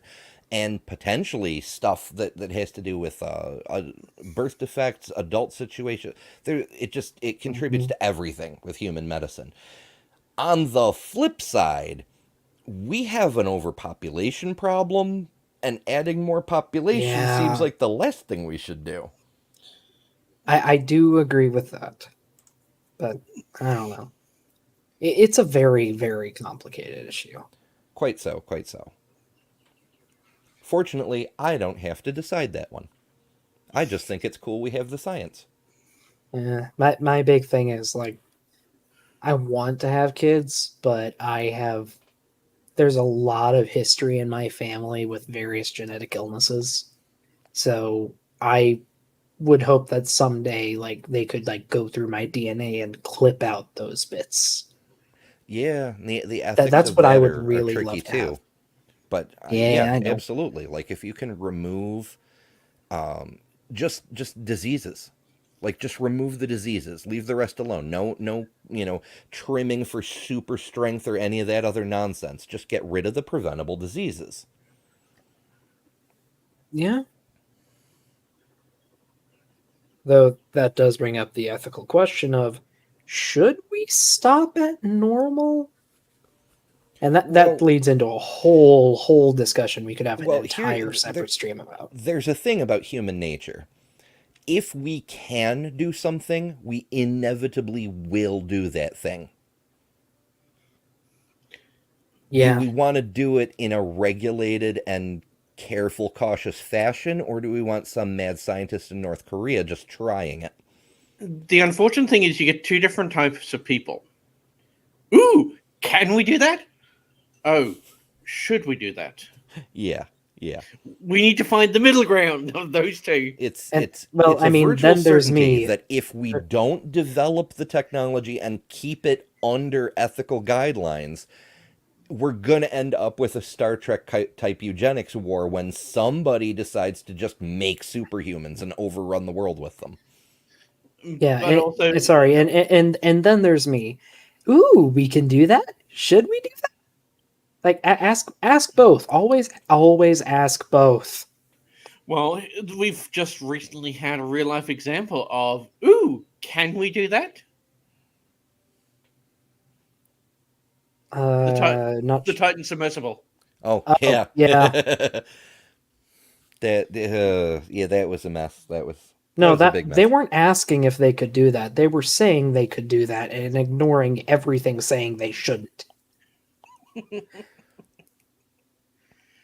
Oh, the list of problems on that would take 3 hours to explain. Yep, Here, other show. All I will say is, if anyone knows Scott Manley did a pretty good stream diving into most of the problems. I've been dragged. He is an engineer. Yeah, so as was I in the Navy, and that's why I've been dragged into it to give explanations of why half the stuff that they did was bad. Hey, Mark. Just half? Good news. You still Hi, can Mark. be. We're still going. Yeah, if you want to dive in for the last 10 minutes, going by our current rate, we'll be done by midnight. Oh, that's optimistic. Oh, right, you're in Central Time. Jesus really is turning into an EFAP. God damn. It's sort of, ooh, that's interesting, and then we go down the rabbit hole again. I think most of the rest of this is just preaching, so hopefully we'll get through it somewhat decently. Yeah, I usually skip the preaching myself. Yeah. So he's at this point he considers himself an omnist, which is like an acceptance of all religions. But during our interview and even off air, I talked to him most of the time off air, and I explained to him that there's only 2 religions. I basically explained to him some of the same stuff that you would say, some of the things that I've learned from your ministry, and then. But yeah, I think he's definitely leaning towards something. We don't know if it's Christianity. I'm hoping so. We're praying for him. I've told him we're praying for him. So sure. Yes. So fun related note. I actually spoke to Knock on Gur's channel just a couple of days ago. He's still talking to Matt because he's hoping he can convert Matt away from his his nonsense. So they're both trying to convert each other. No. I don't know. There's part of me that says I don't want Matt to preach creationism, but the sad thing is I feel like he might be even worse at quote unquote preaching for the opposite side. Like he's a liability for both, so I don't know which side I want him on. Yeah, I do not want him on my team. You know what? Why doesn't he just go into self-help or something? He'll end up being Andrew Tate. Never mind. Yeah, and but that means he could be in jail. Well, hey, I like that idea. Yeah, I just gave you a link in there that the owner of Logitech came out and spoke about his controller. Oh boy. Maybe we can look at that later. Yeah, it's only a minute and a half. Yeah. Answer any questions I can. I'd like to help him come to know the real Lord. There can only be judging by our pace, that's another 20 minutes. one God. There isn't room in the universe for two. There's one God, created everything. It has to be that way logically. Anyway, I went to public. But why though? And in case anyone wants to know, Nock is actually leaning towards Buddhism than anything else. Yeah, he's still hovering in omnism. He's more comfortable in that space, and that's fine as far as it goes. Yeah, I don't know. I don't know anything about the guy, so I don't feel comfortable giving an opinion. Yeah, I try not to go too deep on it either, because I didn't know him when he was the raging atheist, but who he is now, we have a lot of issues about the nature of logic between us. So I try not to speculate, but I can say outright that it's funny that he and Matt talk, because they both kind of what's that word? Despise. They both kind of despise each other, but they're hoping they can convert the other because they see each other as like an arch nemesis sort of situation. If I can change him, I win. Oh boy. Yeah. Public high school, East Peoria High School in Illinois, and once in a while there'd be a fight in the hallway. As soon as there's a fight in the hallway, somebody yells, "Fight, fight." What's the next thing that happens? Everybody gathers around to watch, right? Hey, if you want to start a creation ministry, start a fight. That's how mine started. I was in Pensacola News Journal, had an article about dinosaur bones from 80 million years ago, and so I wrote a letter to the editor, and they published my letter. I said, these dinosaur bones are from the flood in the days of Noah. Animals don't fossilize unless they're very quickly. The earth is not millions of years old. Dinosaurs lived He's lying, just so you my know. letter and started a war in Pensacola. And What was that? He's lying, just so you know. Oh yeah, obviously it's Kent. Just to be clear, his lips are moving. That's how you can tell. The reason he started his ministry is not because he started the article. Oh, so Yeah. it's a lie within yeah. a lie. I've heard professional liars say that's actually a really great way to lie. Use an obvious lie to cover the real lie, and then when the person uncovers the obvious lie, they think they've busted you for lying, but they never even suspected the deeper lie. And that is fair, but Carrie Ann brings up a pretty good point here. Mm-hmm. That's another way you can know he's lying. Yeah. So I'm hesitant to ask, but how did his ministry actually start? I'm pretty. He Didn't actually it registered really it, start with it? Oh god. He registered 6 months before he did that.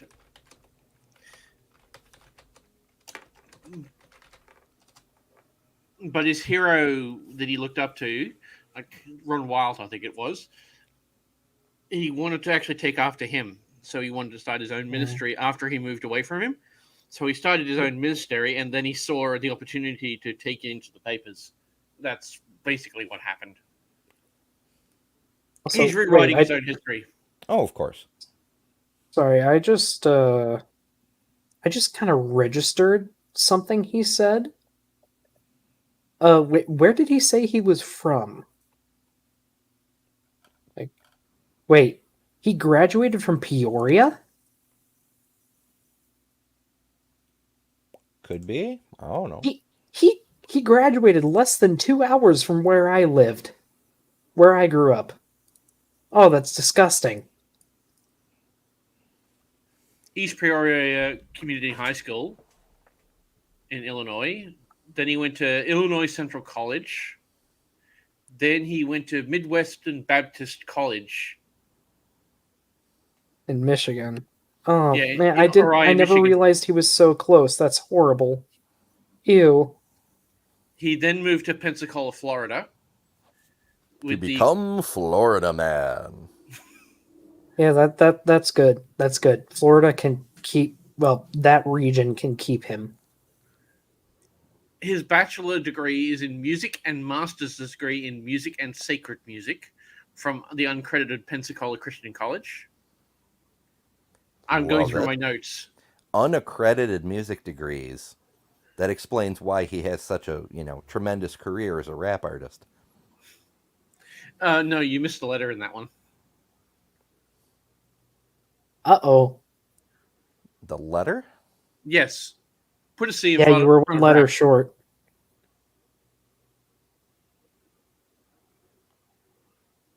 Oh. Okay, no. I'm like, what? Took you a Should there be another letter in music? I'm not understanding here.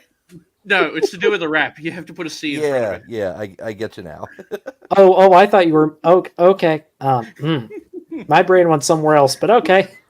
Well, where did your brain go? Because I was talking about a crap I artist. don't think I can say it on screen. I don't think I can say it on stream. Well, you can type it in the chat if you want. No. I'm good. You were thinking of the end. Yes. That sank in for a second. I was just like, no, I'm talking about the C in front, not the other letter behind. Okay. We're staying away from the vowels. Vowels. Nvals. Can you say the vowels? No. Every one of you that believes the Bible is true, you can do something. Now stop and think. What do you like to do? Do you like to raise tomatoes? Okay. Why don't you have a little display of all the different kinds of tomatoes there are and say, invite people over. Hey, look, there's 50 kinds of tomatoes here. They might have had a common ancestor called a tomato. That doesn't prove frogs are related to bananas. And I put a picture of the textbook, a family tree up there. Here's all the tomatoes. We see 50 kinds of tomatoes or 2,000 or however many there are. That's something. You know, at this speed, I feel like we could do a drinking game. It would just be a keg stand. Chug. I would just get it and just put a straight main line into the stomach. That would be about the right consistency. Might have problems burping.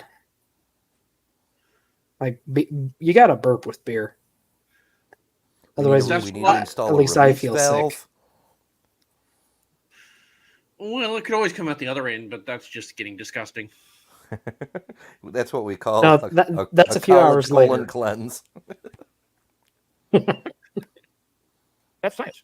It is not science to say the tomato is rated to a buzzard, which is what they have in the textbook. Everything's connected to a line. So whatever your specialty is, what do you like doing? Find a way to use that to get the gospel to people. You can think of it 1,000 different ways. If you like doing mechanic work, you can take a screw or a nail or a bolt, get any part off of a car and say, kids, do you think this was designed?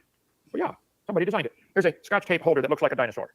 I'd be willing to bet $5 this did not make itself. It was designed by somebody. Right? You look at this compared to a... Now it's sad, but that does look like a cute tape holder. Yeah, I don't want it to be in Kent's office. He seriously making a watchmaker argument with the random Yeah. knickknacks on his desk. Well, of course he is. Let's single cell in your body, and this is primitive compared to a single cell. I wish everybody would understand there's a war going on. If you can't shoot the machine gun, shoot a BB gun, okay? Do something. Everybody ought to find something to do for the war. We want this boot camp to get you fired up. Wow, Matt Powell, you can do a creation ministry. Kent Hovind can do one. I can. Oh, wait. It's a war. Molossus has a good idea of what we could do from this stream. Or for a drinking stream from this. I don't think I can afford that much vodka. However, I may be able to afford that much potatoes and make the vodka. Oh man, that would stink. I've just found something rather interesting that I did not know about. Did you know Kent Hovind was actually charged, arrested, and imprisoned for 3 months under assaulting a clerk of the circuit court secretary? Huh. I mean, I can't say I'm surprised. August 15, 2002. I did not know about that. He was arrested for and charged with assault, battery, and burglary of a CSE secretary. I did not know about that. Oh, wow. And the charges were not dropped, and he spent 3 months in prison. I did not know about that one. Whoops. Whoop. Hey, Amy Newman knows about potatoes. Oh, yeah. Hey, Amy. I'm sorry, that one I'd never seen before, and I didn't even know. And I'm now looking at the Same criminal here. record, and yeah, he was charged, arrested, and spent 3 months in jail for assaulting a court clerk. Oh, yeah. I'm seeing that on his Wikipedia. Oh no, the Wikipedia is incorrect. That's what led me onto it. So I started following the rabbit hole and found that okay, they weren't dropped. That's interesting. And so then I decided to look into the court profile, and then it goes, okay, oh, there's his charges. Okay, 3 months imprisonment. Okay, that's interesting. And I'm not talking about hearsay. I'm literally talking off of court documents. So you can't say that I'm misrepresenting him. Yeah. Matt Wood, you're presenting those damnable facts that are proof of Satan, because they're lies, even though they're facts. It's just an interesting thing. It's got nothing to do with anything that's being said about it. It was just, oh, I didn't know about that. Yeah, I guess that's another thing we can add to the Hovind is terrible pile. It's currently bigger than that pile of crap from Jurassic Park. You want to go into it both hands? What are you doing for the Lord? I think. Well, I mean, the impressive thing is it's a pile made of lines of code. This creation versus evolution. Is there a God and does he own the world? This is the center of the battlefield. This is it. Some of you are so distracted with dumb stuff trying to worry about who throws the ball through the hoop. I took a course in golf in college. I learned if you hold your fingers either laced this way or unlaced, or two different grips on the club. If you practice, bend the right elbow first, and if you're perpendicular to the ball face, if you practice for thousands of hours and spend a lot of money on good golf clubs, someday you will be able to knock a ball into a hole in the dirt. And then guess what? You take it back out. What exactly did you accomplish here? I asked somebody with you today about all these points they earned in all these sporting events. Where did they go? How much did they weigh? How much is a bucket of points worth? They weigh all the points they earned in the whole major league, all the last 20 years, all the home runs they hit. They got a point, one run. Where are they? I'd like to go see them. Can you hold them? Can you eat them? What are you spending your life on? Hello, win somebody to the Lord. Disciple them, help them to grow in the Lord, and teach them to go do the same thing. That's the command Jesus gave. I have no goddamn idea. I kind of follow the ranting about the pointlessness of sports ball, but like, did he have a point, dude? No, he's saying that instead of playing sports, you should go out there and serve the Lord under his ideas. He started talking about golf, which took me a couple of seconds to realize he was talking about golf. And then he went talking about scoring goals and football. And then he talked about, where are these points? Why don't you go serve God? I see both things you're representing as equals. Both of them are just things that make people feel better in the short term, but have no real bearing on reality.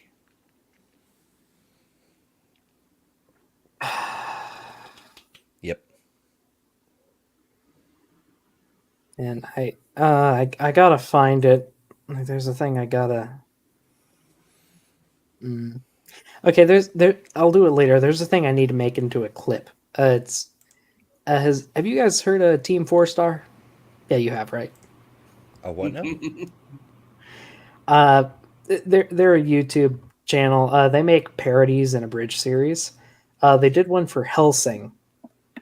And just a line from it I love. Is there a rest stop between here and the fucking point? Yeah. It's useful with Kent. Yep. That would be a good clip to have handy in your Stream Deck array there. Yeah, maybe I can get that set up before next time. Dave, and he promised if you'll do that, he'll take care of all the other stuff. He knows you need food. He knows you need housing. He knows you need air to breathe. He led Moses to lead the people out of Egypt into the desert. 2 million people in a desert. What are we going to eat? God knows that. What are we going to drink? God knew that. He needed them in the desert for a while, for 40 years. One, because men don't ask directions, so they got lost trying to get home. But secondly, they needed to learn to be. How many people starve every year, Kent? Yeah, sure, Kent. Funny enough, another quote from Hellsing Abridged. And what about all the starving children in, oh, I don't know, name an African country? Don't worry about food. God provides. He did for, in the storybook for the thing that we know never happened. Hey, Nee gets it. All these squares make a circle. All these squares make a circle. Don't tell me you dropped a literal gallon of LSD this time. Out of a milk jug. A team. So for 40 years, they're out there wandering around and studying God's laws, learning to be a team. Meanwhile, God wanted them there in the middle of this desert and said, look, I'll provide the food. Watch, it'll rain out of heaven. There you go, food. Wow, man. Hey, you need Moses, take your stick, hit that rock. Hits the rock, it splits open, and water gushes out of a rock. He can provide water in the desert and food in the desert. Focus on his kingdom. Seek ye first the kingdom of God and his righteousness. All these things will be added to you. Take a look around. Matt, you were here. This is an amazing place, Dinosaur Adventureland. I came here with nothing. Nothing. It was a muddy gravel pit. And it's just stunning what God has done. He supplies right on time. Sometimes I wish he'd supply a little earlier, but it's at least right on time. What are you doing? I would encourage everybody to find something to do. Maybe you're good at writing children's books. Maybe you're a good artist. Use your skills for the Lord. He'll provide everything else. Matt, thank you so much, brother. Come visit. Did you talk to Matt about one more program Wednesday? Are we full? Huh? Are we needing one more time?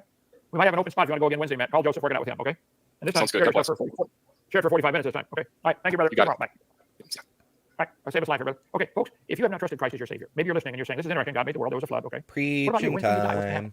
You're going to be dead, I promise you that. And you're going to be dead for a long time. You know, George Washington died in 1799. He's still dead. I don't care how long you live, you're going to be dead longer than that. Then what? Where are you going? He said, I'm just going to the dust. Are you sure? The Bible says you're going to stand before God and be judged. I'm going to be judged. See, I got a great advantage. I got a lawyer named Jesus Christ, never lost a case. He died on the cross, and his blood was put onto my account. So my account's clear, paid for. Praise God. I had to face God. I'm just waiting for him to beg for money. I'm just waiting. This is an interesting shot too. The way your logo lines up with the shelf, it looks like when it's running and it's not as dark, it looks like there's a mini Dr. Dino figurine up on his shelf. Just waiting to pounce on him. I'd be in real trouble, and so would you.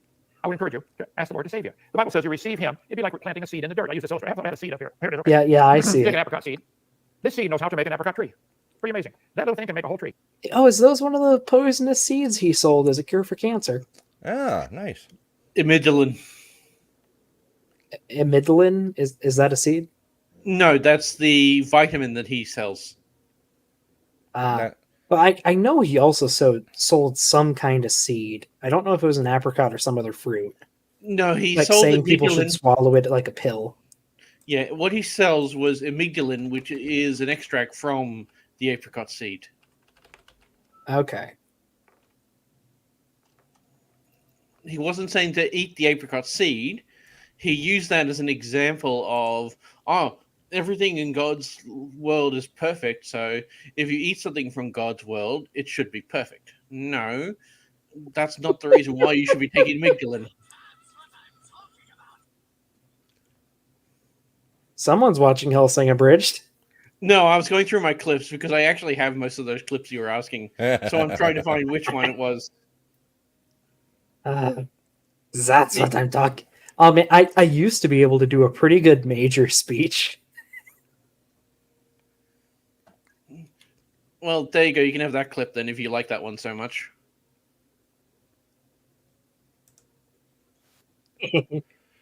Oh man, Lanny had so much fun with the major. It was great to hear. Whole tree. But it can't do the job if the dirt won't let it in. Laying here on the desk, it'll lay here for years, never will do anything. The dirt has to let the seed come in, and then the seed can make a whole tree. We are like the dirt, and Jesus is the seed. When you pray and say, Lord, would you please come into my heart and save me? He moves in, and he starts to rearrange things. That seed's going to move the dirt around and rearrange a few things. Jesus wants to come into your heart and save you. The Bible says when you receive him, you get born into his family. John chapter 1 in the book of John chapter 3. There's a video, short clip on my channel, drdino.com, how to be saved. Watch that. It goes through all the Bible verses, only 6 or 7 or 8 minutes long. How to know for sure. You need to pray and ask the Lord to save you. Then you become a child of God, a brand new baby, which means now you got to grow. That takes a long time. Getting born only takes a few minutes. Growing takes a long time. Long time. And we'll help you any way we can. We can help. Our website, drdino.com. Whatever. Getting born only takes a few minutes. Someone has never witnessed the birth of a child before. Oh, geez, I took like 10 hours, man. Also, it's weird how so many of these Team Vorstar quotes actually work with refuting Kent's BS. Bitch, don't tell me what to do. But I think we can call it there. Like that took a bit longer than I was expecting. I think most of it was my fault. Clearly. We should all blame Beamsy. Well, I'm the one that was adding so many sidetracks into it and going into greater detail with it. It just sort of, we're going down rabbit holes here. Oh Well, man, everybody loves geology. I mean, next week I think I might actually go along with that mud fossil idea. So maybe I'll find like a 5-minute video and we can turn that into a couple hours. Oh no! Oh, if it involves What have we geology, done? yeah, if it involves geology and me, we could drag this out for weeks. It's just that's a rabbit hole you've got to avoid when it comes to me. I turned a 30-second clip into a 9-hour marathon, so yeah. I mean, yeah, that happens. But I had to go into details of everything the idiot said wrong. I know. I haven't gone that extreme, but it's I've been getting comments lately. You talk too much. You only let the person you're responding to do a fraction of the video. I'm like, no, people are here to watch my video, right? If they want to hear what the original dude has to say, he's linked in the damn description. They can just watch his video, you know? I don't know. The biggest problem when it comes down to these sort of things is, well, we'll take Ken Ham. Billions of dead things buried by rock layers laid down by water all over the earth. Yes, we might have billions of dead things, but that doesn't necessarily mean those dead things are fossils. And some of the things that are fossils are not recognizable as fossils. Like, would you recognize a coccolith as a fossil? Because it is, but it's not something you'd recognize as a fossil.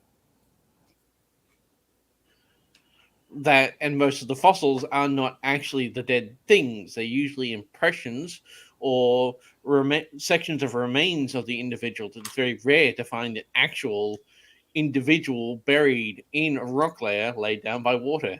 It's usually in an extenuating circumstance. Yeah, this is what I mean. You have to go and explain that how stupid what he just said is. As Carrie Ann says, they could tell me water is wet, and I double check that and my wallet. That's fair. Also, yeah, let's get hashtag Blaine Beamsley trending. I unfortunately cannot deny it. It's the same thing with Titan when he called me a rock licker. It was just sort of, yes, I cannot say no to that. And then we had to go into details. That was. I think I suspect that Titan knew that would cause that precise tangent, though. Yeah, it was just probably. a matter of, if you ask a geologist and say, "Do you lick rocks?" they'll go, "Yeah, there's a good reason for it," and then we go into the reason to go. Do you taste the science? It tastes like science. That needs to be a meme. We need to get some geologist in a photo out in the field holding a rock and licking it in that sideways way so you can still see on the camera, like that "look what I'm doing" thing, and just caption it, "Can you taste the science?" I've got a Metabotosaurus vertebra, so I can go outside and actually get dressed up in the old Foster King stuff I've got in the cupboard. If you really, really want that. Here, I got a Google search. And I think this one could work.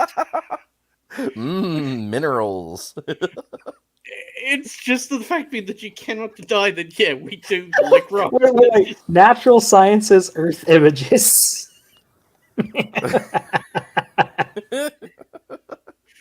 It tastes like knowledge. It's just one of those unfortunate things that we just can't say, well, we do, but I don't want to admit it.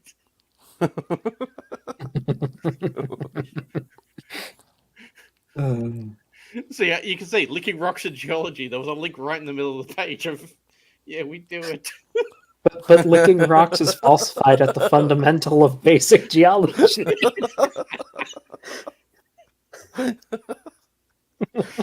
Why did I bring it up? Oh, It's- man, my it's- face it's- hurts. It's a cheap way to get stoned. Hmm.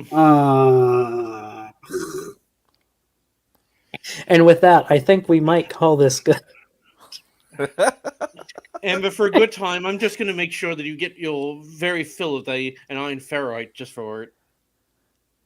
What, an iron ferrite? Well, Dino knows the rock I'm talking about. Well, sorry, Iron ferrite? it's an iron. Did you just say iron rock? No, it is. It's a metamorphic anabolite that does have a magnesium-rich anabolite.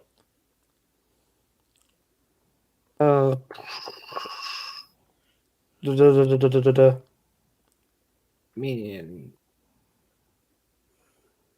I do not know exactly to what you refer. The But- metamorphic anabolite with the chemical composition of magnesium ferrite 5, silicon oxide, and oxygen hydroxide.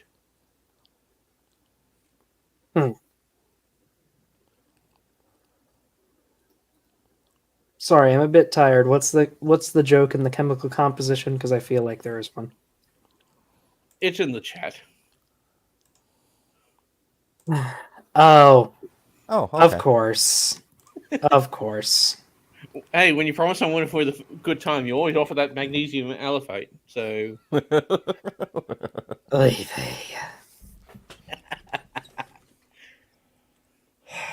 What are we going to do with you, Beamsy? just be careful; it might cause an upwelling. Be right back. I need to make a bonk meme with Beamsy. Oh, I'm just doing geology jokes. It's just getting worse. It might create a fissure within the community. All right, Maybe- let's. And with that, I think we're good. Have a great night, everyone. Thank you two for joining me. It's all my Amber- fault. Damn it, Amber- Beamsy. Ember, do you want me to put a link, or are you you're simulcasting, right? Yeah. Okay. Oh boy, damn it, Beamsy. Ending the broadcast. Have a great night, everyone. Good night, Adios. folks. Don't mind me. I'm just gonna go rubber cleavage now. God damn it!